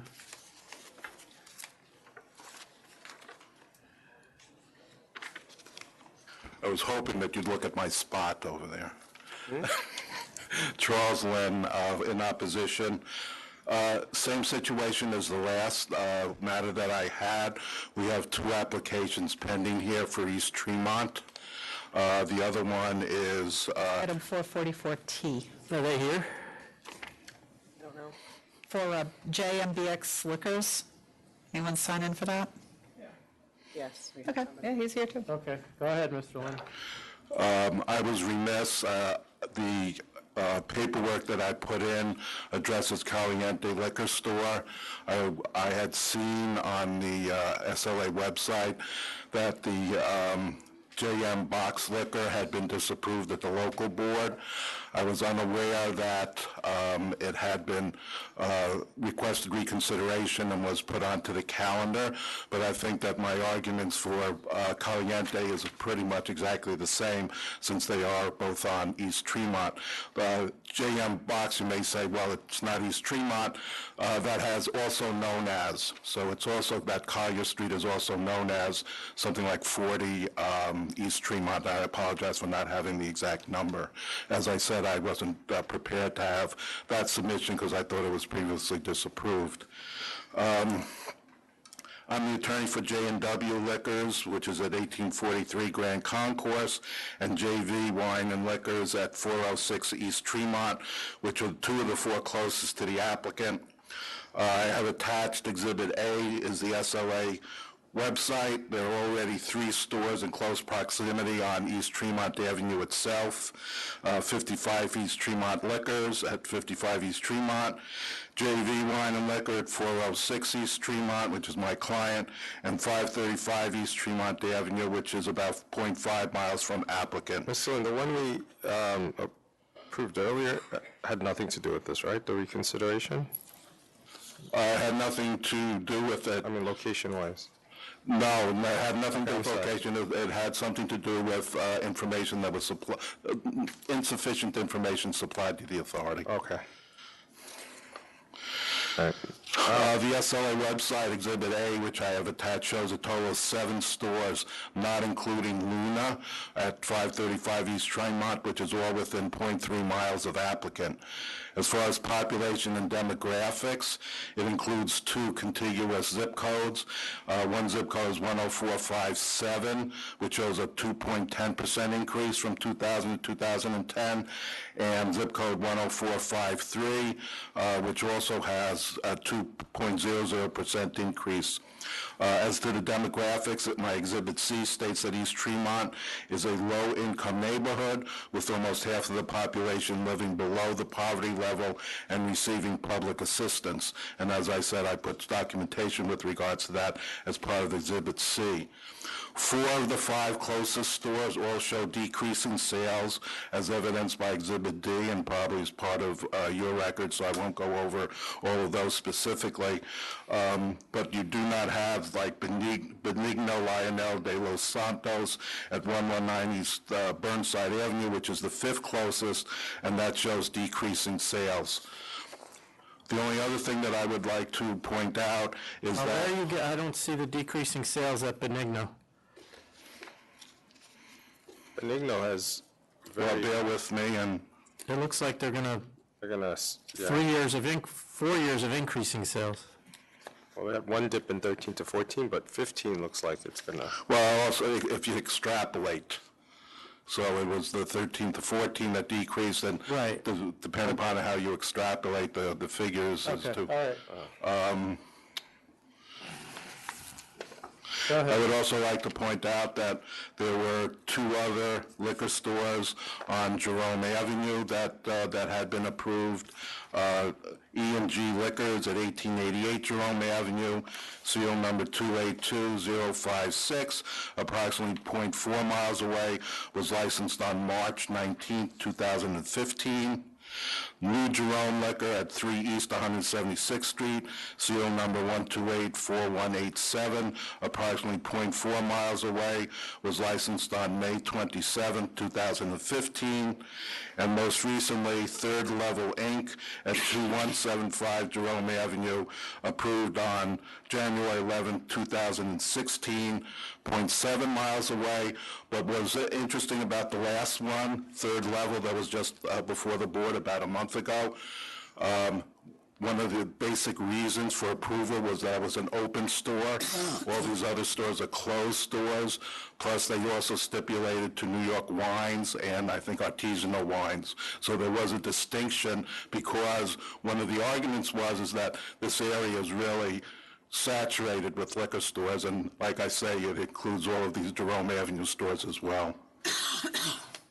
Okay, thank you. Where was the third level?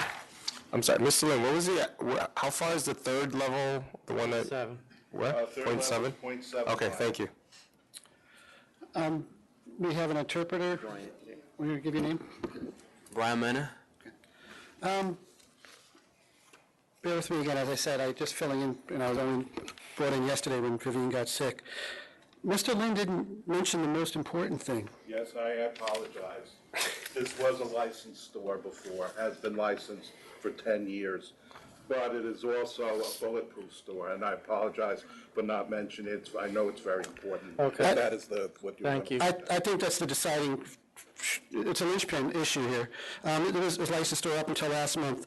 It's right next to a Seatown supermarket. The other two, all these other stores he's talking about, they were all either approved or bought when there was a store here. JV, when they bought their store, there was a store in the same exact location. When J&W bought their store, there was a store there. They knew what they were getting into. I'm sure they're very happy that the store went out of business because of management issues. It was not a marketplace, this thing. I understand there were sales tax violations and some SLA enforcement. This is right next to a Seatown. It's a great location. JV's on the other side of Webster Avenue, on the other side of Echo Park. The opposite way of a one-way street. J&W is across Grand Concourse, which is 4 lanes, and then you have the sub-lanes. And to the south, J&W has a nice location. There's a lot of high-rise buildings down there. He chose to be down near the high-rise buildings when there was a store up by the supermarket. So we're not adding any liquor here. It is a smaller store of 1,065 square feet. The liquor store is going to manage with one principal. I'm not familiar with JNBX Liquor at all, but I'm looking at the serial numbers, and I believe this application was filed first, if I'm reading that correctly. Yes, it was. So I believe for all these reasons, it's going to be a full-time manager with full-time owner operator with one employee who will help him with inventory, sales, and his English, to be frankly. He's going to give preference in hiring to ATAP certified employees who get the certificate within 60 days of employment. He's going to buy an ID scanner to avoid any problems like SuperSpot had before it. And that's why I believe the application is in the public interest. Okay, thank you.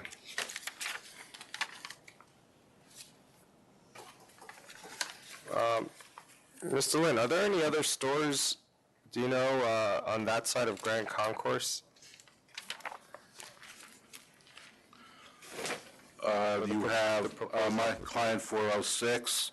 You have Luna, which is 535. 406. East Tremont. Okay. And 535 East Tremont, which is Luna Wine and Liquor. Are there any other ones that are on?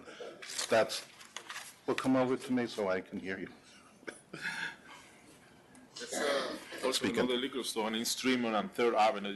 They just opened last year, too. And that's what I was trying to remember. I thought we had licensed something. They opened as where, on 3rd Avenue? Yeah, it's East Tremont and almost on 3rd Avenue. That's a liquor store there. Oh, is that the 406? No, that's... No, that's... Oh. That's another. That's almost on 3rd Avenue. 3rd They Avenue opened is last further? year, I think. Are they east or west of Grand Concourse? Okay, so... to your side of Grand Concourse. Going like to 3rd Avenue. 3rd Avenue and East. So this is just right close to East Tremont Liquor. This is a bulletproof? Yes, it's bulletproof, yeah. It's a very busy store, very convenient for the people walking right sorry, up. do you have, are those other people going to speak for you or no? They're done? No. All right, good. So, I was trying to see if there was public convenience advantage added if you were on the other side of Grand Concourse, but 406 East Tremont Avenue is just 0.2 miles away, and we've got, as we said, 1, 2, 3, 4, 5, 6, 7 licenses within 0.4 miles. We just issued 2 new licenses over about 0.3 to 4 miles away, and being bulletproof, this is just like the other stores. You issued them when the store was there. You issued them when there was a store here. The store was here until January. But we've added additional ones after that. No, the store just closed in January. 3rd level? No, they're going back over 2 or 3 years. Oh, no, 3rd level, we did, that's not one of the 5 closest, Okay. 6 closest, but we did do that one around the same time. Right, that was around... Actually, the day after. The day after, what, I think they shut their door on the 15th, and we gave them a license on the 16th, maybe? Wasn't that, do we know that they shut? Is that one of the, I think that was brought up by the applicant, no? It was originally denied and granted reconsideration on January 11th. They haven't picked up their license yet. Oh, so it was originally denied, but then it was approved after we found out that the other store had closed, right? 111, you granted reconsideration. Right. And When did the other store close? Closed. So date of surrender, 112. Do we know that one was closing? Oh, we didn't know? And I'm pretty sure there was major consideration. I know there was, because I was at the meeting, because it was the new one was an open store. Right. No, that was definitely considered, but we didn't know the other one was closing. We didn't know the other one was closing. So you added it with it there, and again, not going to be Well, if that's the case, then I guess, I don't know, the sales are flat or down, but if it was existing already, okay, I'll vote to approve. I'll vote to approve only because it was existing already. Thank you. Thank you. All right, then you want 444T, JMBX Circus? Good afternoon. Good afternoon. You want to repeat everything you just said, or? No, I don't think you need to. Mr. Lane, I want to actually adjourn it to 5 o'clock. No, you don't need to. Let's listen. What's interesting, this is only 1 block away. Right, so let me listen. Go ahead, sir. Once again, good afternoon. I bring you some picture of the area. I was noticed in the Tremont and Western, it's very dangerous for the people to walk across the street from west to east where they are located. I would like to show you that 6 or 7 lanes getting together, and I think it's very dangerous for a person just to cross the street to get something they can get it across or 1 block away from that section. When you get out from the cross road, you make a left turn always in the afternoon. After 2 o'clock, it's very dangerous just to stand in the corner. I'll bring you some pictures I want to share with you. Sure. And you take into consideration. Here, we'll take a look. Go ahead.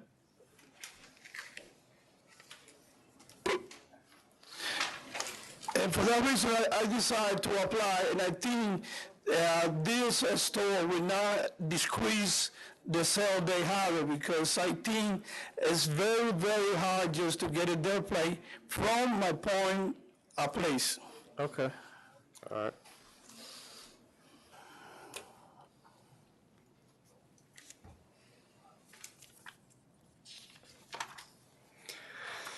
All right, well, are you open store or bulletproof? I'm gonna put everything bulletproof, okay. So, as I was saying for the other previous application, I was gonna deny that, except that it was existing when we approved the other licenses.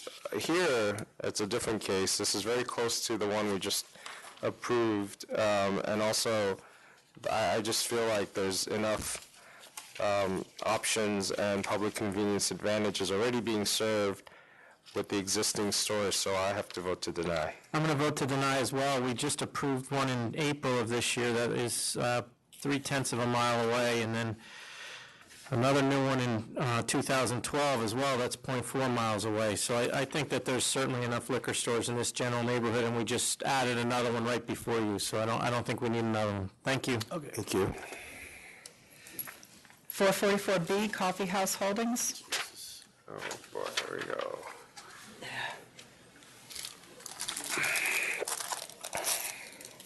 I think there's opposition. Okay, I've heard. Please, come on up. Put your name for the record. Are you all together? You can all come up together. We're going to change this, though. We're going to have one spokesman, but you can all put your name on the record. And you can whisper into that person's ear things you want to say. Okay. My name is Judy Vining. I'm the Executive Director of Long Beach Aware. We're here in opposition. Friends can put their name on the record. Okay. Hi, I'm Jackie Raphael. I work at Long Beach Aware. I'm a social worker. Jen Stein, Prevention Specialist, and I also grew up in Long Beach. Lynn Marcel, retired middle school guidance counselor. Okay, first we're going to go on the record as saying that there were a lot of opposition from the PTAs as well as the parent groups, but this is a vacation week, and so child care issues come up. Anything that was sent to us, I can tell you I got it and we read it. We read it. Okay, so what I'm going to add to that is that the research indicates, and I don't know if you got that, that I got that. You did? Yeah. Okay. So our rates, our 2015 rates for the city of Long Beach for past 30-day drinking, our 12th graders are 75% versus 58% for the state. Our rates are way up. We were warned after Sandy that in communities that experience natural disasters, it was very often not only rise in underage drinking rates, but drinking rates in general. And to expect that from 6 months to 2 to 3 years out and to continue. We know also that one of the things that really impacts underage drinking, it's well researched, PIRE, which is the Pacific Institute for Research and Evaluation, as well as CAMI, which is Center for Alcohol Marketing to Youth at a Johns Hopkins School of Medicine, have lots of documentation on the number of outlets that directly impact underage drinking. We love our Starbucks the way it is. We love the fact that it's a safe place for our youth to be. You have letters from, I guess, I know the city council, our assemblyman, school district, the school board, who am I forgetting, our county legislator, all in opposition to this. We on Long Island, as you know, don't have the luxury of a community board, but I would put before you that the very people who have gone strongly on record are the community, are the people who represent the community, and we would ask very, very strongly that you do that. And just for my clarification, are you aware of how many licenses Starbucks has in New York State right now, approximately? I'm aware that there's one in Brooklyn and How many? one in New York City that I know of. 2, I think, right? Oh, 8 now? Yeah. And to my knowledge, we have not had one issue with any of the 8. And again, that may be the case. We are looking at our community, where we are 3.5 square miles. I get that, but I think that there's a level of concern that, I understand. The level of you don't concern want is your the kids being no, exposed no, to no, it, no. but they're not going to. That's not the level of concern. The level of concern is the amount of outlets we have in our community. Okay. That's the level of concern. We have 90 plus in 3.5 square miles. Okay. We can't, and also the location of our Starbucks happens to be directly next door to our public library. And it is a place that our kids go and safely hang out. But that is not Starbucks' problem. You know, that is a community issue. Our community issue is that we have reached our saturation point. Okay.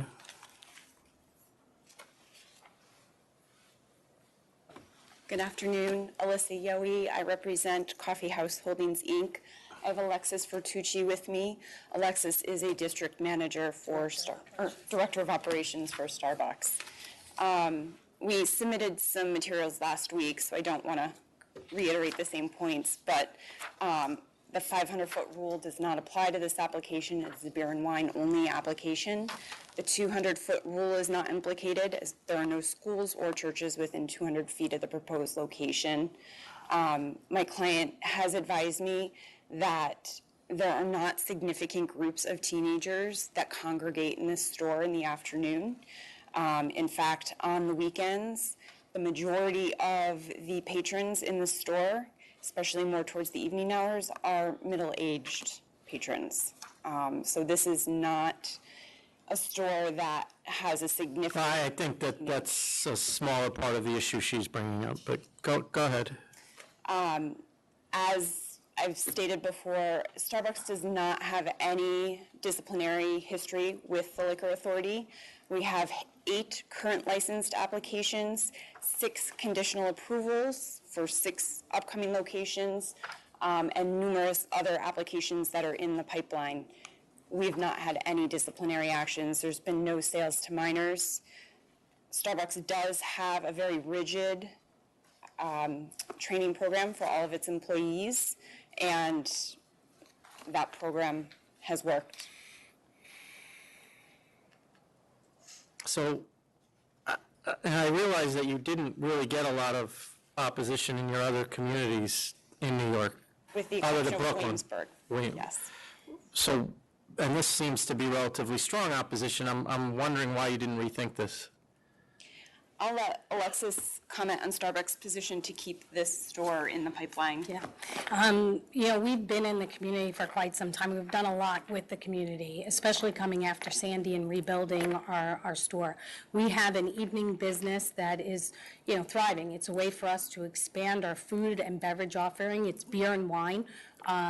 The only opposition that we've received is through this group, and I personally met with this group and asked, hey, is there anything that we can do differently that would help you, help us come together as a community? And they said no. They said, pull your application. But, we stand here today. There are many customers that would love the opportunity to come. No, to I understand that. Yeah, I get that. Do you have anything? No. Well, do you want to respond to something, please? One of the things that the reason we went to Starbucks and asked them to withdraw their application was because they on their website talk about being an integral part of a community. It is not just this one organization that's opposed. You have the entire city council that represents the city of Long Beach. You have the entire Board of Education that represents all of the children in the city of Long Beach. You have our state assemblyman who also represents Long Beach and the surrounding communities, all on very strong record, and our county legislator all on record as saying they do not want this to happen in our community. If there were in fact a community board in the city of New York, I think I heard you say before one case, you know, these people.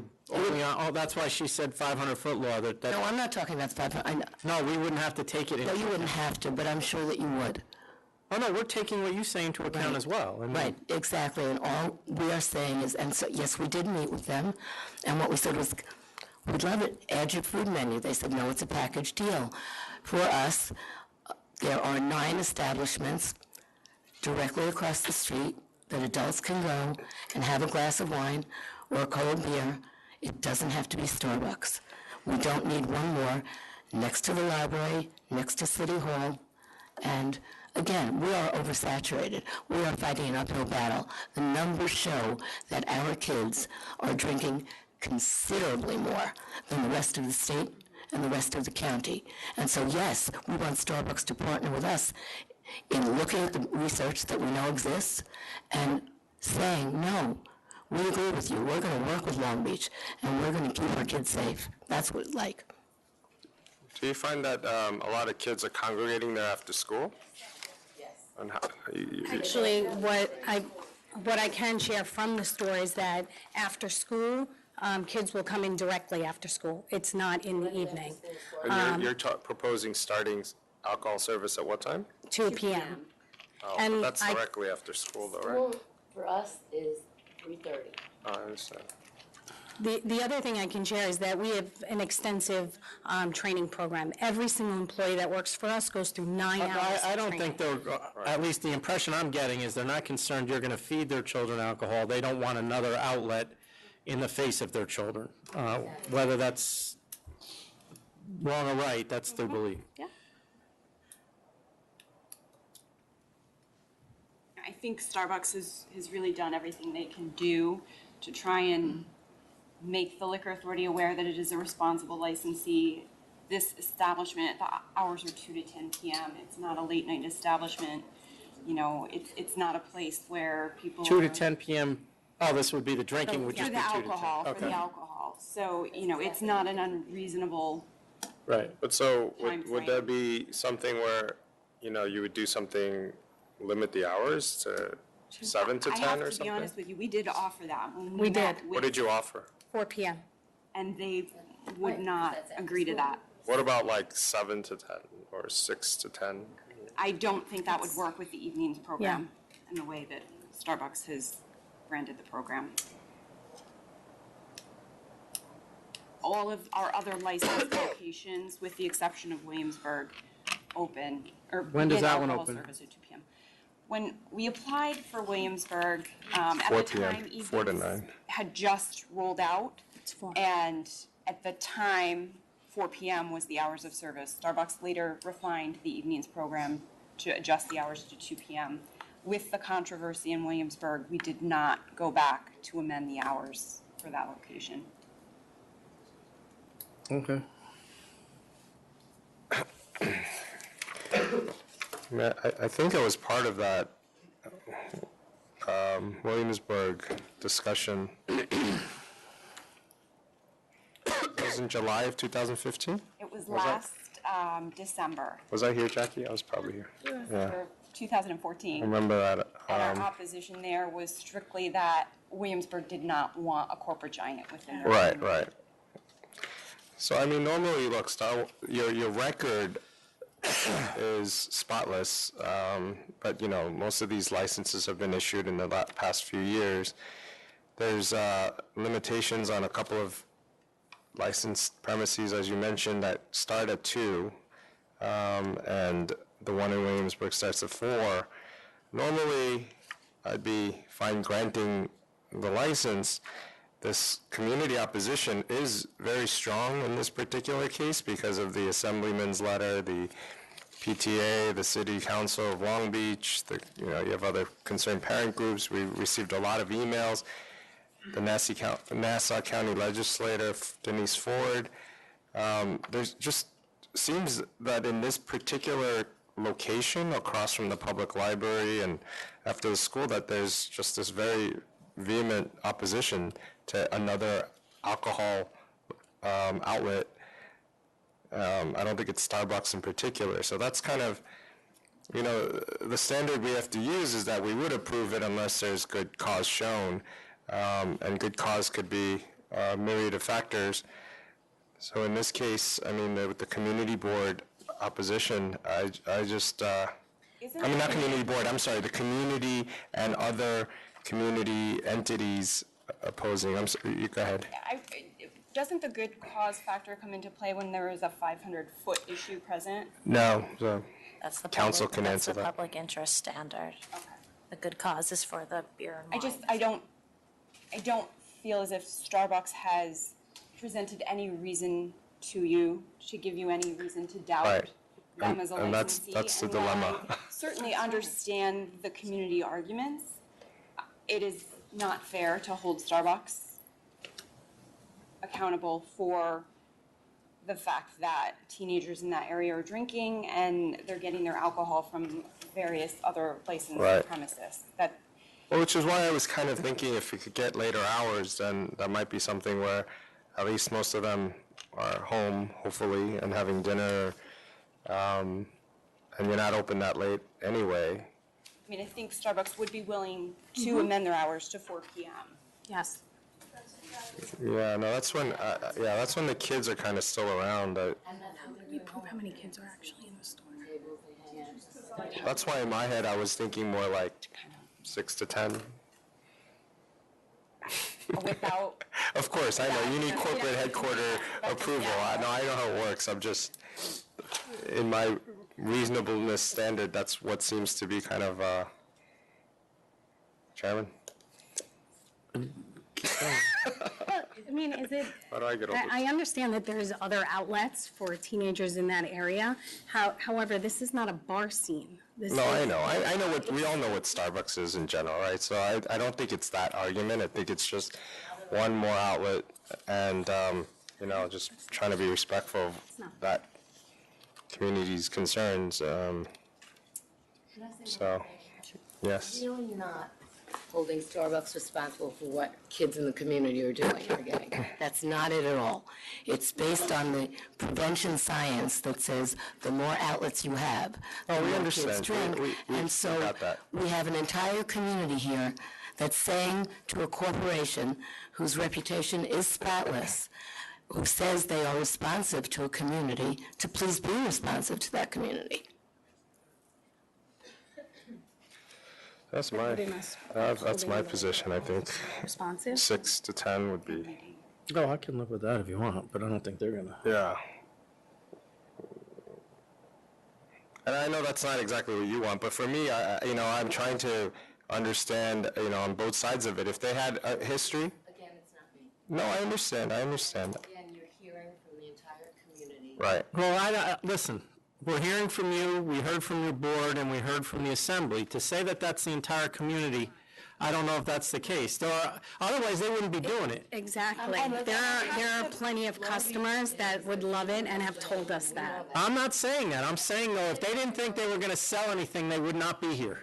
I'm sure they'll sell it. So there are people interested in this being there. Absolutely. And I have to point out that when 30-day notice was sent to the city clerk, no objections were ever received. We were never notified. No, there's obviously a segment that is against it. I'm not going to deny that either, but.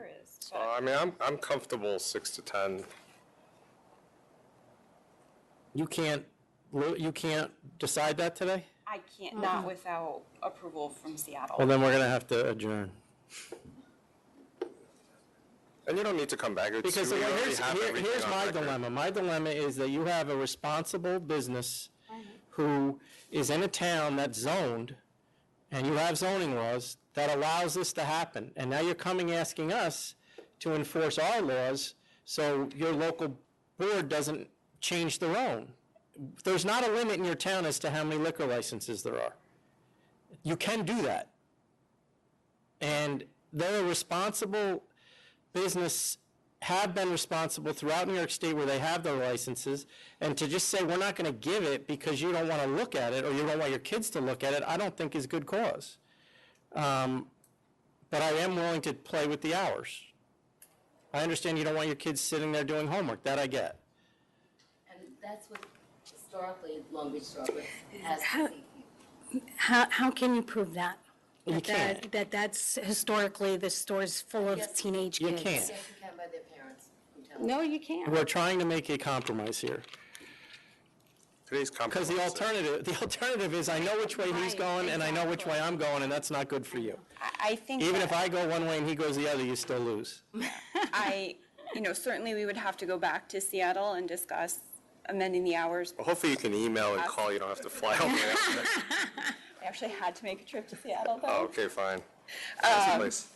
But that aside, I think that, Starbucks did attempt to work with this community. It's not as if Oh, no, we we understand that. And and really did try here, and the response back was no. It's unfortunate that you happen to be the number. Yeah.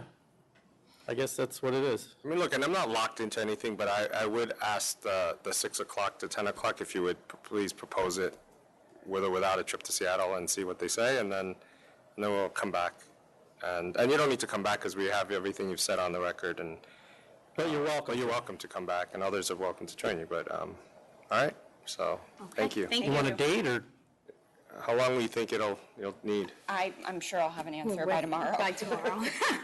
Well, when do we need to? They're 3 hours You want to just go out there and do a call? We could recall you by the end of the day, and then you can save everybody a trip. That would be great. Yeah. Okay, great. We'll recall you. Yes. Great, thank you. Thank you. 374, max delivery 2. I think this is quick. I think this is easy. Good afternoon, Mr. Chairman, Commissioner Kim. Robert Skeen, Skeen Law Firm, representing Max Delivery 2, LLC. With me today is Chris Saragusa, who is the principal of the company. This is for a grocery store beer and wine product license. I believe the issue in concern was the size of the premises, because it's mostly a bicycle delivery type of operation.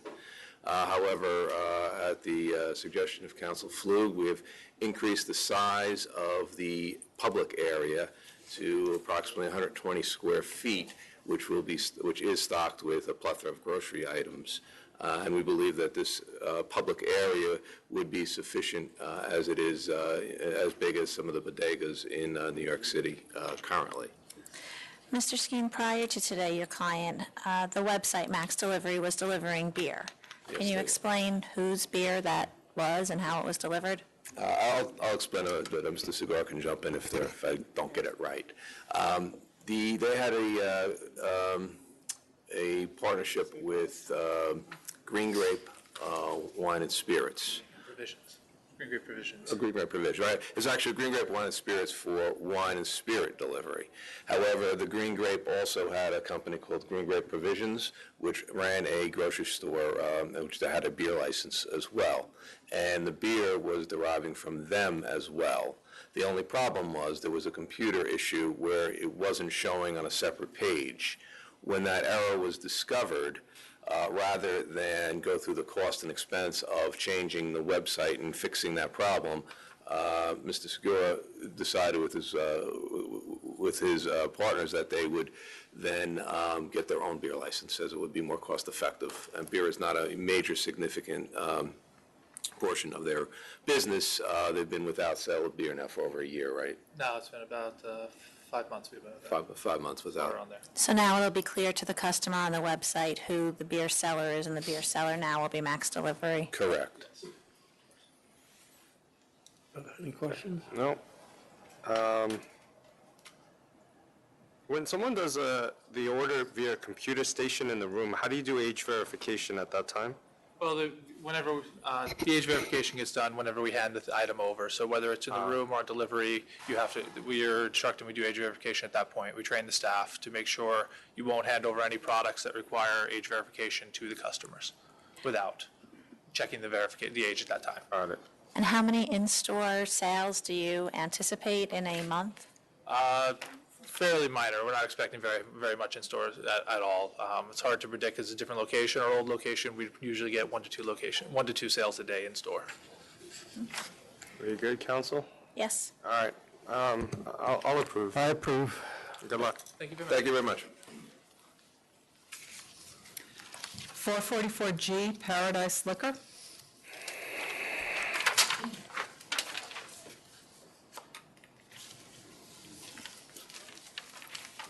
There's also another close liquor store for 444F, Washington Spirits. This is close to. No, they didn't, no, they asked for an adjournment. What's the other number? Yes, yep. Do we do F already? No. We didn't know that. Okay. Good afternoon, John Springer, again stepping in for Attorney Tazaki, who is ill. With me is Renzi Tavares, the principal. I know there's some opposition filed, perhaps you'd inquire. Is there any opposition here? I don't see any. This would be a 540 square foot store on Kingsbridge Road in, I guess this is the northern part of the Bronx. It's much further north than the other applications you heard earlier. I think the location's good because it's got shoe repair store, deli grocery, Chinese takeout, income tax place, deli, a 99-cent store, a hair salon, a library, computer store, subway shop, a vitamin shop in close proximity. I know there was a map submitted by King's Wine and Liquor. The map that they, if you've seen it, makes it look like it's only 4 blocks back. In reality, this is how far it is from that King Wine and Liquor. It's down around the bend, across the Grand Concourse, on the other side of Poe Park, way down south of Poe Park. So the diagram that was submitted by the opposition is a bit misleading, and the distances are further. That store, King's Wine and Liquor, although they had a dip from 2011, 2012, they've been steady at $745,000 for the last 2 years in a 900 square foot store. I think that's a very old store. Net freeze has gone up, they had a big jump from $728,000 to $915,000. North End, they had declining sales, but they're still $7.5 million. They've been around since 1941 with a 4,000 square foot store. We think this location and this application would be in the public interest. The applicant has Is V&V Liquor Store open? Do you know? 220 East 198th Street? We don't know. We're not sure. I'm not sure. I believe the applicant had a grocery store beer license. He tells me he had a good record with the authority, and I think he'd be a good operator. Does he have any connection with Limaris Heredia? No, I noticed that yesterday when I was looking at the history location. I asked him about it this morning. He says it was news to him when I told him. He seemed genuinely surprised that somebody had applied there. I'm not sure what the issue was. He said that he was walking the neighborhood and saw the store, and when he talked to, I guess the landlord was around or something. So you don't, sir, you don't know Limaris A. Heredia? You never met her before? No. You don't know who she is? Or Lily's Group Corporation? Never? And is V&V closed, or he doesn't know? We don't know. Again, I apologize for that. As I said, Attorney Tazaki's got 103 temperature, and I got as much as I could out of her.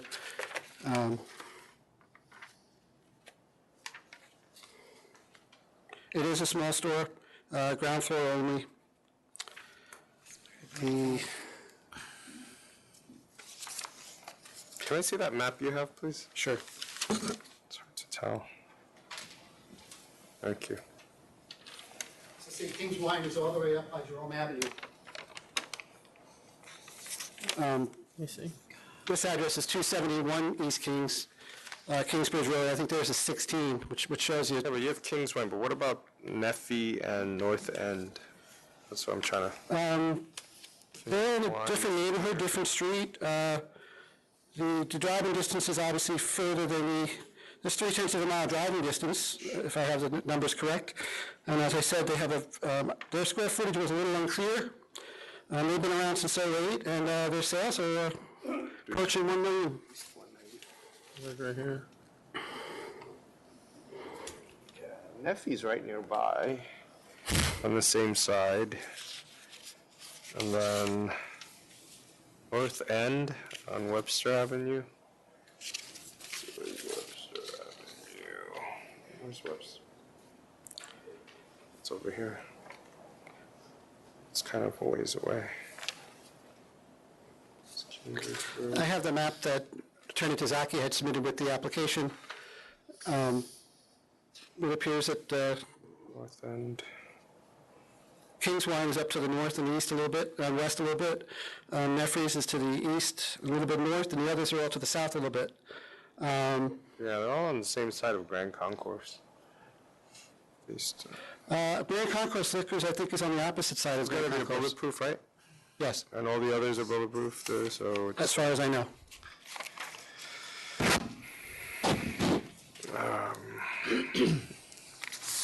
I don't know. If the V&V were closed, I'd be more inclined to just approve it, but, you know, the sales are up for two, down, one flat. We just issued a license 3 years ago, 0.4 miles away, and there's very large stores nearby. I just think that you're probably not going to need another one right there on the same side of Grand Concourse as Neffry and North End. This is a walking neighborhood, and I did point out that this is like a little commercial corner there on East Kingsbridge. On that, also, we had that park there. We had that large park. A lot of people in this area walk. I don't think they're going to necessarily walk all the way up to Grand Concourse to some of those stores up there on the other side of the park. Yeah, I just don't think there'll be added public convenience and advantage at this time. So, I mean, unless V&V is closed. Can we hold this over so we can investigate that? Yeah, sure. I mean, or if maybe we can find out. Somebody can call or something. Did they? Why do you suspect that? They didn't respond to the notice? Right. May make a phone call. So we'll make a phone call. We'll recall you here. Okay. I have other cases. I'm going to deny unless that's closed, then I'll approve. Because, We're going to see if that other store is closed or not, so you have to wait. what, the next item? Yep. Okay, 444F, Washington Spirits.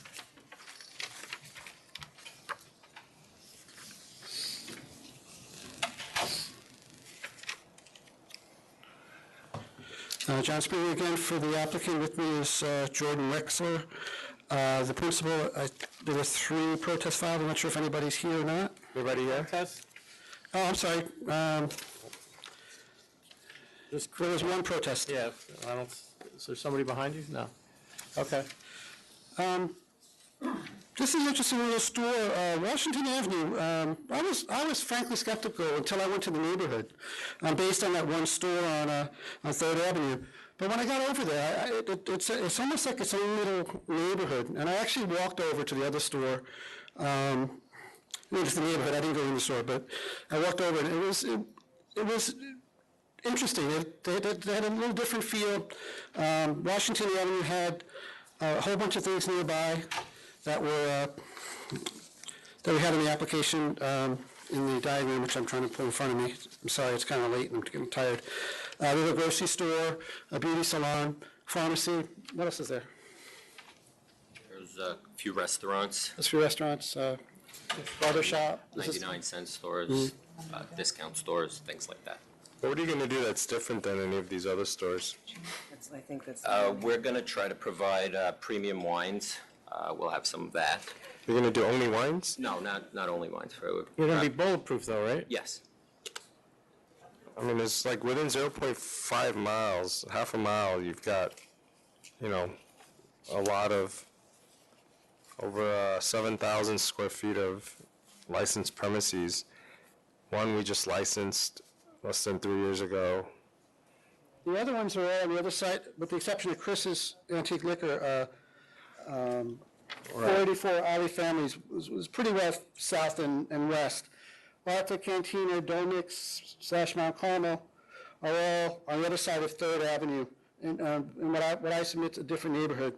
Chris's Antique Furniture, they've had increasing sales. They went from 371, after a brief dip in 2012, 371 to 438, which is a very healthy jump. Based on the parking, when I was there, it would not be convenient for the people on Washington Avenue to go over to 3rd Avenue. Also, there's a whole section to the west of Webster Avenue that this would be more convenient than going to 3rd Avenue for liquor. You know what it is, when people submit these applications and you give us a map like this, it makes it just so difficult to really gauge the different distances and proximity and... You got the streets, the distances are there? No, I have that too. I have that. And then this map doesn't even have, No, that's a doesn't it different go down, neighborhood. yeah. These maps just don't reproduce well. When they get to licensing, they don't reproduce well when they scan them. Do you have a copy then that's better? It's a very densely populated area. Every building there has 5 Here you go. floors, 30 This is apartments 3rd or so. Avenue. This is Washington Avenue, 3rd Avenue. It's like right there. There's a laundromat there as well, a grocery store, beauty salon. You live in Long Beach. Why did you select the Bronx? I work over there. He's in property management. It's a market. Yeah. Well, I mean, it's fine for competition, but it's like... Yeah, I mean, I see Chris Antiques, it's kind of right there on 3rd Avenue. That's not too far from what you're proposing. Well, that store is twice as big. It is on the main avenue. Yeah, no, I think if you had proposed an open store, I'd consider it, but given it's another bulletproof store with the proximity 0.1 mile away from a 1,200 square foot store with 7,000 square feet of licensed premises within half a mile, I vote to deny. I vote to deny as well. We did issue a store nearby, or in 0.4 miles away, in May of 2013. While some sales are up, others are down. Of the 5 closest stores, and even the ones that are up are not up significantly, except for the closest store. So I just don't see the need, particularly since it is a bulletproof store. So I vote to deny. Thank you. Okay, thank you. Did you get a call? No? Mike is trying for me because I wasn't. Okay. We got Starbucks You got back. Starbucks back? You want to recall Starbucks back? Coffee Holdings? Recalling 444B. We spoke with corporate. Would It's you funny when you say corporate, yeah, go ahead. would you be willing to agree to hours of 5 to 10 p.m.? So I thought about that. The thing is, the reality is kids are going to be around. Did they already pre-authorize you to do 5:30? They've actually given Alexis sole decision-making authority. Oh, really? Oh, Mrs. Ben, let's focus on you. Yes. No, I mean, the reality Are you of going to be kids. getting a call from Mr. Schultz later in the evening? She might be. Maybe. No, but the reality, I'm just thinking very practical terms. Kids are going to hang out, then they're going to have to go home for dinner, right? So maybe if you could start it at 5:30, and then it's the responsibility of the parents to get them home for dinner and away from Starbucks. I know it's not a big draw, and I think it's like what happened in the previous case is you start off and you show the community that you're willing to work with them, and I'm sure if you know that this is a big concern for the community, I mean, I have no power to do this, obviously, but, you could always do programs that are centered around alcohol awareness for teenagers and things like that, and you never know. You become a good partner, and I think they would see how it is in practice, and then maybe you can work something out that's better. Yeah, we do, that store in particular does many community outreach programs. Sure. And it has done with Long Island Aware, so that's not an issue. So do We you were think willing to 5:30 work would with work? since you have sole Pushed me back authority. from 2 to first 6. You can't Well, give now me they 5? came back. No, originally you asked before, we Right, all right, so would you go with 5? Would you go with 5? I know what the message, We still have a packed room. yeah, I mean, right. 5 o'clock is still left. Yeah, that's why I'm just saying 5:30, I mean. So then it's with 6 o'clock, and if we're open until 11 p.m., if we extend our hours in We're 10 PM. 10 p.m.? Yeah. Okay. So it'll be 6 to 10? Yes. Okay. All right, thank you. We'll go with it. Thank you very much. Thank you. Thank you. Go with that, Chairman? Yes. And then you and I are going to have a talk about this calendar. Can I get the 5:30? Get used to it. Can I go with 5:30? I didn't. I said 5:30, so, I mean, 5:30? I have to say 5:30 is, I think, reasonable given the position here, so that's my vote, but Chairman? Yes, 5:30. All right, thank you. Got it. 381 Galaxy Bar and Grill. Good afternoon. Jared Cooper on behalf of the applicant, Galaxy Bar and Grill. It's a disapproval hearing. Save that. Oh, yeah, okay. So there was a disapproval and then, There was a disapproval because apparently the ALJ didn't determine, they have a finding that was in compliance with the standards that you imposed, so you found another ALJ. I don't think that's accurate. I think the the first ALJ didn't do what they were required to do and impose a hearing where they review the board's decision. So then it was sent for an ALJ to do that. so our our denial got upheld. Yes. Okay. Yes, and I stay with it, so I deny. I stay with it as well. Consideration. Thank you. Thank Can you. you give that to Kerry, though? That's for the file. All right. What's the matter? No. It wasn't mandatory. No, we were just No. letting you know that, yeah, you didn't have to. You could have called and said whatever. Yeah, sorry. 396 For at the- the bar. Kerry, for the file. Yeah. For your file, Oh, for my file. on her. Oh, thank you. What's the number, Jackie? Sorry, 396 at the bar. Because we're going to have a conversation. We pulled it already. Okay. Hi, good afternoon, everybody. First of all, Happy New Year. Haven't been here since last year, so it's nice to be back. My name's Neil Vasaki. I'm here representing two applicants, Mr. Burrito, Mr. Impagliazza at the bar. On the website, the question to be considered is the principals were previously disapproved of this location. Before I talk about some distinctions that are pretty important, the community board, had zero opposition. They actually came to the location. There were a couple of things that they made a stip to, but they were happy. Additionally, there was a 500-foot rule hearing, and we distinguished my client's location from the other 6 locations. So do you know what the community board's position is at this time? I'll be quite frank, I don't specifically know at this moment, but I would imagine that they absolutely have no problems with this. They would have reached out to my office. My client, Mr. Impagliazza, is very close with the community board. He has a restaurant, actually. He has one license that's active right now, the Blarney Stone.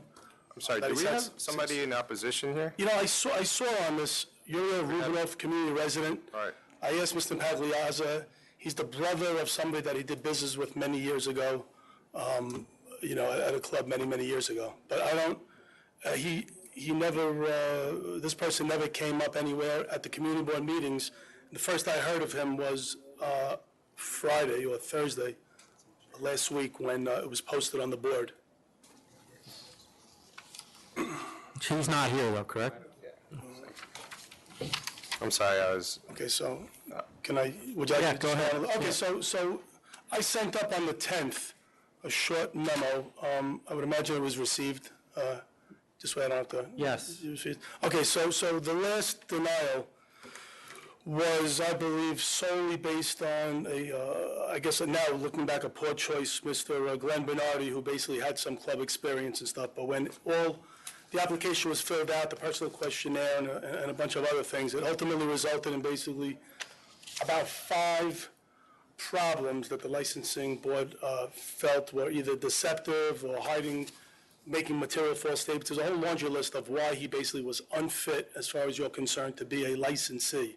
Nothing in that denial letter had anything to do with Mr. Burrito, who's here with me right now. So to continue the project moving forward, Mr. Burrito and Mr. Impagliazzo are moving forward. Mr. Impagliazzo is now the landlord of the building. He's been the landlord of the building for a little over 4 years.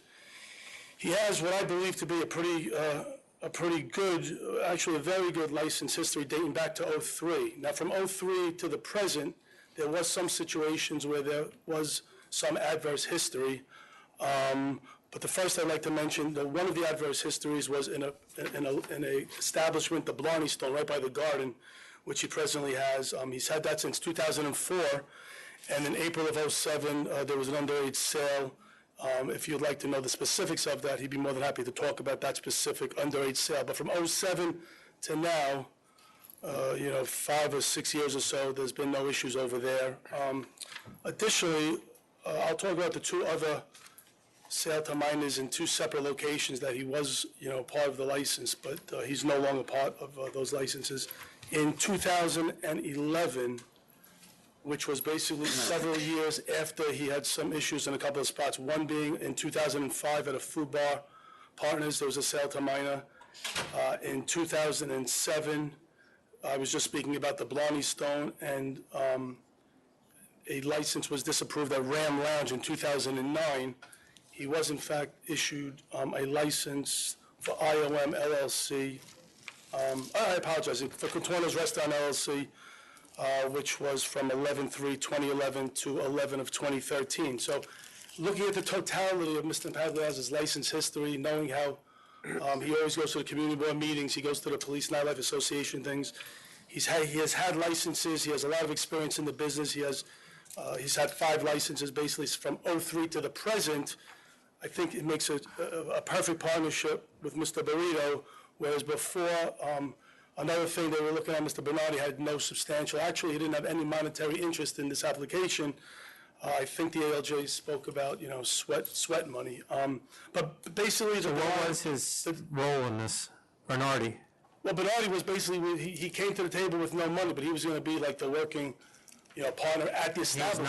He's not now. He's no longer associated with He's not this. involved in any All the way? problem- Because one of the allegations is that the landlord was going to act as a straw person for Mr. Bernardi. I never even met Mr. Bernardi. When I took this case, I got. You haven't, but you must know Mr. Bernardi. I do know. Is he going to be involved in any way whatsoever, managing, consulting? No, sir.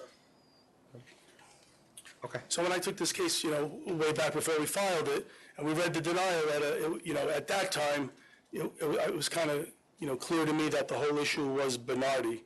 And, when it came to my office, ultimately, with Mr. Impagliazzo, we looked at his license history and, some disciplinary matters, looking at the totality, I believe he'd make an excellent applicant. Are you getting a cabaret license or no? You are? Yeah. Is this a 50/50 LLC? 100% in the zone. No, I mean, I see that, No. between the two of you, Oh, between them, yes. and you're the only two. Only 2 plumbers. And Salon Logistics is, what kind of a company is that? Transportation, specializing in major retail.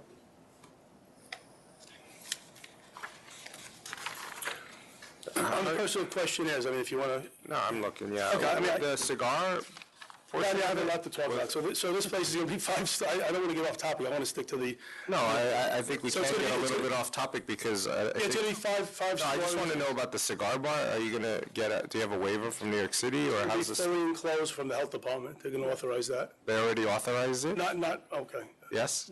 Okay. All right, any questions? No? All right, no, I think our biggest concern was Mr. Bernardi's role based on the prior board's disapproval and the failure to disclose his prior revocation. This is a 500-foot hearing, and the community board did support it. I was trying to confirm, because there was also some allegations about community board members and some people who may have had not the most proper motives for approving, but then, that's just an allegation that's not proven, and we did check with the community board today, and they sent back the same stipulations that were approved, and so based on those stipulations, I will vote to approve. I'll vote to approve as well, and you're aware that the stipulations of the community board, they require more security than you've actually said you're going to put in the application? Yeah, well, I don't have them at my fingertips. You're going to go by this? Exactly what the stipulation. All right, so I'll approve with those stipulations as well. Okay, good luck. Thank you. Thank you. 444C, 230 Broadway.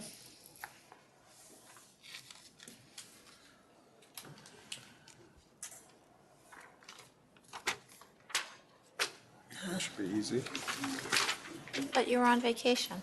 I never said that. Didn't I make a date to be here this morning? That's right. Good afternoon, my name is Frank Palillo, how are you? Good. So the whole big issue here is 2 a.m. versus 4 a.m., where the community board said they would approve if you would do 2 a.m. for 1 year? That's it? That's the whole issue. As you've been observing today, we've been trying to get compromises from people so that more people leave happy than unhappy. I mean, is that something that's off the table? I have noticed the compromise aspect, as I always have. However, intelligent man. However, as you probably have the submission that I've previously given you, this is an extraordinarily commercial neighborhood. But it's only a year. I mean, if they were saying forever, I'd tend to agree with you, but here they're just saying a year. Let's keep in mind that this is a lady who's worked for 15 years in various restaurants. Mm-hmm. She's being given her first opportunity. She used to work at this premises.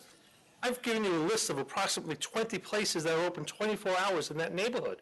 No one's sleeping, no one's being disturbed. There's no reason to curtail these hours. Did they give a reason? No, it's a blanket 2 a.m. in that community board. Every application is 2 a.m. That's up the area. That's the area? Extraordinarily commercial. Right. I think also you'll find the backing of the police department on this application. Say that again, please? You'll find the backing of the police department in that packet. 6 months? Commissioner Kim, I give all the time. All right. I see this is a very commercial area. And I don't like blanket rules like that, so. So I see, based on the pictures that were submitted, I'll in addition to all the places that are open all night. Yeah, I'll approve the 4 a.m. It's not a 500-foot law. Yeah, it's not a 500-foot case. I'll approve. Thank you. Thank you. You want these back? No, but yours, sir. Give it to Now I'm going on vacation. Enjoy. Did you turn that license in? I was going. That's not my question. The man of my word? Yes, of course I did. Thank you.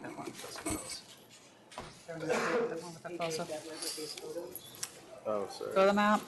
Okay. I probably did. This is it. 402, New Wine and Liquors. This is unbelievable.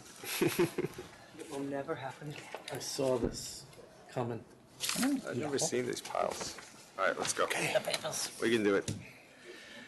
Good afternoon, Commissioner Kim, Chairman Bradley, Gene Anton for the applicant, and I have Ms. Verdana Verma here. I think we have opposition. Principal.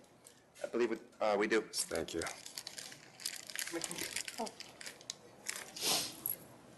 Please come on up. You can come and talk. Just put your name. Hi, my name is Helen Chan, Jericho Wines, and I oppose to this opening of the new wines and liquor because I believe that our community is already saturated with too many liquor stores. There's already about 20 existing liquor stores, and of that 20 existing liquor stores, there's like 9 within a 1-mile radius. And New Can you Hyde put the Park. mic closer to you, please? I can talk to you. Where are you from again? Jericho Wine. Okay. So I was saying there was about 20 existing liquor stores, and of that 20 existing liquor stores, there's about 9 that's within a 1-mile radius, and New Hyde Park is not a heavily densely populated area where there's like tons of big apartment buildings. Mostly it's a single-family residential area where people commute by driving, so it's a driving community. If you drive from one liquor store to another liquor store within 1 mile, it's very close together. So I don't think opening up another liquor store benefits the community. Thank you.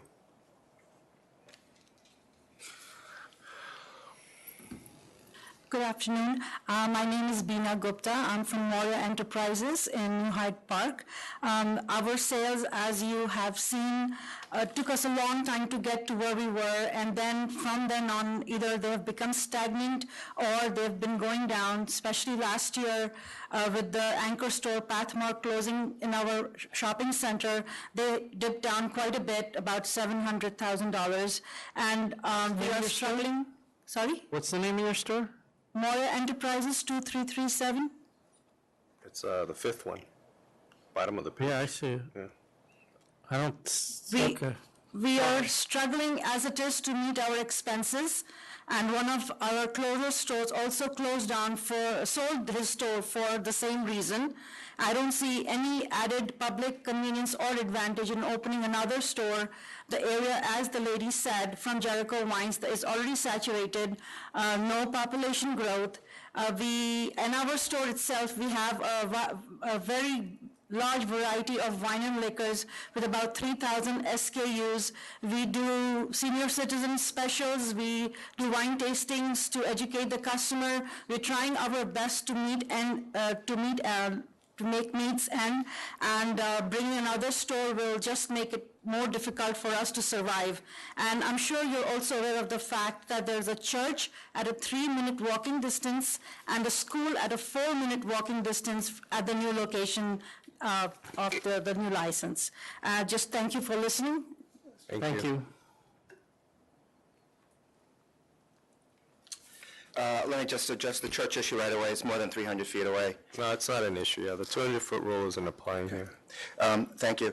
As far as the Mara Enterprises store, it is 1.5 miles away. It's located approximately 2,000 feet south of the Long Island, of the Northern State. Right by the Northern State and LA is a new complex going up. It's 244 new multi-million-dollar units. They're approximately maybe a 2-minute walk from Wine Market of New Hyde Park, which is Mara Enterprises, the lady that was just speaking.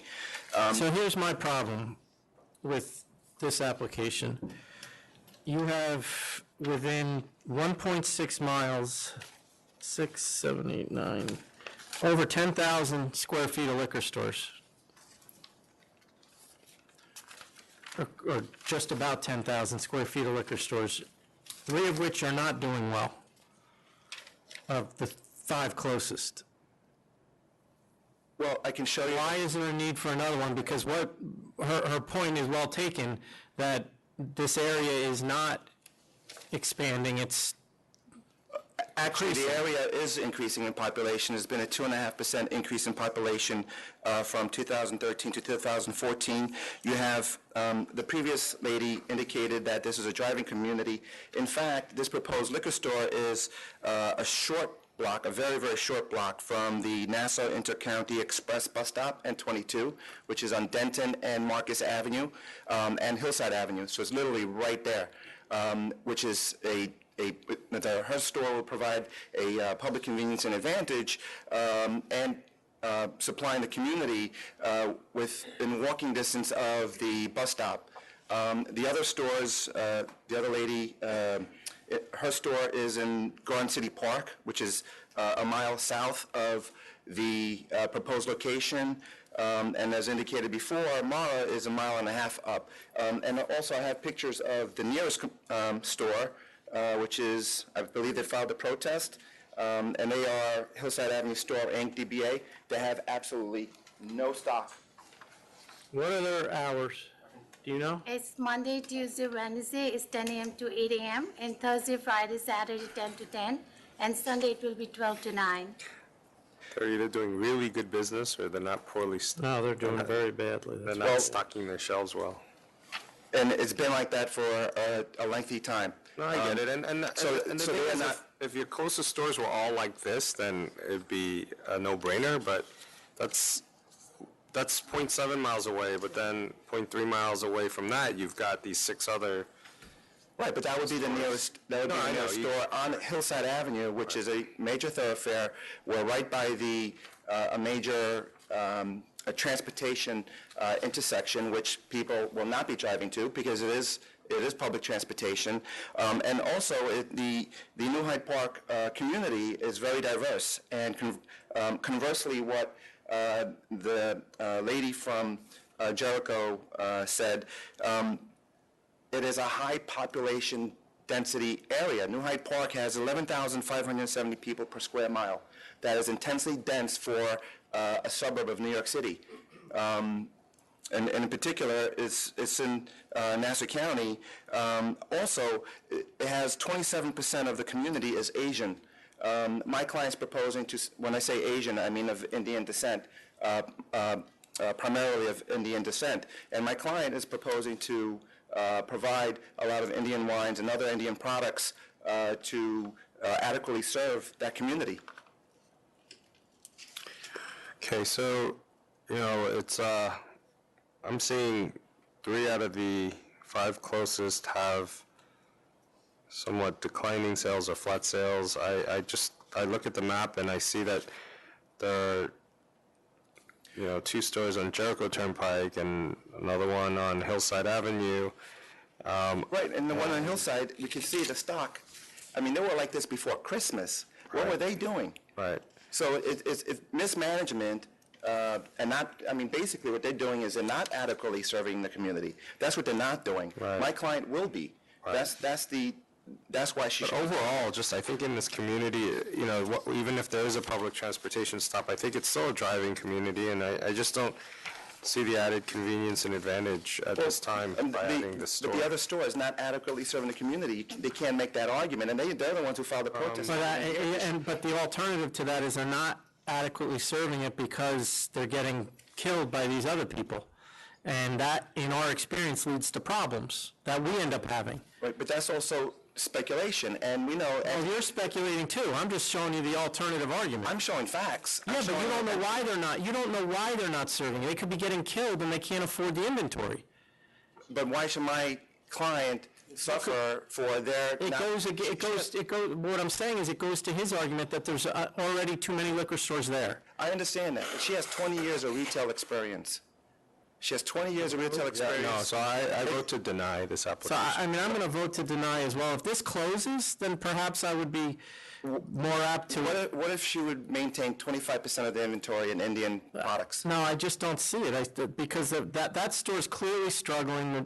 The 2 of the next 3 closest stores are also, their sales are decreasing, and 2.5 increase in population is really not an increase. To me, it's flat, and as these people pointed out, I'm aware from reviewing these applications that the area is struggling. So I just don't see any public convenience or advantage. So I'm voting to deny it as well. But my client also pointed out that this particular store, the one on Hillside Avenue that's closest, that has no inventory, it's been like that for years.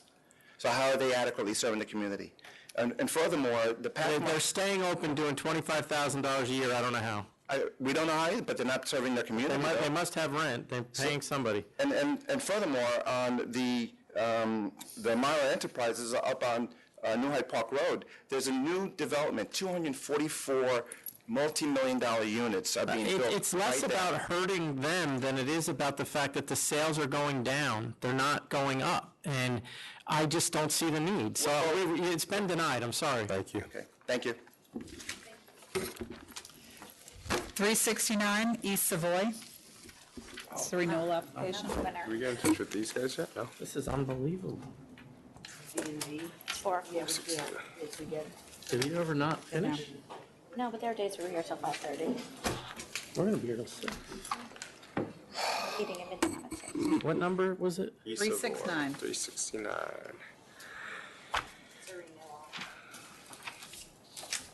Good afternoon. How you doing? Junior Kelly.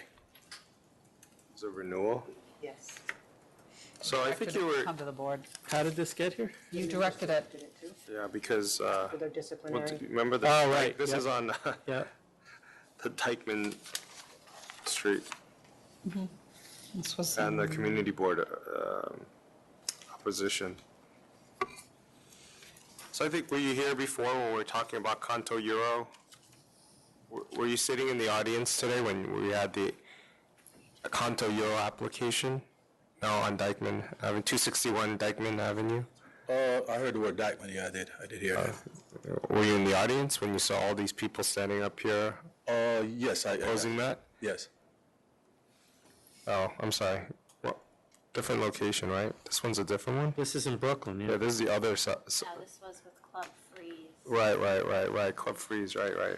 Yeah, mine was, My because my apologies. corporation was resolved by proclamation. I had to basically pay the, So you've had some, Taxes. you're having a lot of problems in the community. We're getting a lot of complaints about you. Are you aware of that? I took care of all of that already as I well. know, Yeah. but I think we're going to take care of some more right now. Because a lot of the problems seem to be things that aren't getting solved.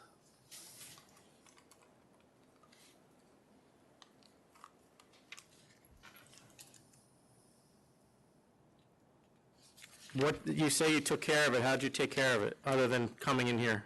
Well, basically, taking care of all the, Go ahead. as far as the noise, that's the only problem I was having with the community board, as far as I soundproofed the place, which I did do that from the prior time we met.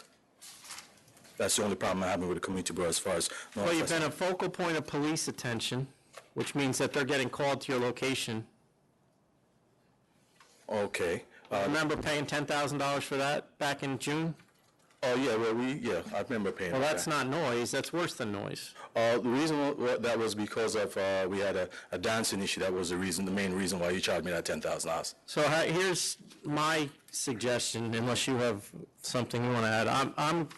I'm going to ask that there's no live music, no karaoke, no promoters, and no DJs. And that you shut at 2 o'clock. Wow. That's totally going to be, it's totally hard to compete with what's going on. Yeah, but you haven't been competing. You've been basically not controlling anything. I've been in business for almost almost close to 9 years, so I would presume that being in business for 9 years, there's going to be a situation where the police is definitely going to come in and find some sort of situation. You know, if I was having this situation happen every so often, but I've been in business for almost 9 years, and within 9 years, I think I've such a good record. You don't have a good record. I've only In been here once. 2014, you got at least 12 charges. That's the only time I've been here, 2014, that's it. That was the only time I was here. Yeah, but that's enough. You know, the way I look at it is, I mean, as far as I... So what changed, if you've been in business this long, what changed in 2014 that wasn't happening beforehand? What changed in 2014 was just that business basically picked up a little bit more, and basically that's what happened. And the police basically started, because Club Freeze was next door, you understand, more people kept coming into the neighborhood, and basically I was a focal point. But Club Freeze was the one that was really carrying on the problem. Do we have anything open Oh, you know, right so now? that's why I recall that. You know, what happened was, remember Ms. Weiss said, when Club Freeze had shut down in June, they were still getting all these noise complaints, and that was you guys. They were complaining about you because Club Freeze wasn't around. Even when I'm close, Police referral. basically you have a problem. I only have, if you look at that complaint, there's only coming from one neighbor. One neighbor. One person? One person. One person. His name is Keith. One person. One person. Turns around and asks me if I want to buy his house. I'm not there, you know, you understand? One person. If you look at all the complaints, it's only one person. No, we may have noise complaints, but what if, you got 3 disorderly premises complaints in February 2014, March 2014, another one in February. We got All those was not sustained, though. Those were not sustained. The only problem I had were sustained. Everything I just read was sustained. I don't remember those being sustained. Anyway.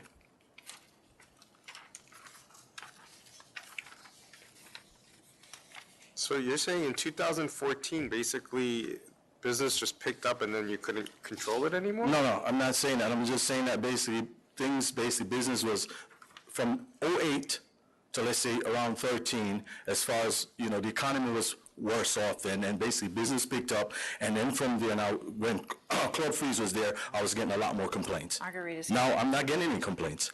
We just got one. We're pulling one off the computer right now. We're What? trying to get it downstairs in counsel's office. They say they have a recent police referral. That one, I'm not aware of that. Recent meaning, today, last week, last month? We'll find out. I They, I don't know. think, must have received it last week. Last week I wasn't open. I said we received Oh, it you last week. received I it. don't Okay, know the okay. date of the occurrence. And it's not just Keith, because we have an email from George Vizcarrando, who lives directly around the corner from your lounge, and he talks about, it's not so much the decibels of the music, it's the thunderous bass. This is December 15, 2015, and it causes his house to vibrate. I'm on a commercial block, right? Total commercial block. And basically, we do not have any speakers in the back of the building. We have no speakers in the back of the building. None whatsoever. There's no speakers in the back. The only way he can hear the sound is if the door is open. Okay, and there is almost 40 feet of yard space between my house and his house, and plus his house has another 40 to 60 feet.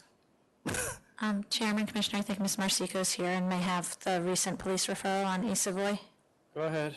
Yes. Why Sir, don't if you let don't her mind. Speak. No, I just, we recently received a referral from the 63rd Precinct Lieutenant Ardito. And the precinct advises that they're opposed to the renewal of this license. And they refer to incidents that have occurred there. Oh, so there's no new incident? The dates that they're referring to appear to span from 2013 to 2015. Okay. 2015? Yes. When was the most recent? Do we have that? We have I see 2014. one, August 21st, 2015, What was that? It's like assault in that the one third we- degree. Assault? That we don't have. We don't have that. What else? 2015? Yeah, there was a grand larceny of a motor vehicle, August 13th, 2015. I'm not really sure where that Yeah, I don't know occurred. about that one. What else? That's it? June 24th, 2015, assault 3 and related offenses.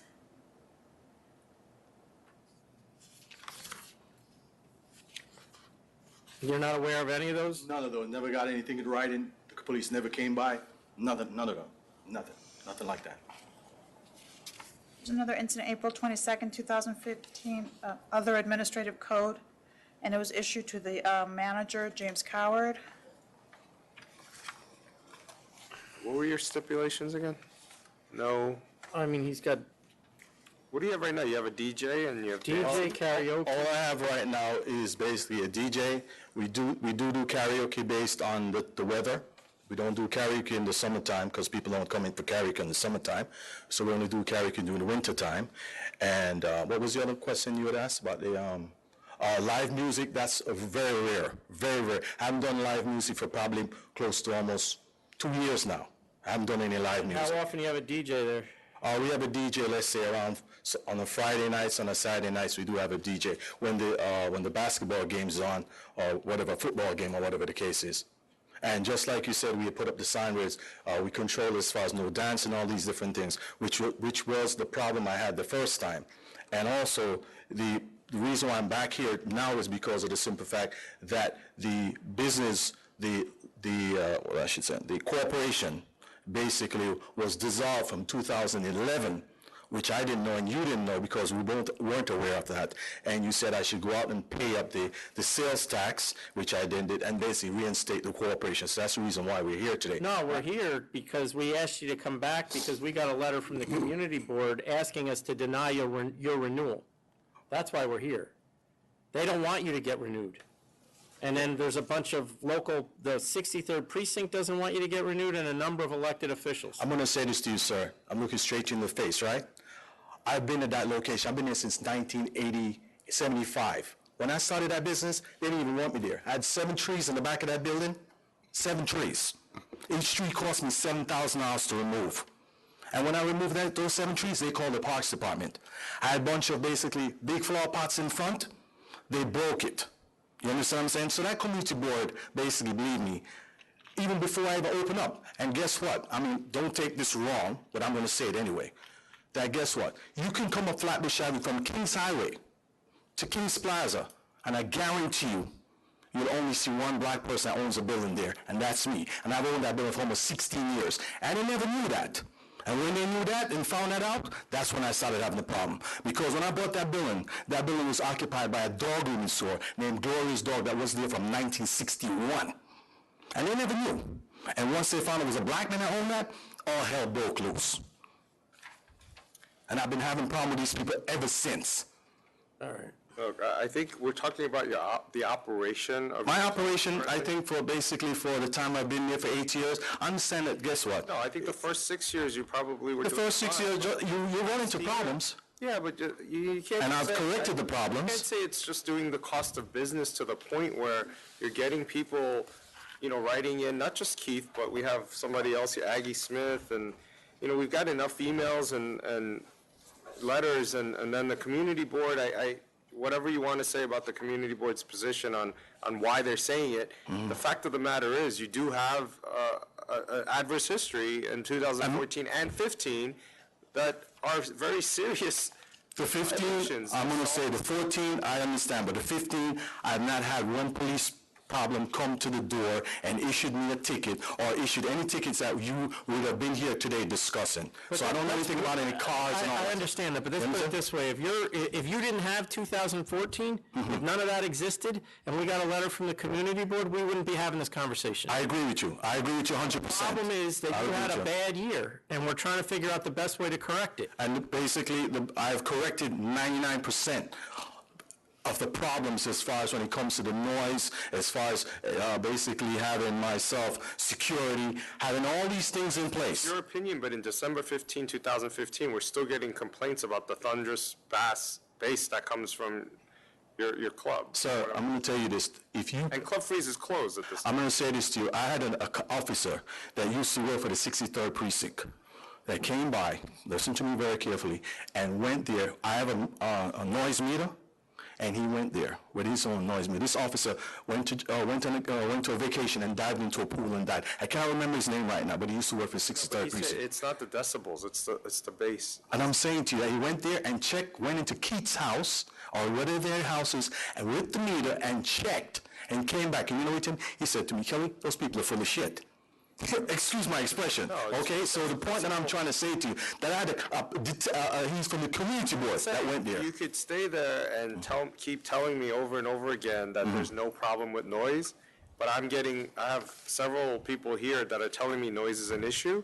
So either you fix it and do something about it. I already did all that and fix it. I don't have the problem anymore. But I'm trying to say How'd you fix it? I already soundproofed the entire back. Okay. When did you do that? I did that last year. Let me tell you what I have. I soundproofed the entire back, right? There was glass there. Okay? And what happened, there was glass, and I soundproofed the glass, and I put a gate, a roll-up gate, that's back there. Now, here's the next thing. When the wind blows, the roll-up gate makes noise. And they call me and complain, and I'm like... Well, that's not our problem. You know, what do you want me to do? You know, when the wind is blowing and the gate makes tick, tick, tick, tick, these people complain. The roll-up gate. Needs to be something. Well, I mean... You know what I mean? They make so much problem. I have a roll-up gate in the back. Where do you go to see two gates? How long are you open during the week? You open till 4 a.m. every night? No, sir. No, we open until around 2 o'clock. Every night? No, 2 o'clock during the week. And then Friday and Saturday, 4 a.m.? And Friday and Saturday we open until 4. And, go ahead. Who's he? No, he's just here with me. He's part of it. I don't know. We already soundproofed it, or you have soundproofed everything. You have licensed security guards now? Licensed security, soundproofed everything. Removed the tint from the windows, did all of that. Did everything that they asked for. You're allowed dancing? No, we put up signs. There were signs there, and we put up no dancing. You gotta enforce it. And we enforce it, yes. Everything is enforced. Everything is in place.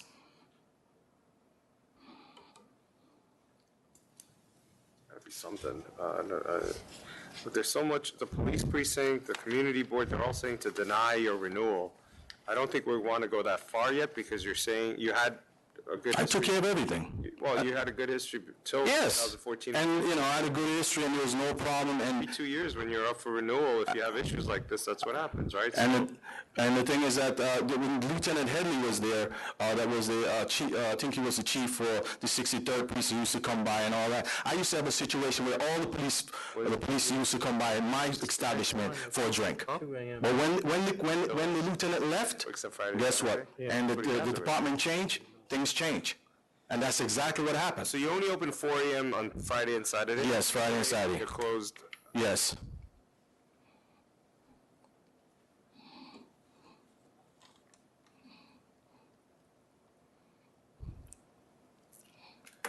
So 3? Yeah, that's something. I think we got to do something to, you know, until you can show us that you really don't have these issues anymore. To, you know, he was proposing 2 a.m. closings, but I think that's a little harsh for Friday, Saturday. If you've really truly fixed all your issues, I'd say we do 3 a.m. for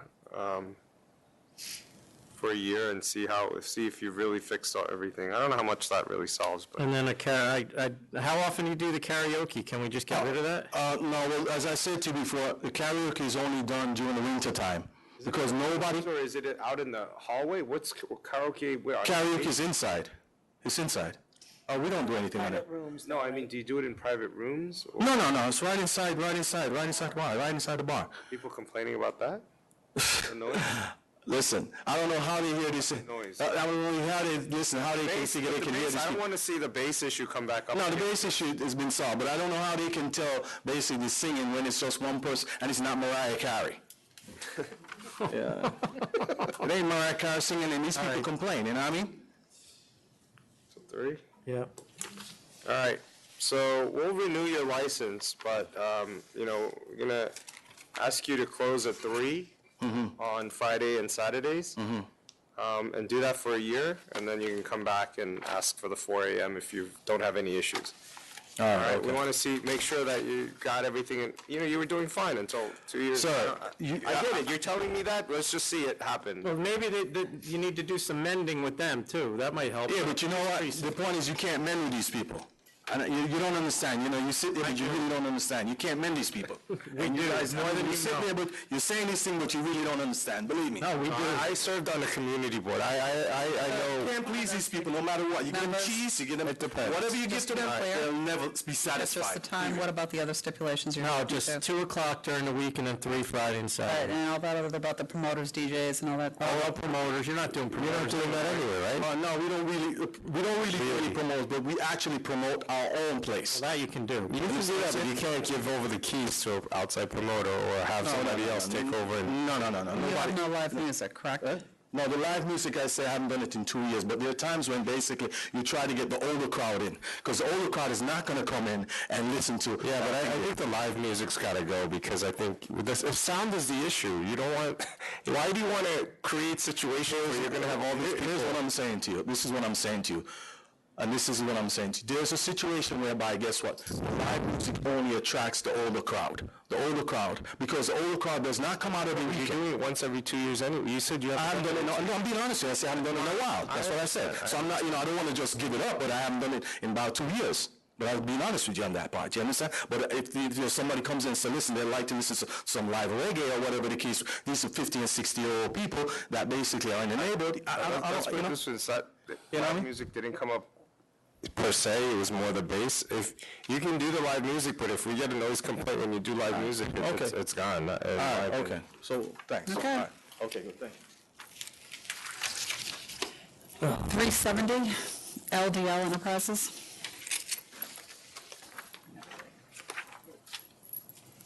No.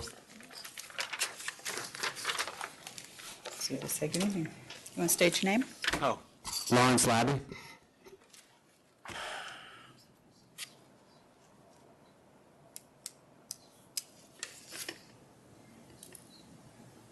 What are the hours going to be at your place? Well, we're currently open, 9 o'clock during the week, Friday, Saturday, 9:30. Just beer and wine.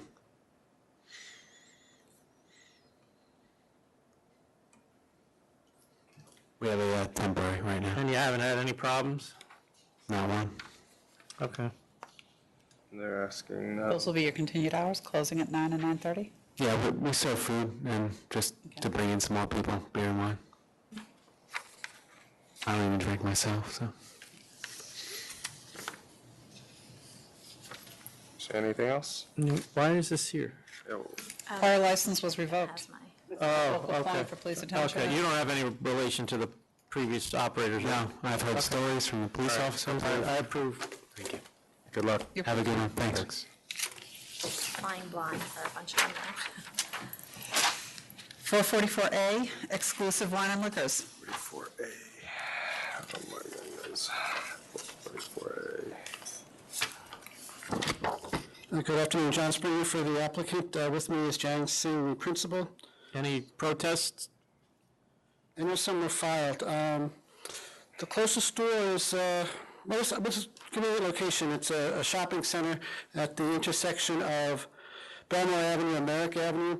There's a lot of off-street parking. There's a medical office, hair place, cards and gift store, pharmacy, nails, a grocery store, a gym, a bank, a diner, a gas station. There's a lot of things that draw people here. And what's drawing them here is they don't want to go up to Front Street where the Wallbounds is. There's only a couple of things, there's a Wallbounds and a Dunkin' Donuts, and the Bottle Warehouse is up there. So your client is, am I correct, your client owned a store until June of 2014? Yes, he sold that store. And then he had another one prior to that? He said many years ago, I think. Well, is it 02? Yeah, he had it from 2000 to 2002, and then from 2000. So why does he keep selling them? Why would you sell your store? Tell him. I'm Mr. Jang Singh. The first time I'm buying liquor, the 1999, and 4 years I'm operate. Then I'm sick. That's why I'm sell out that liquors. After that, I'm drive yellow cab just like this, and 2010 I'm buying the other liquors. Then I'm got retirement. That's why I think get a little break, but I get Social Security very little money. That's why I think again I make the other liquor. Chairman, I think there are other applications for East Meadow in the vicinity on today. Oh, really? Not that share the same. Who is Karan Morjani? The one my friend. So he's lending you money to open this? He gave me the loan. How much? 50,000. 50,000? Yes. How are you paying it back? What's the terms? Did you He submit a gave me the copy of back the 3 loan? years. So 3 years? yes, and he charged me 5%. 5%? Yes. I think it's 3%. Did you sign it? 3%. I think it's 3%. Okay, the agreement to do that. Is there another East Meadow? No. Is Mr. Morjani, is it a he or she?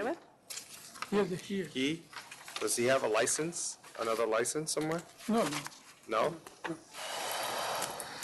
he has the other business. Excuse me? He have Business? yeah, they have the business on a credit card, machines, accounts, just like this. What's he saying? He says he's got a business, they sell and lease credit card machines and other things. So he doesn't have a liquor store? No, I'm alone. He's like fully loaning you the money. Yeah? I know he is. Are you putting any of your money in here? Just a little bit.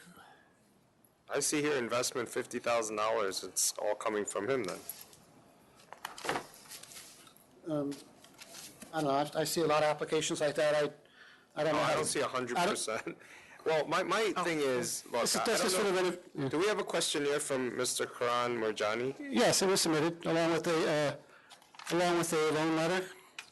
No, I see the promissory note, but is, I don't think we would have got this far without it, I don't think. no, I don't think we have a questionnaire from him. Wow, this- The From lender? this- yeah, the Yes, we lender. would. We Just- do? You don't. Oh, I don't you see it? No. I can. I bring just don't up, want it though. to be a situation where, Mr. Singh, because he's had 2 previous licenses, is really coming here, and Mr. Murjani is really getting the license with a $50,000 loan. I think if he wanted the license, he'd apply for himself. I'm not aware of. I don't know, that's why I want. He doesn't have any statutory disqualifications. He's, licensing's had his information, and I'm sure they vetted him, and I don't think he's ever applied for a license anywhere. All right, currently, his employment from 2011 to 15 is a business systems analyst at Philadelphia Processing. He lives in Philadelphia. Business system analyst before that in Hawthorne, New York. And he has no statutory. I understand your concern, but No? I don't think it's all that unprecedented. I've seen other applications like this. I borrowed money from friends to start my bar, and they all got paid. Springer, I understand, but you understand why I have to I do understand. All right, then, please. You don't need to explain to me that how people borrow money from other friends to start businesses. I get that. That's not what I still need to do my inquiry. That's part of my job. I understand. I'm just trying to be responsive.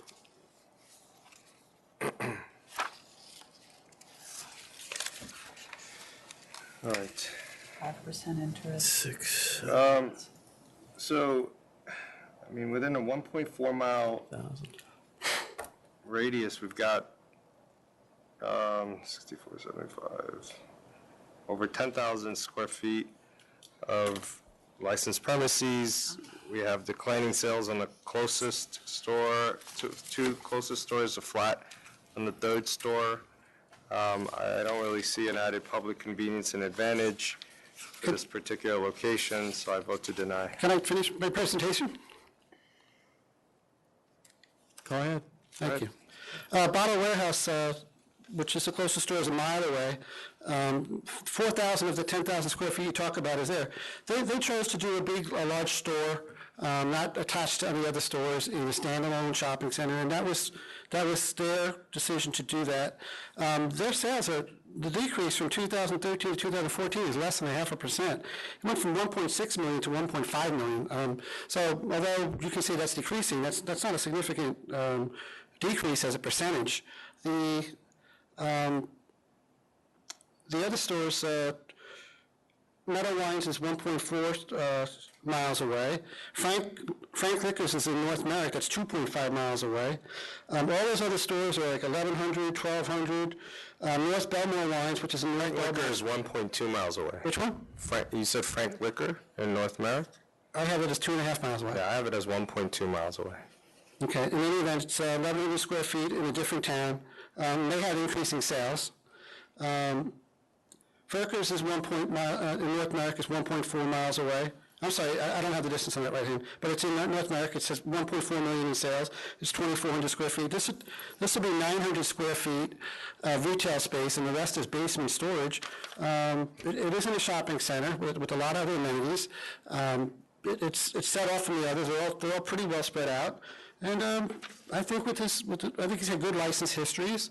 He wants to get back in the business, and I don't see the huge harm to the public. It can only be an advantage and convenience to have. I have to agree with Commissioner Kim. There are 10,000 square foot of liquor stores, 10,000 square feet of liquor store within 1.4 miles. And, what hasn't come up is we just issued one, Meadow Wine and Liquor, in May of last year, and we don't even have sales numbers or effects of what those sales are going to do to the other 4 closest. So at this point, I just don't see the public convenience and advantage. While he's probably a perfectly fine candidate, he obviously knows the business, I just don't think this is a good location.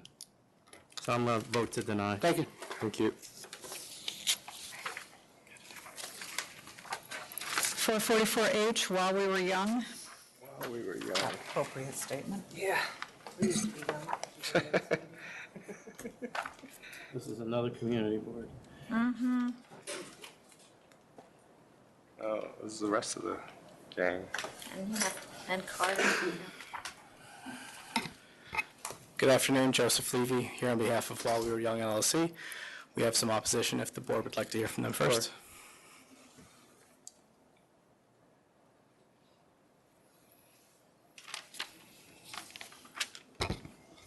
Hi, my name is Augustine Hope. I'm a 23-year resident of the West Village, and I'm the president of the West Village Residents Association.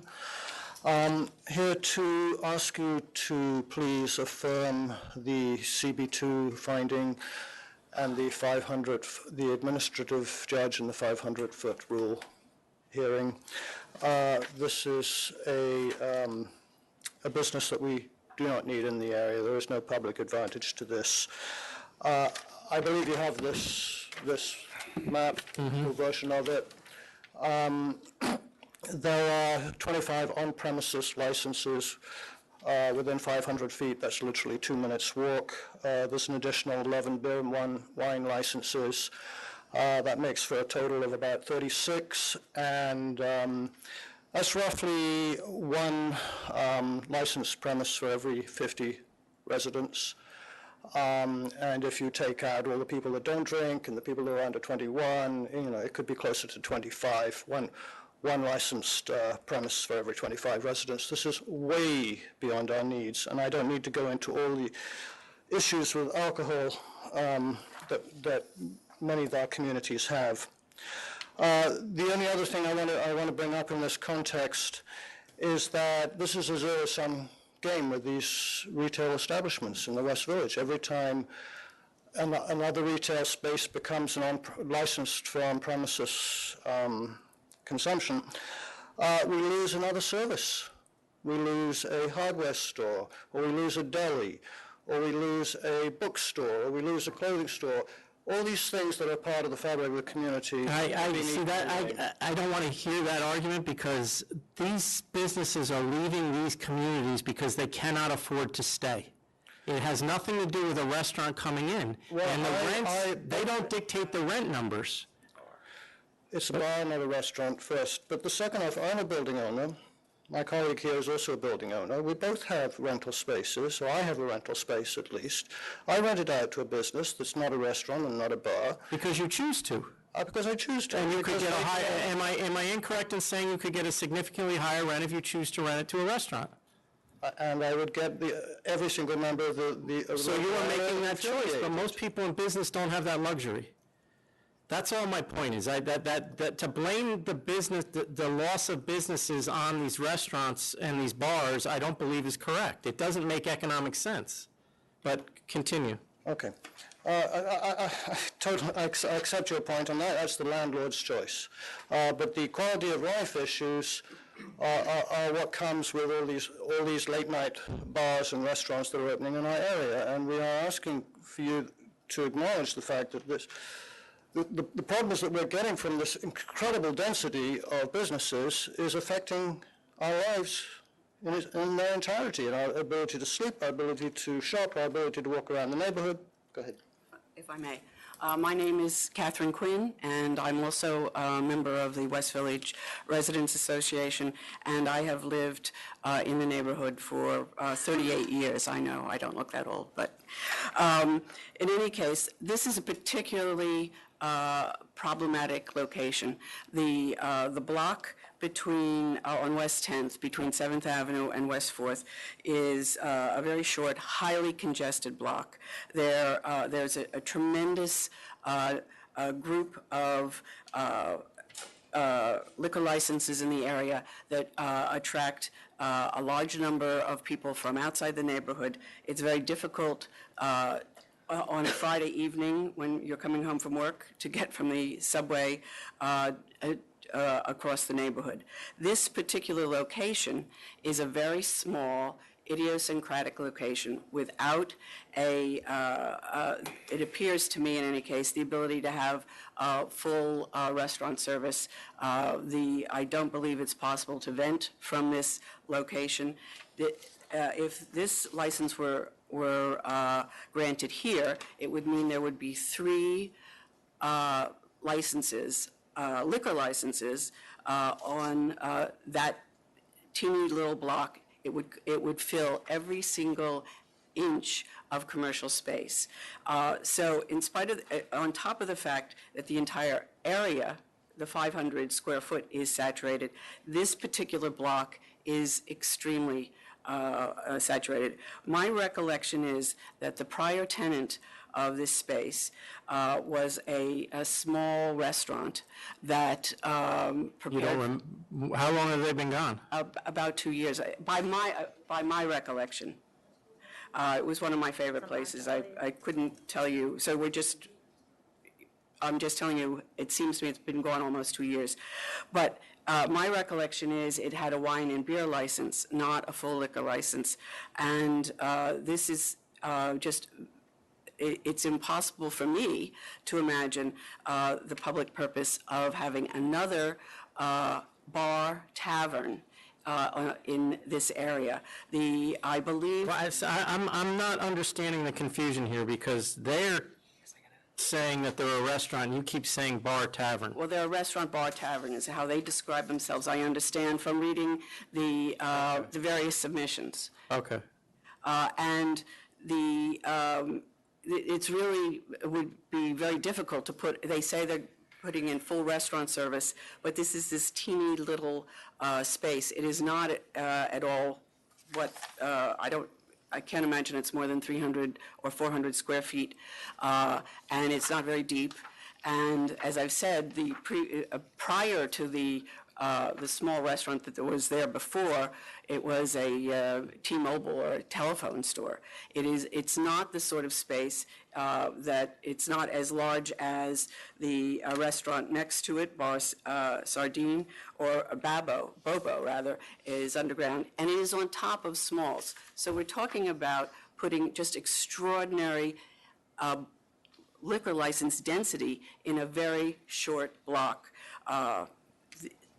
I believe they've described their unique quality, which would suggest the exemption to the 500-foot rule is the unique quality of their cuisine, because they serve, I believe they claim they're going to serve healthy food. I will tell you from my personal experience that there are a huge number of really wonderful restaurants within the 500 square foot area that serve healthy and delicious food. So as a restaurant goer who lives in the neighborhood, I suggest to you that it isn't necessary for the neighborhood and it isn't in the public interest. Thank you. Mr. Booth. Carter Booth from Community Board 2. Chairman Bradley, Commissioner Kim, Ms. Flug. Hello.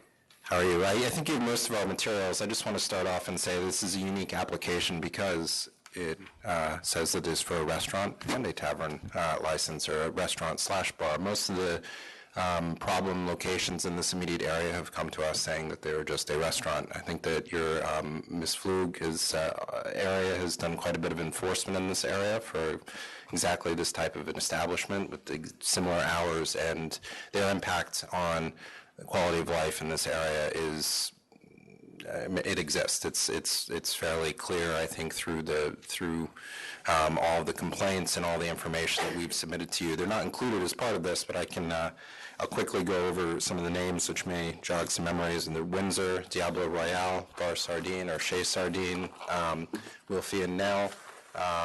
As far as Smalls, which is right below this, happens to be in very significant keeping with the history of the West Village, which is a jazz venue in the basement, and there are issues around that, but it's also a part of our community and has been for a long time. This space before was a quiet restaurant wine type of establishment, as you heard before. Before that, it was a retail location.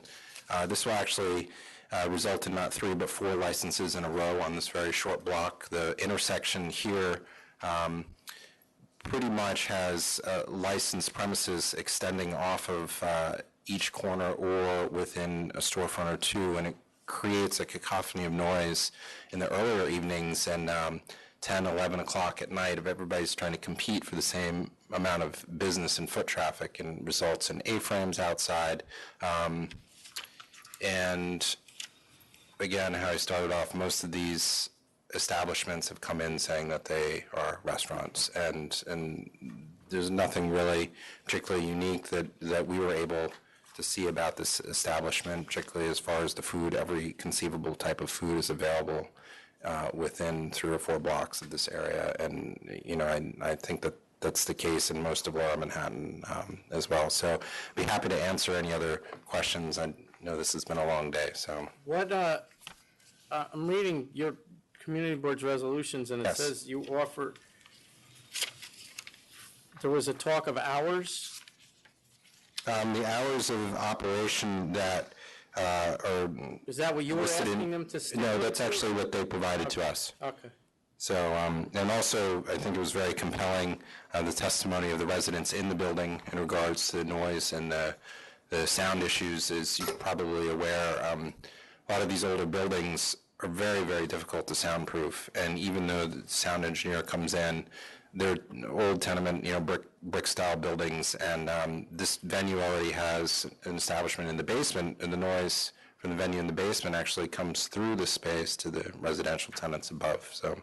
Okay. Thank you.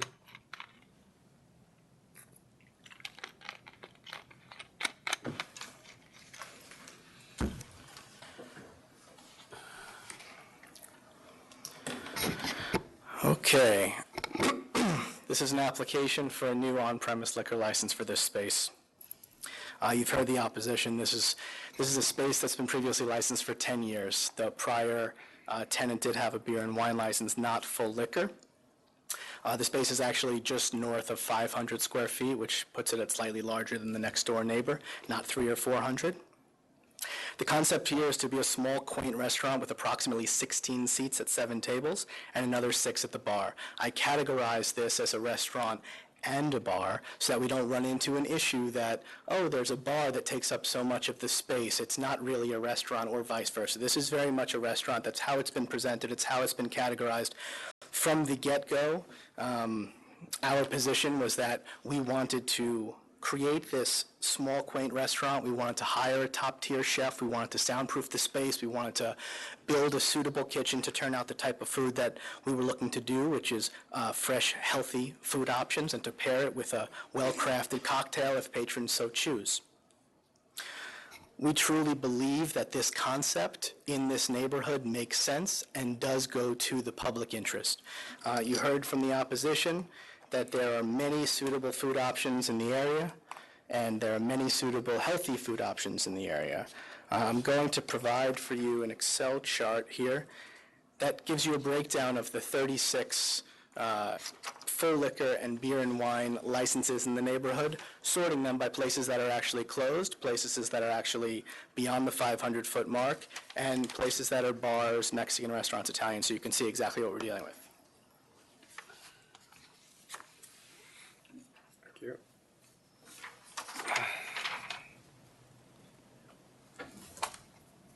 We're trying to put forth a concept here that will fill a void in the neighborhood, replace an existing restaurant with another restaurant, to provide an experience to patrons that's different than what they can find nearby, which you should be able to see from that chart. We're trying to do this without disrupting and potentially even improving the quality of life of the neighbors nearby. We've done a significant amount of outreach here. I've indicated in my materials that we had over 800 signatures of support from the neighborhood, over 100 of which coming from the block. I have copies of all of those petitions today. I don't know if you'd like to see them or not, so I didn't want to flood you with them, but if you would like to take a look at the petitions, I have them here, including 3 letters from people who actually live on the block and have for a considerable amount of time. This speaks volumes, in my opinion, to how— They presented to the community board? They were indeed. Would you like to take a look at a copy? No, I believe. Okay. This speaks volumes to the fact that people in the community really do want this place. They really do think it'll be a good amenity for the place, for the neighborhood. And further, the soundproofing that we'll have to do to make sure that our patrons have a nice experience in our space will benefit the people who live upstairs. We've heard about the noisy jazz club that's subterranean. We will be soundproofing the floor, the ceiling, the walls, replacing the frontage of the building with soundproof glass. Everything that we are doing is going to be so that the people who are in our space can enjoy themselves. The sound that we are going to create in our space will be limited to quiet conversation and background music. There's no DJ here, there's no loud music, there's no live music. It's background only. The idea is to create this intimate environment that you really cannot find. The hours that were discussed were midnight during the week and 2 a.m. on the weekends. This was our proposal. This wasn't something that we had to bargain back and forth for. These hours are representative of the type of place we'd like to be, and we feel they're representative of a restaurant, not a bar, and that should also speak volumes to the fact that we are not trying to be anything other than what we're telling you honestly we're going to be today. But Mr. Levy, I'm sorry, but you're talking about how unique it's going to be. You're serving tuna tartare, mac and cheese, a burger, sweet potato wedges, nothing that you can't find in the West Village. This is an exemplary menu, and we actually have with us our chef today, who's a Michelin-starred chef. He's worked in 4 places that have Michelin stars and various star values from the New York Times, and he's a very serious chef, and he's someone that we would not have hired to cook bar fare. This is an exemplary menu, so you'd have an idea of sort of a baseline. The menu's going to change regularly. I'm happy to bring the chef up here if you'd like to hear from him about his plan for the place. But, I mean, you could see from the breakdown, I have another copy if you'd like to see it, Council Flug, the breakdown of restaurants in the neighborhood. That's them. It just didn't sound unique to me for a Manhattan restaurant. And as far as, licenses and saturation in the neighborhood, for a very long time, there are 4 liquor licenses on this block. In Veranda, the building was demolished, so you lost a full liquor license there. I think it's important to note that the community board mentioned the saturation in this neighborhood and the fact that they really can't take another liquor license in this neighborhood. The month following the community board meeting where we appeared to present this application as I've presented it to you, another applicant appeared before this community board presenting an application very similar, just with not quite as much support as us, a bigger footprint than us, and later hours than us, and that application was approved by the community board. So I'd ask that the members consider this in considering the community board's position to deny us based on the fact that there's nothing unique about us. Was that a 500-foot rule? It was indeed. What was the name of the restaurant?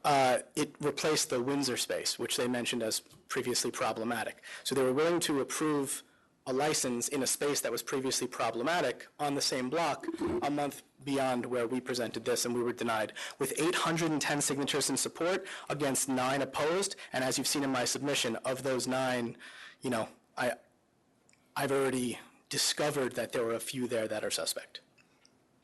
Well, you want to? Yeah, just let us know what the difference between the two restaurants is. The difference between the two is the other application is actually a removal application. It's from 24 Minetta Lane, being moved into the former Windsor space. But that space was a problem, right? Yes, and the licensee who's going in there actually has, I believe, 3 licensed premises within 2 blocks of this location, so it's known to the community board, this operator.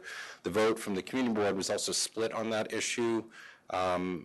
Maybe roughly a third to 2/3. I don't know the exact number, but there was a split on the vote, and it was really carried by the fact that even though there are some significant issues at that location, which I believe that you guys may have subsequently canceled the license on that location, right? So there's a long history. So I don't think that particular location is really applicable to this particular case because it has so many unique. The reason I think he's saying it's applicable is because even though it's a removal, you moved another restaurant into a problem location. That is correct, and the other. So that to me is applicable. The other issue though is that license already had a long-standing on-premise liquor license. The other issue with Veranda was also another license that was canceled or was taken away basically because of a whole litany of issues. I think that was probably about 4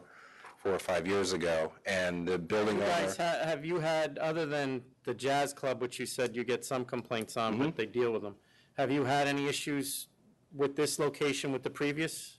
With this specific location? Yeah. We did not have issues with the previous restaurant wine license that was there. They closed at midnight, I think. And you mentioned there's another license right there as well? There's what started off as Chez Sardine and then became Bar Sardine. Actually, we recommended not allowing alterations to that application to the board, which you subsequently had approved the alterations. So you are having issues with them though, or no?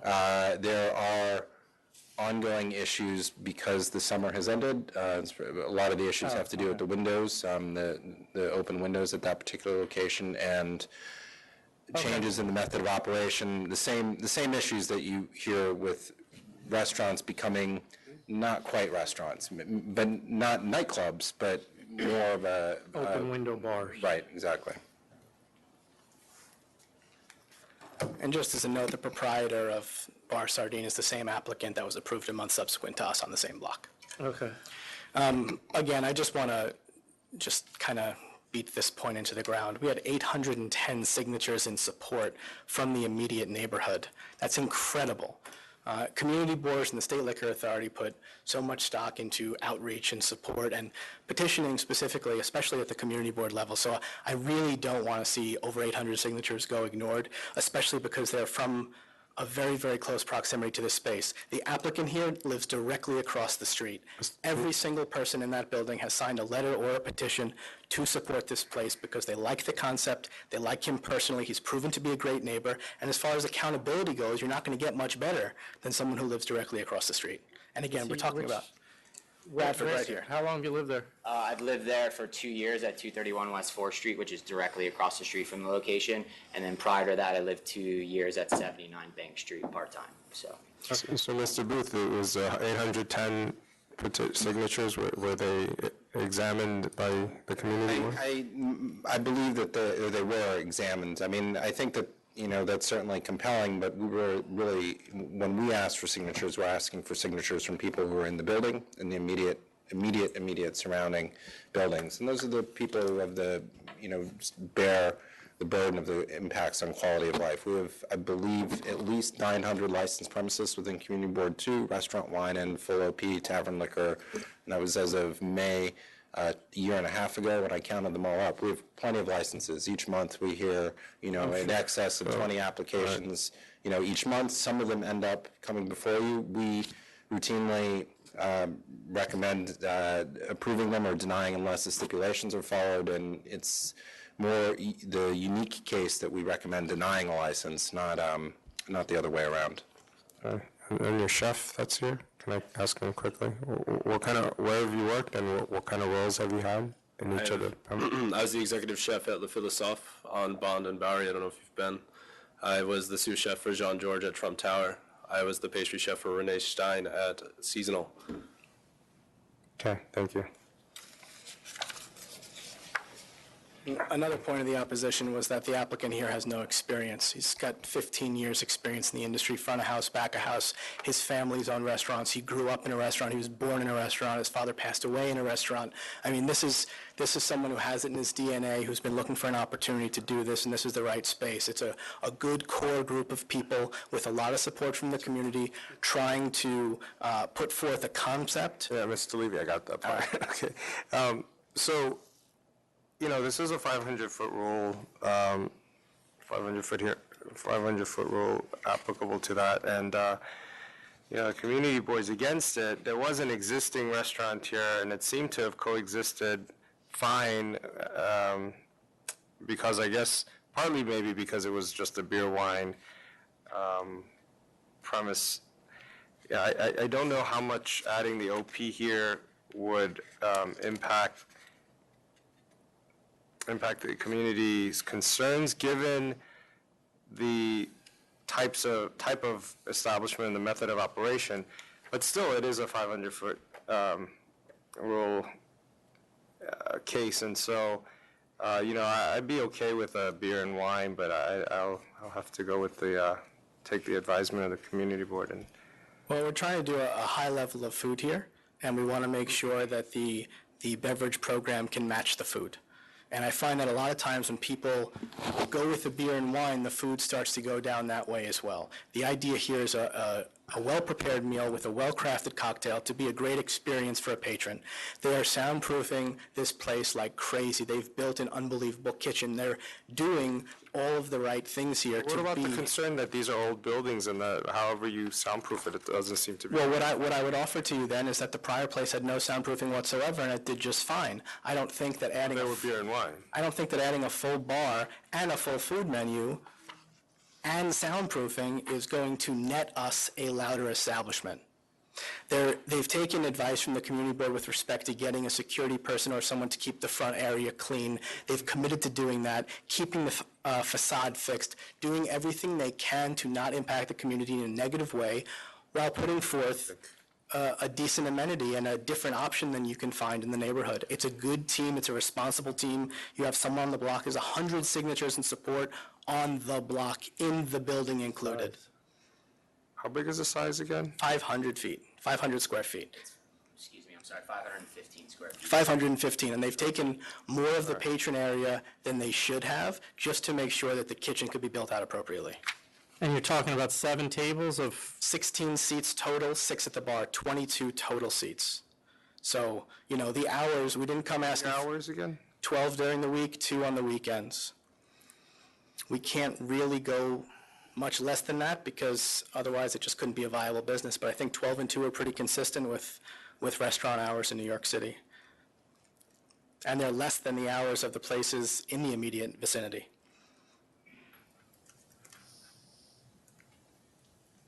I don't know. Those are my thoughts. Can I make a point about the hours? Yes, sir. Go ahead. We have multiple restaurants, very successful restaurants in the West Village that have hours of closing at 11 o'clock on weekdays, 12 midnight. They don't seem to have any problem with those kind of hours. Thank you. I just want to correct one thing, because an impression was given, 70% of the residents of the building in which they're in believe that you have a petition that they had signed against this establishment, and I think that that's an important point. Mr. Levy brings up that there are a lot of signatures, including in the building. I'm not sure if that's the other. Well, how many people are in the building? It's there's kind of, to say 70% if there's only 10 doesn't help me. About 13 units? It's 13 tenants in the building. They had 9 signatures in support. We have uncovered. They have 9 signatures against. Yeah, supporting their petition opposed to us. We've uncovered that one of those people, their signature was obtained because they were told it was going to be a bar and open till 4 a.m. and there were going to be DJs. I think I forwarded you the email saying that they're actually supportive. And 2 other of the women have since moved out of the building. No, I did get that. 50%.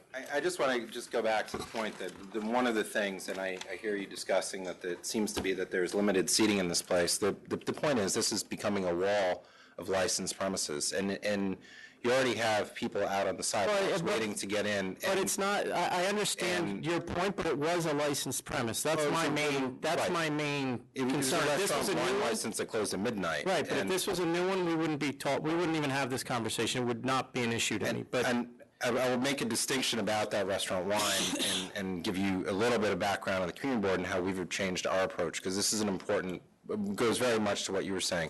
We did not hear restaurant wine applications in front of our community board in the past, and we started doing so probably around 2010 because we found that even the restaurant wine licenses were having a significant impact, and we wanted to understand what the operations were going to be of each successive place that was coming in so that we could properly take that into account as we heard for on-premise liquor license applications.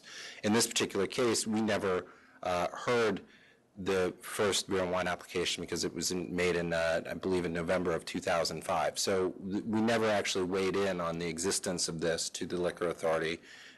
It was just we considered it an as-of-right restaurant wine license. And so that's where things have changed. Every word I've heard about the place today has been favorable about the former restaurant. Well, that's, I think, because they closed at midnight. And, there was a very different style of a casual atmosphere. And this is focused much more on competing with the immediate neighbors of a later evening operation. The previous operation was more of a daytime cafe style place. And as a point, we keep talking about a place on the corner. They started off with tables, and similar to this, in order to pretty much the same exact arguments that we're hearing now. They found that they couldn't make it because with the seating size that small, that they actually had to shift into a bar business model much earlier in order to attract people coming earlier in the evenings. I think we make that very clear here. That's one of our main concerns is that. Yeah, we understand. Just like before, everyone's worried about the morphing, right? And especially from the community board's perspective, I get that's the most frustrating thing. And I think we'd be very strict about that here. And it's the presence outside of people waiting. you know, and that's the other thing with small places like this, if they become a destination location, you have the impacts of people just milling, and it already exists, and it exacerbates, and that's all the other issue here too. All these buildings are landmarked. Nobody can change their windows. You can't go and make changes because has to go through the entire process. It's not just buying a new window. So those are some of the other issues. I understand. And as the chairman said, if it wasn't previously licensed, I would just deny it outright. I think the fact that it was licensed with a beer and wine, I'm willing to do the beer and wine. I understand, Mr. Levy, the argument that you want to pair it with craft cocktails, but you know, it's the location and what you're hearing. It's a lesser capacity than what was there previously, and it's going to be a much more well-controlled environment. We've already committed to doing a text reservation system, so there's not a line outside. We've committed to hiring someone to police the front. Would you be able to do the cocktails and close at midnight? I don't think so. I mean, because closing at midnight means that your last seating's at 10:30, and that's going to be too early. Midnight during the week, we've committed to. That's what the other restaurant was, and it didn't have any problems, and so. You know, Well, it was it was a different atmosphere, it was a different concept. I don't think you're moving them. Would you, excuse me, I speak, please? Would you be willing to do 11 o'clock 11 o'clock during the week, 1 o'clock on the weekends?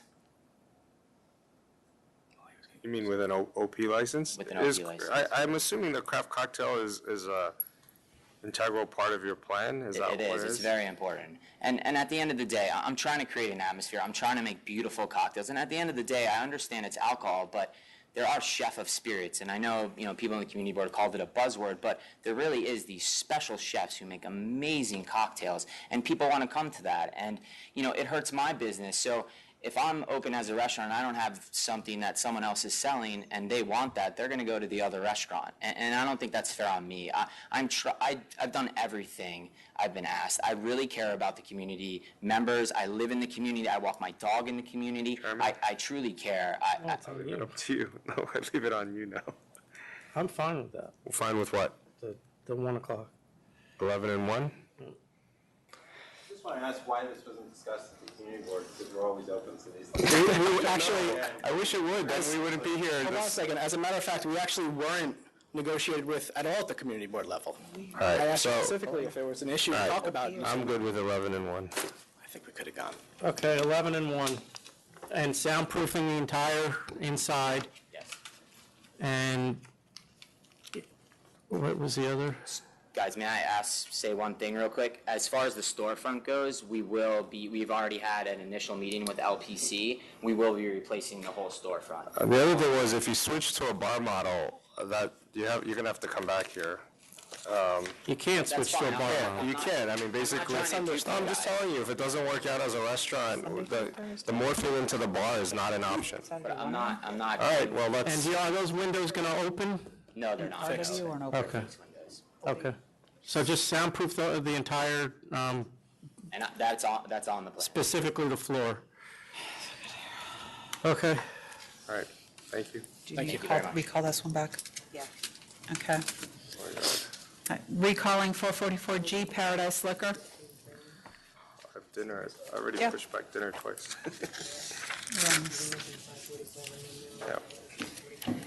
Yeah. We were not able to get a hold of them, Mr. Springer. I'm going to have to send somebody out. Now, we're able to hold the store? There was an answer, but we couldn't understand what they were saying. Meaning that, Somebody answered the phone. it wasn't a voicemail. We could not understand what I they think were they said saying. they don't have any opposition to our application. What's that? I think you might have said there's no opposition to our Oh, is that application. what? I'm sure that's Find the other what it one. was. So I'm going to send somebody out right away, but, Okay, So we're going to have to adjourn it, or? yeah. March 1st? Yep. March 1st. I think I threw it away. Sure you get another one. I'll look for it later. 434 LA de la Cocina Corp. 434.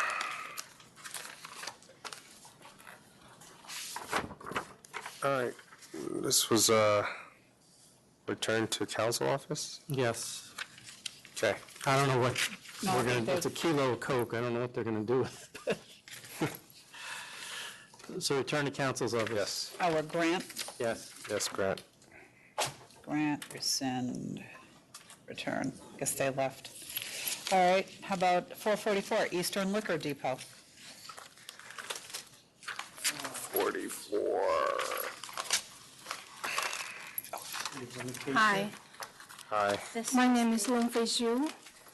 I'm here for the Eastern Liquor Depot located on 1841 First Avenue in Manhattan. Yes. Your attorney's not with you today? No, he's sick. He's in the emergency room. Yeah, this is the notice of pleading and You got it, right? investigatory report for the store where she currently works. Yeah. Are you aware that Have it now? there's charges against the store where you work? Yes. Actually, regarding to the previous meeting, I'm sure my identity was stolen by someone for applying liquor store. Also in the applications. No, you're misunderstanding me. You work at a liquor store currently, correct? Yes. We have new charges against that liquor store that we filed. Are you aware of that? Yes, I know about that. You know about the new charges? When did the charges go out? They went out the day before the last board meeting. Oh, so you do know about it? Because you work there, right? Yeah, I work there. Are you aware of that activity that was going on there? They just told me, and because that day I wasn't there.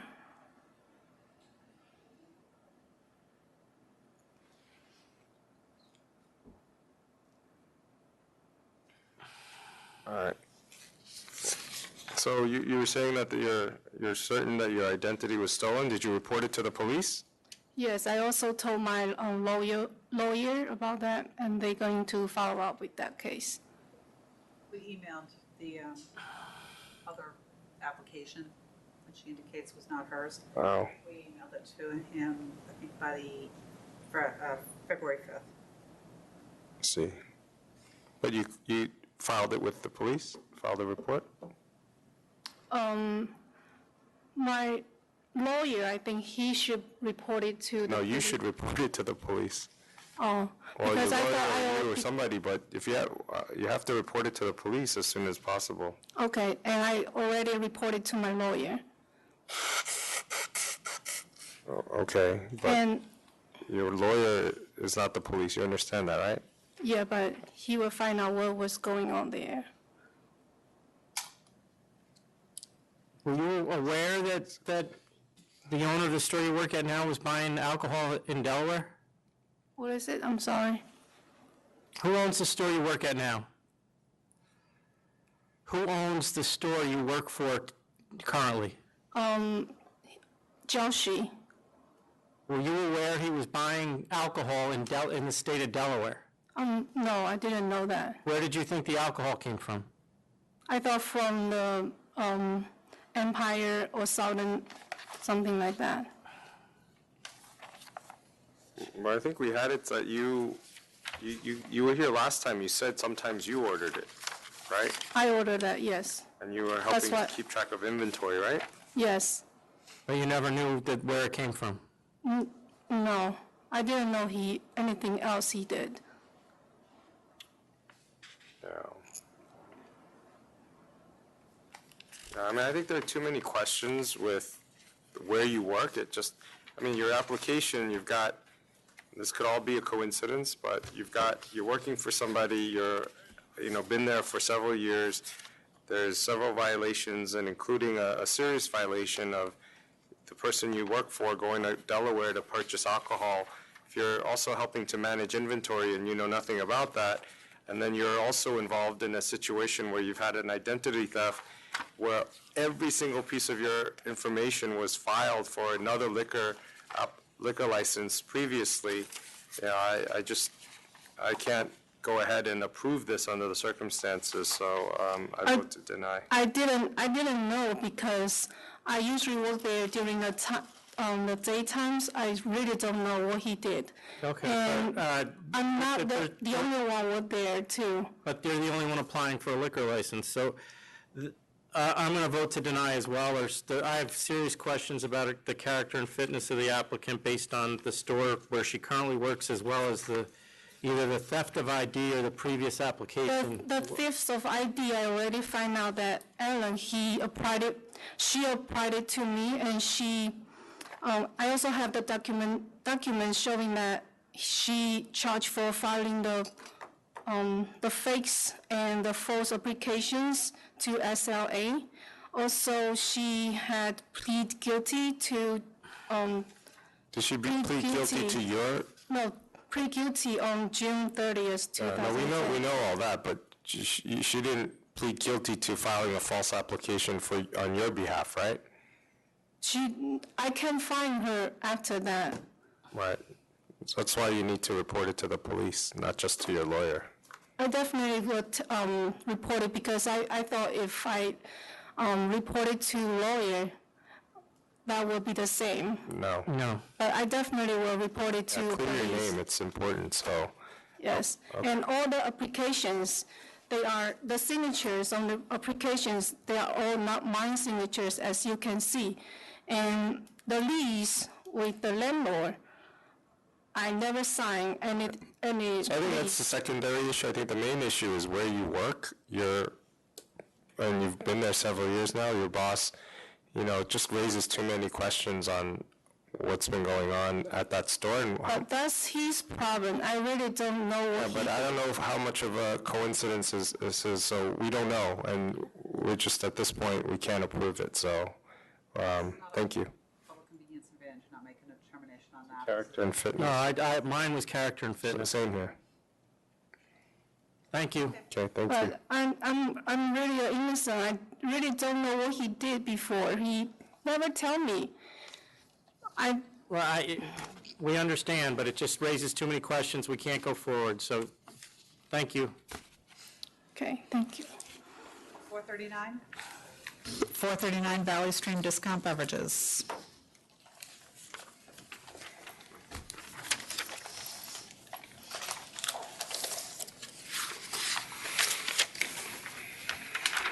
Terrence Flynn Jr. on behalf of the licensee. This is here as a result of hearing. I'm not here to challenge the hearing determination. I do want to say a couple of words in mitigation before you issue the penalty.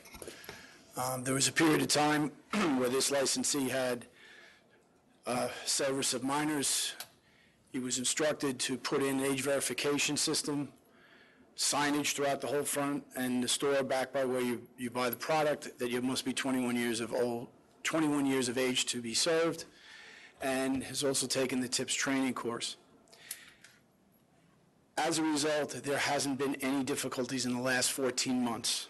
This case goes back to, I believe it's December 18th of 2014. Since that time, actually, he has gotten his act together. I know he's had these charges before, but I would ask that you consider that and give him one more chance, particularly since this is a C license and he invested everything to purchase this and get into business. So based upon those considerations, I would ask that you come back with a fine in this matter. This is his fourth sale to minor violation within 2 years, or a little over 2 years. And after the second one, we fined him on June 5th, and then June 12th, he had another sale to minor. If you see the first three came very, very rapid in a short period of time.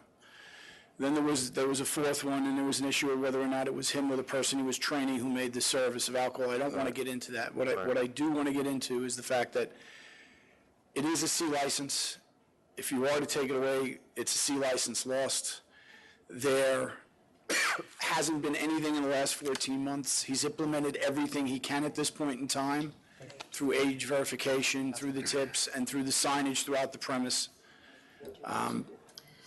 And I would ask that you please take that into consideration in this matter. We have closed other C licenses. I'm not saying there isn't precedent for it, but in this case, I don't know if they did all these things, and in the last 14 months haven't had a problem. Say that again? They passed a sting operation in May of 2015. One of ours. It was one of ours? I don't know, I had cancel and bond. Whatever you want. It was our sting operation that they passed? I think he's headed in the right direction. Based on your representation, last time. Yes, he understands this is the absolute last time. Monetarily, your maximum is 10,000, Oh, it is? unless you were Yeah, you only combining got it one with a charge. suspension. You only got one charge. Unless I what? Unless you were combining it with a suspension. Yeah. Yeah, I think you'd have to take a suspension on this. I'd say 10,000 and 5-day suspension. Just so he fully understands and appreciates. I mean, look, I just cancel it, so you can explain it however you want, but that's my... If he doesn't understand at this point in time, after what I've gone through with him, then he won't. But I believe he has, and he's moving in the right direction. I'll approve that. Yep. 5 days and 10,000. Can I ask one question, just because I have to bring this back, and I don't want to waste any more of the board's time? I know you've had a long day. If he were, this is something that happened in the past, I haven't seen this board do it. In the past, they used to use something where you could buy back the 5-day suspension for an additional penalty. That would be him buying back the time, so I don't think he'd be violating the 10,000 for the one charge. But if that was possible, what would the monetary fine I think be? it is violating it, isn't it? Well, it's because they just imposed it. It's not a C and C. It used to be, and It used to be? he is talking way back. Yeah, it used to, I've been doing this 30 years now, unfortunately. The board would impose a forthwith suspension, and the licensee would request to buy back the days. Now, back But even then, it without a was- charge to base it on? Yeah. The purchase on? I mean, you know what I mean? There could be, we only have one charge in this case. Yes. We fine them to the max. Yep. You're saying we can take more than that? Because Consenting to of it, the yes. suspension. If you consent to buying back the, That's up to Commissioner Kim. I know I'm reaching back to the old days, but I know sometimes. Somebody remembers it, you remember it? I know, I remember all that So, stuff. Commissioner Kim, I'd rather not go back to the setting that precedent. Yeah, I would rather not either. Let's go with our setting our precedent in the modern day. So much for creativity. I'm trying to, made me think about it. All right, so it's 10,000 in 5 days? Yes. Thank you very much. Thank you. Have a nice day. Evening, supervise. Yeah, evening. All right, who we got here? Okay, 441I, I believe it's I, yes, 458 liquor. 441. You know, you can, And we do have opposition. It's, I think that's I. Good afternoon, Maureen Healy, Phillips Nizer, New York, New York. This is essentially a replacement store. The applicant had entered into a asset purchase agreement with an existing store who had been there for years. I'm sorry. Yeah. Are you opposition? Why don't you come up? Sorry about that. That's okay. Good evening. Good evening, Chairman. Good evening, Commissioner. Good evening, Board. My name is Robert Flasinski. I am owner of the Rebelmar Inc. at 645 Hempstead Turnpike. That's the closest liquor store to the proposed new location, new applicant. We serving community since 2002, which is over 16 years. Our community in Elmont is 33,000 population, and it's not growing. It's simple fact that we don't have a high-rise buildings, we don't have a new projects, home projects that are going to be developed. In a radius of 1.7 mile, we have 5 liquor stores that are serving our community. And my store is the closest, which is less than half a mile distance. In a couple years back, when the license was issued for that store, for that license, I was never notified from the board that was the hearing, so I missed it. And I never had a chance to oppose. And when I called day after the hearing, I spoke with Cynthia O'Brien, and she said that obviously the decision was made, but you never know what's going to happen with the store in the long run.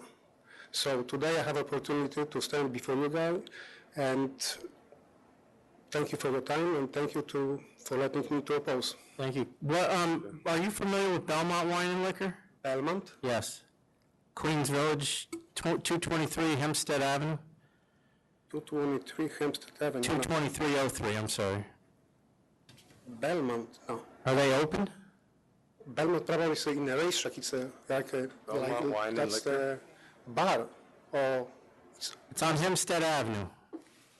It's a liquor store. Hempstead Turnpike or Hempstead Avenue? Avenue.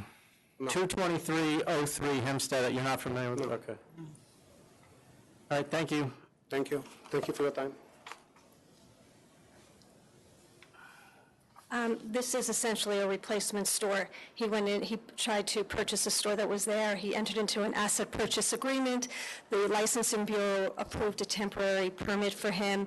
He entered into the lease, he started to pay the bills, and in the meantime, there was a disciplinary charge against the existing licensee.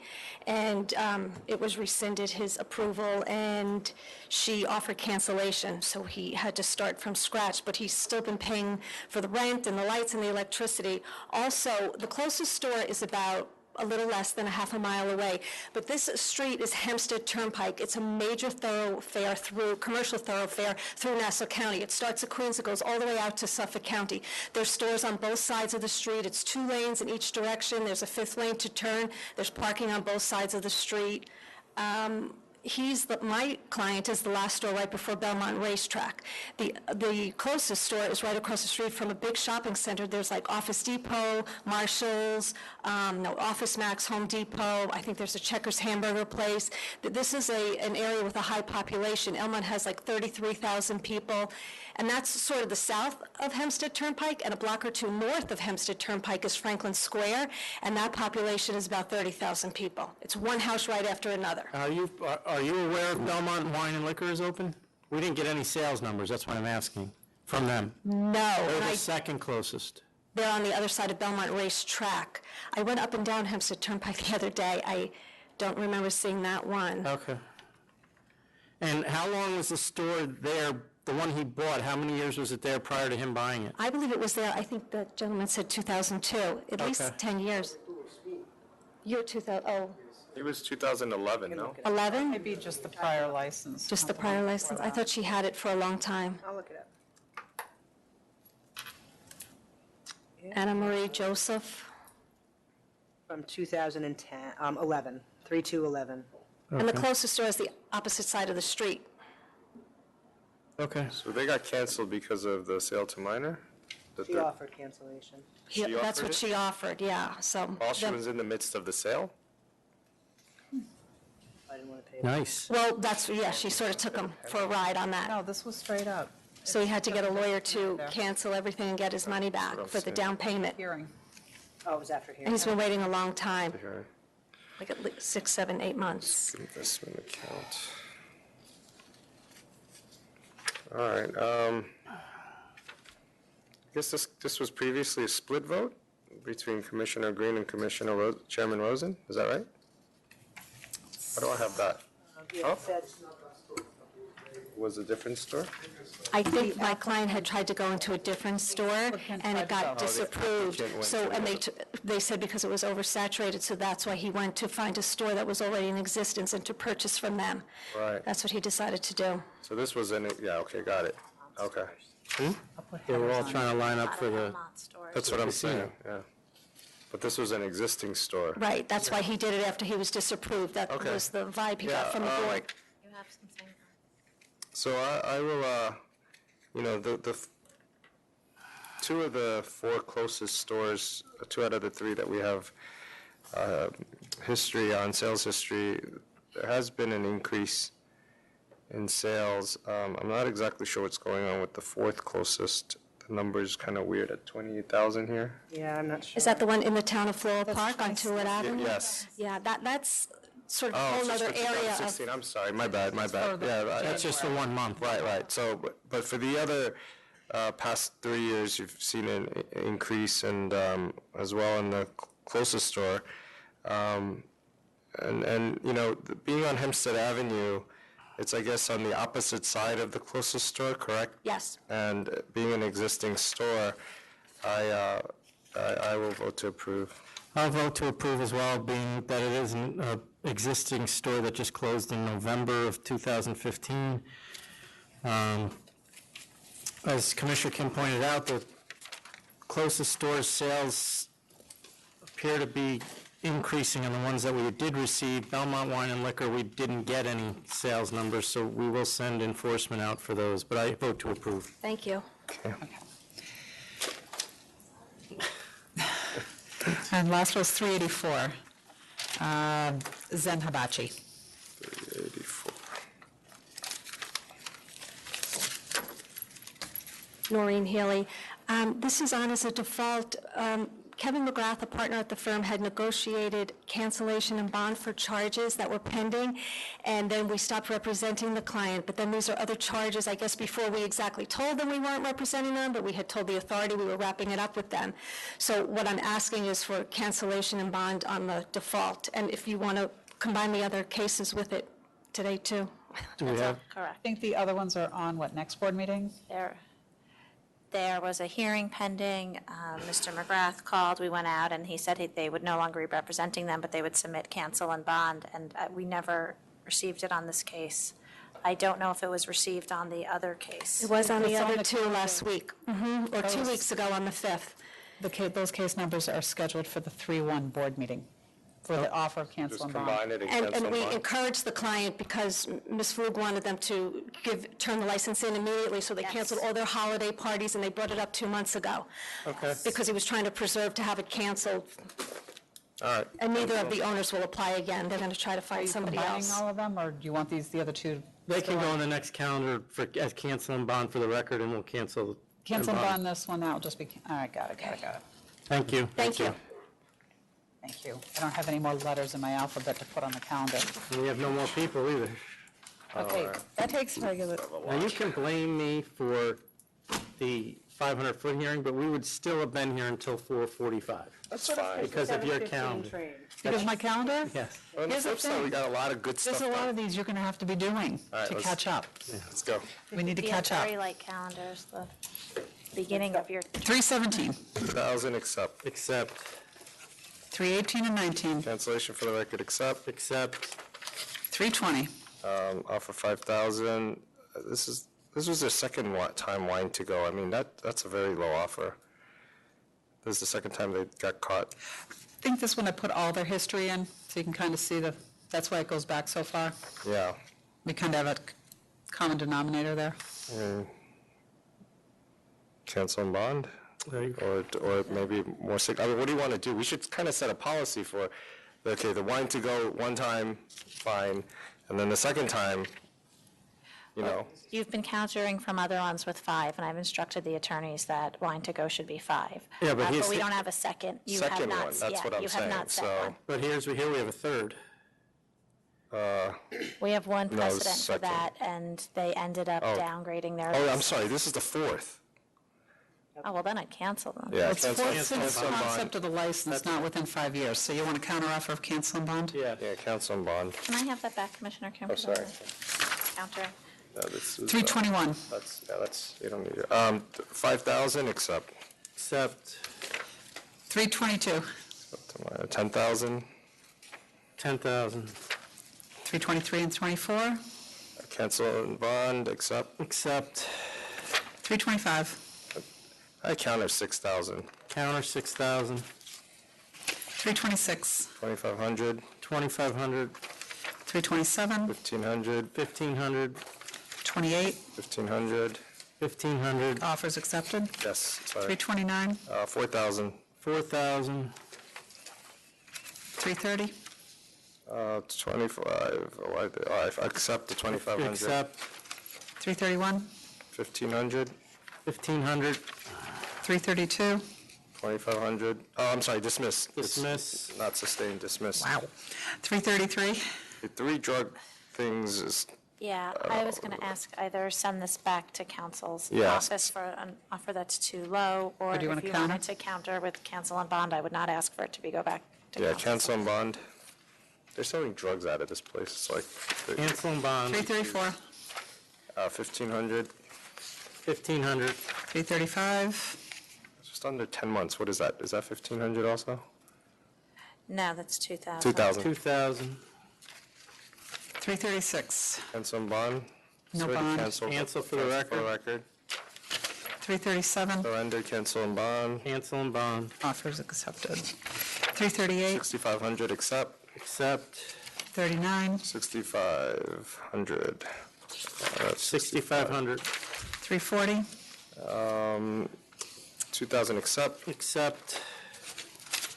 341, 1,000 accept. Accept. 343, Count at 2,500. Counter 2,500. 344, 1,500 accept. 1,500.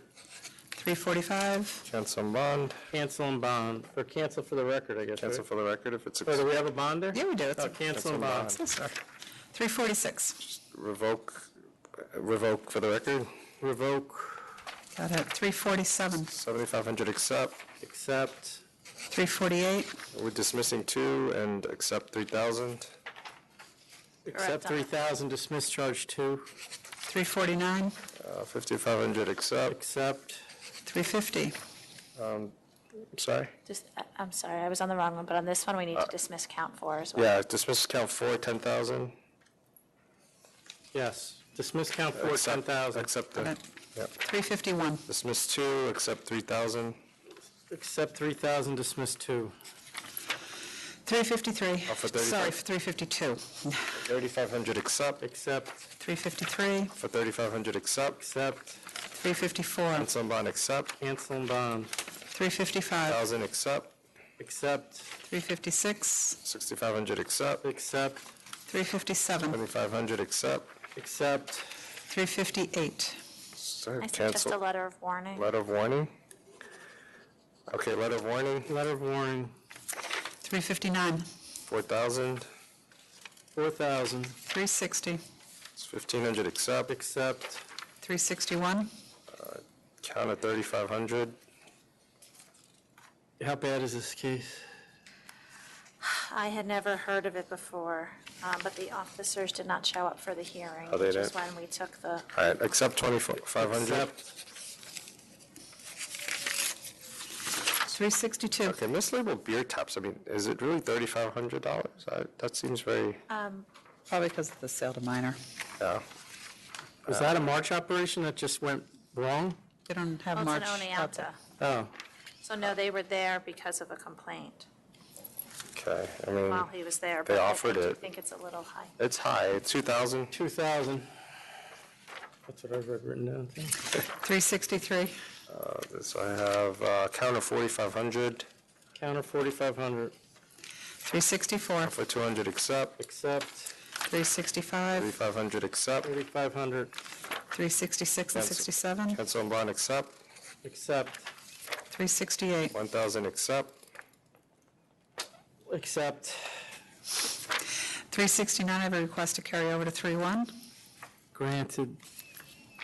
375, 3,500 accept. 45, Accept. 4,500 accept, 375, 4,500 accept, yeah. 3,500, 375? Or whatever the offer was, I It guess. was 4,500. St. Lawrence, okay. 378, gambling, 3,500, 378. I see that. cafe, Offer 3,500 accept. Accept. 382, 382 issued, 235 issues. Promise for license. What do we do with this one?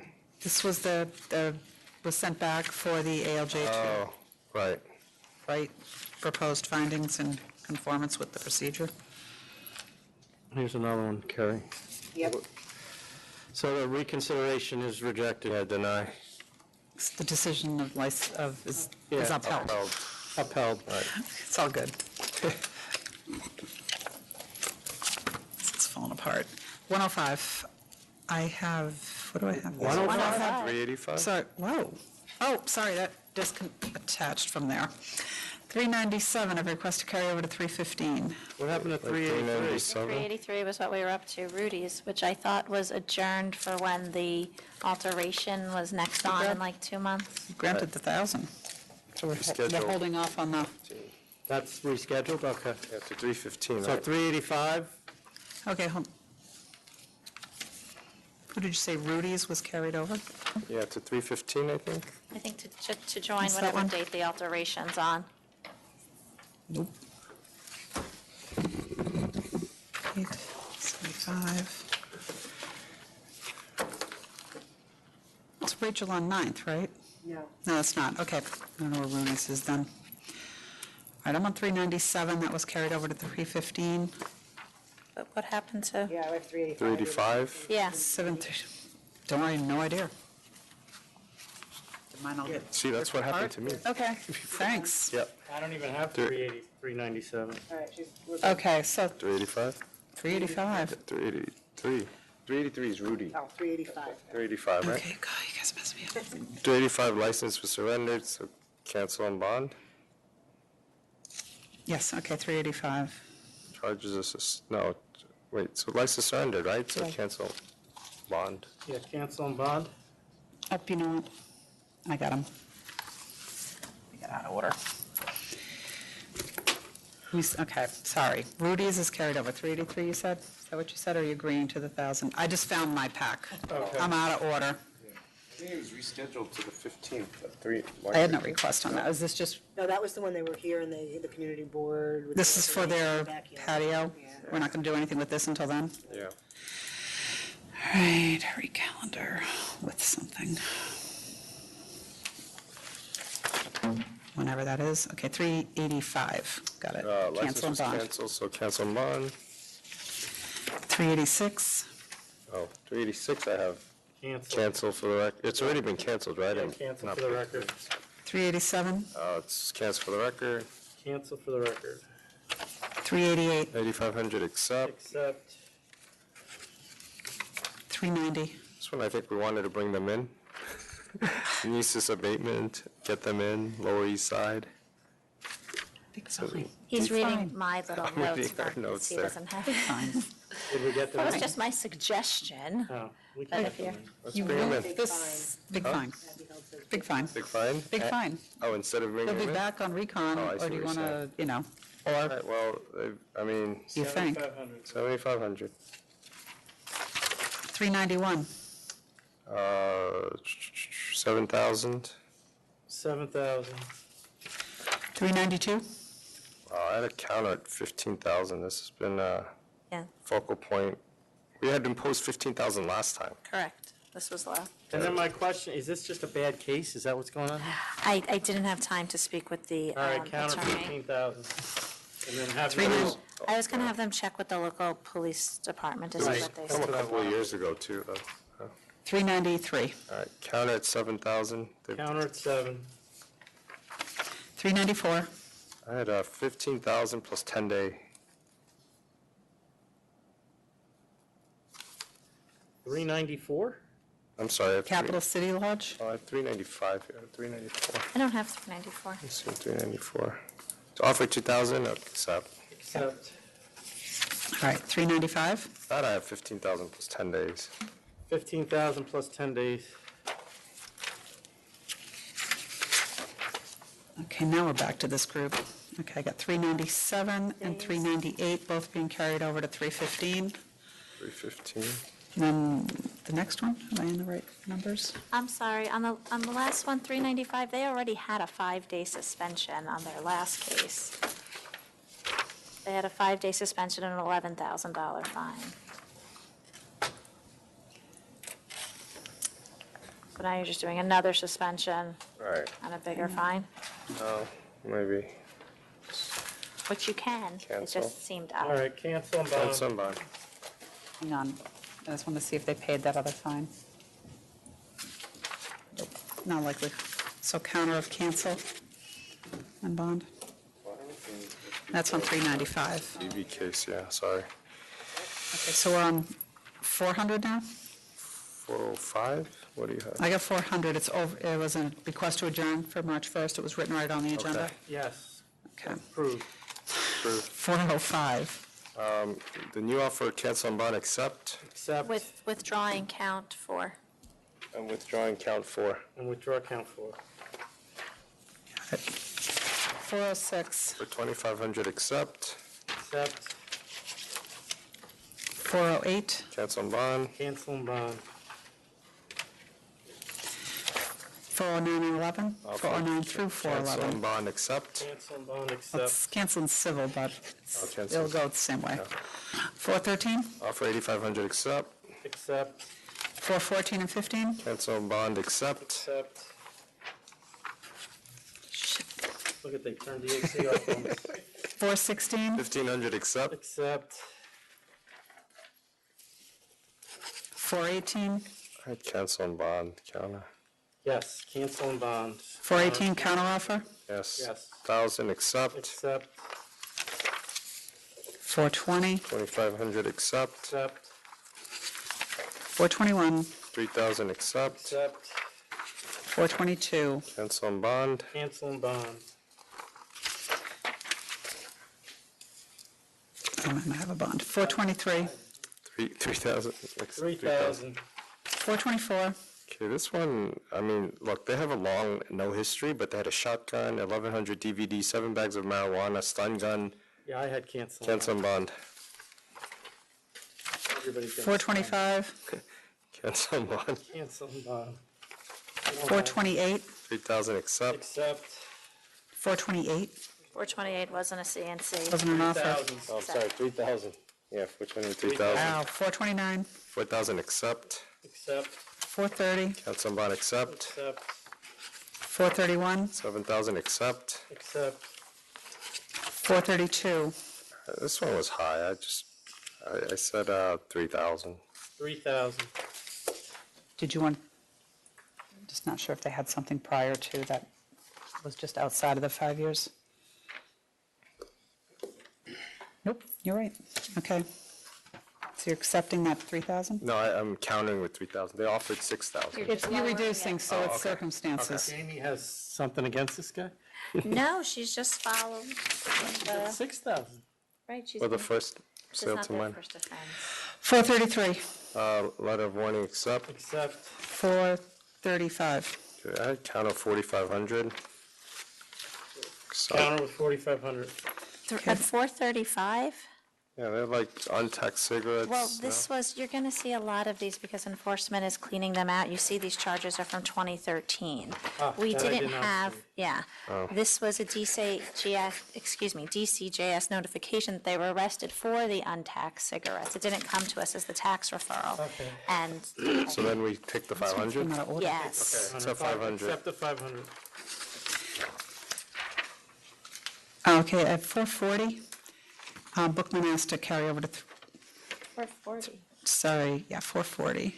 Genuine Grand Street, New York City. Yeah, he has to When? carry over to, I'm putting 315, but I'm not sure. I'll see, I'll check the date, it's either going to be 3/1 to 3/15. 442, I have a request to adjourn, 3/1, do it, 436. 436 and 30, I got this over here because it's 479, I'll come back to it. Okay. Yeah, 442, request to adjourn due to inclement weather, so that's over to 3/1.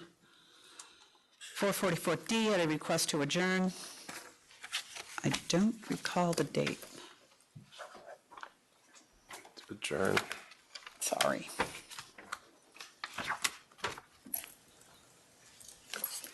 I didn't write it on here.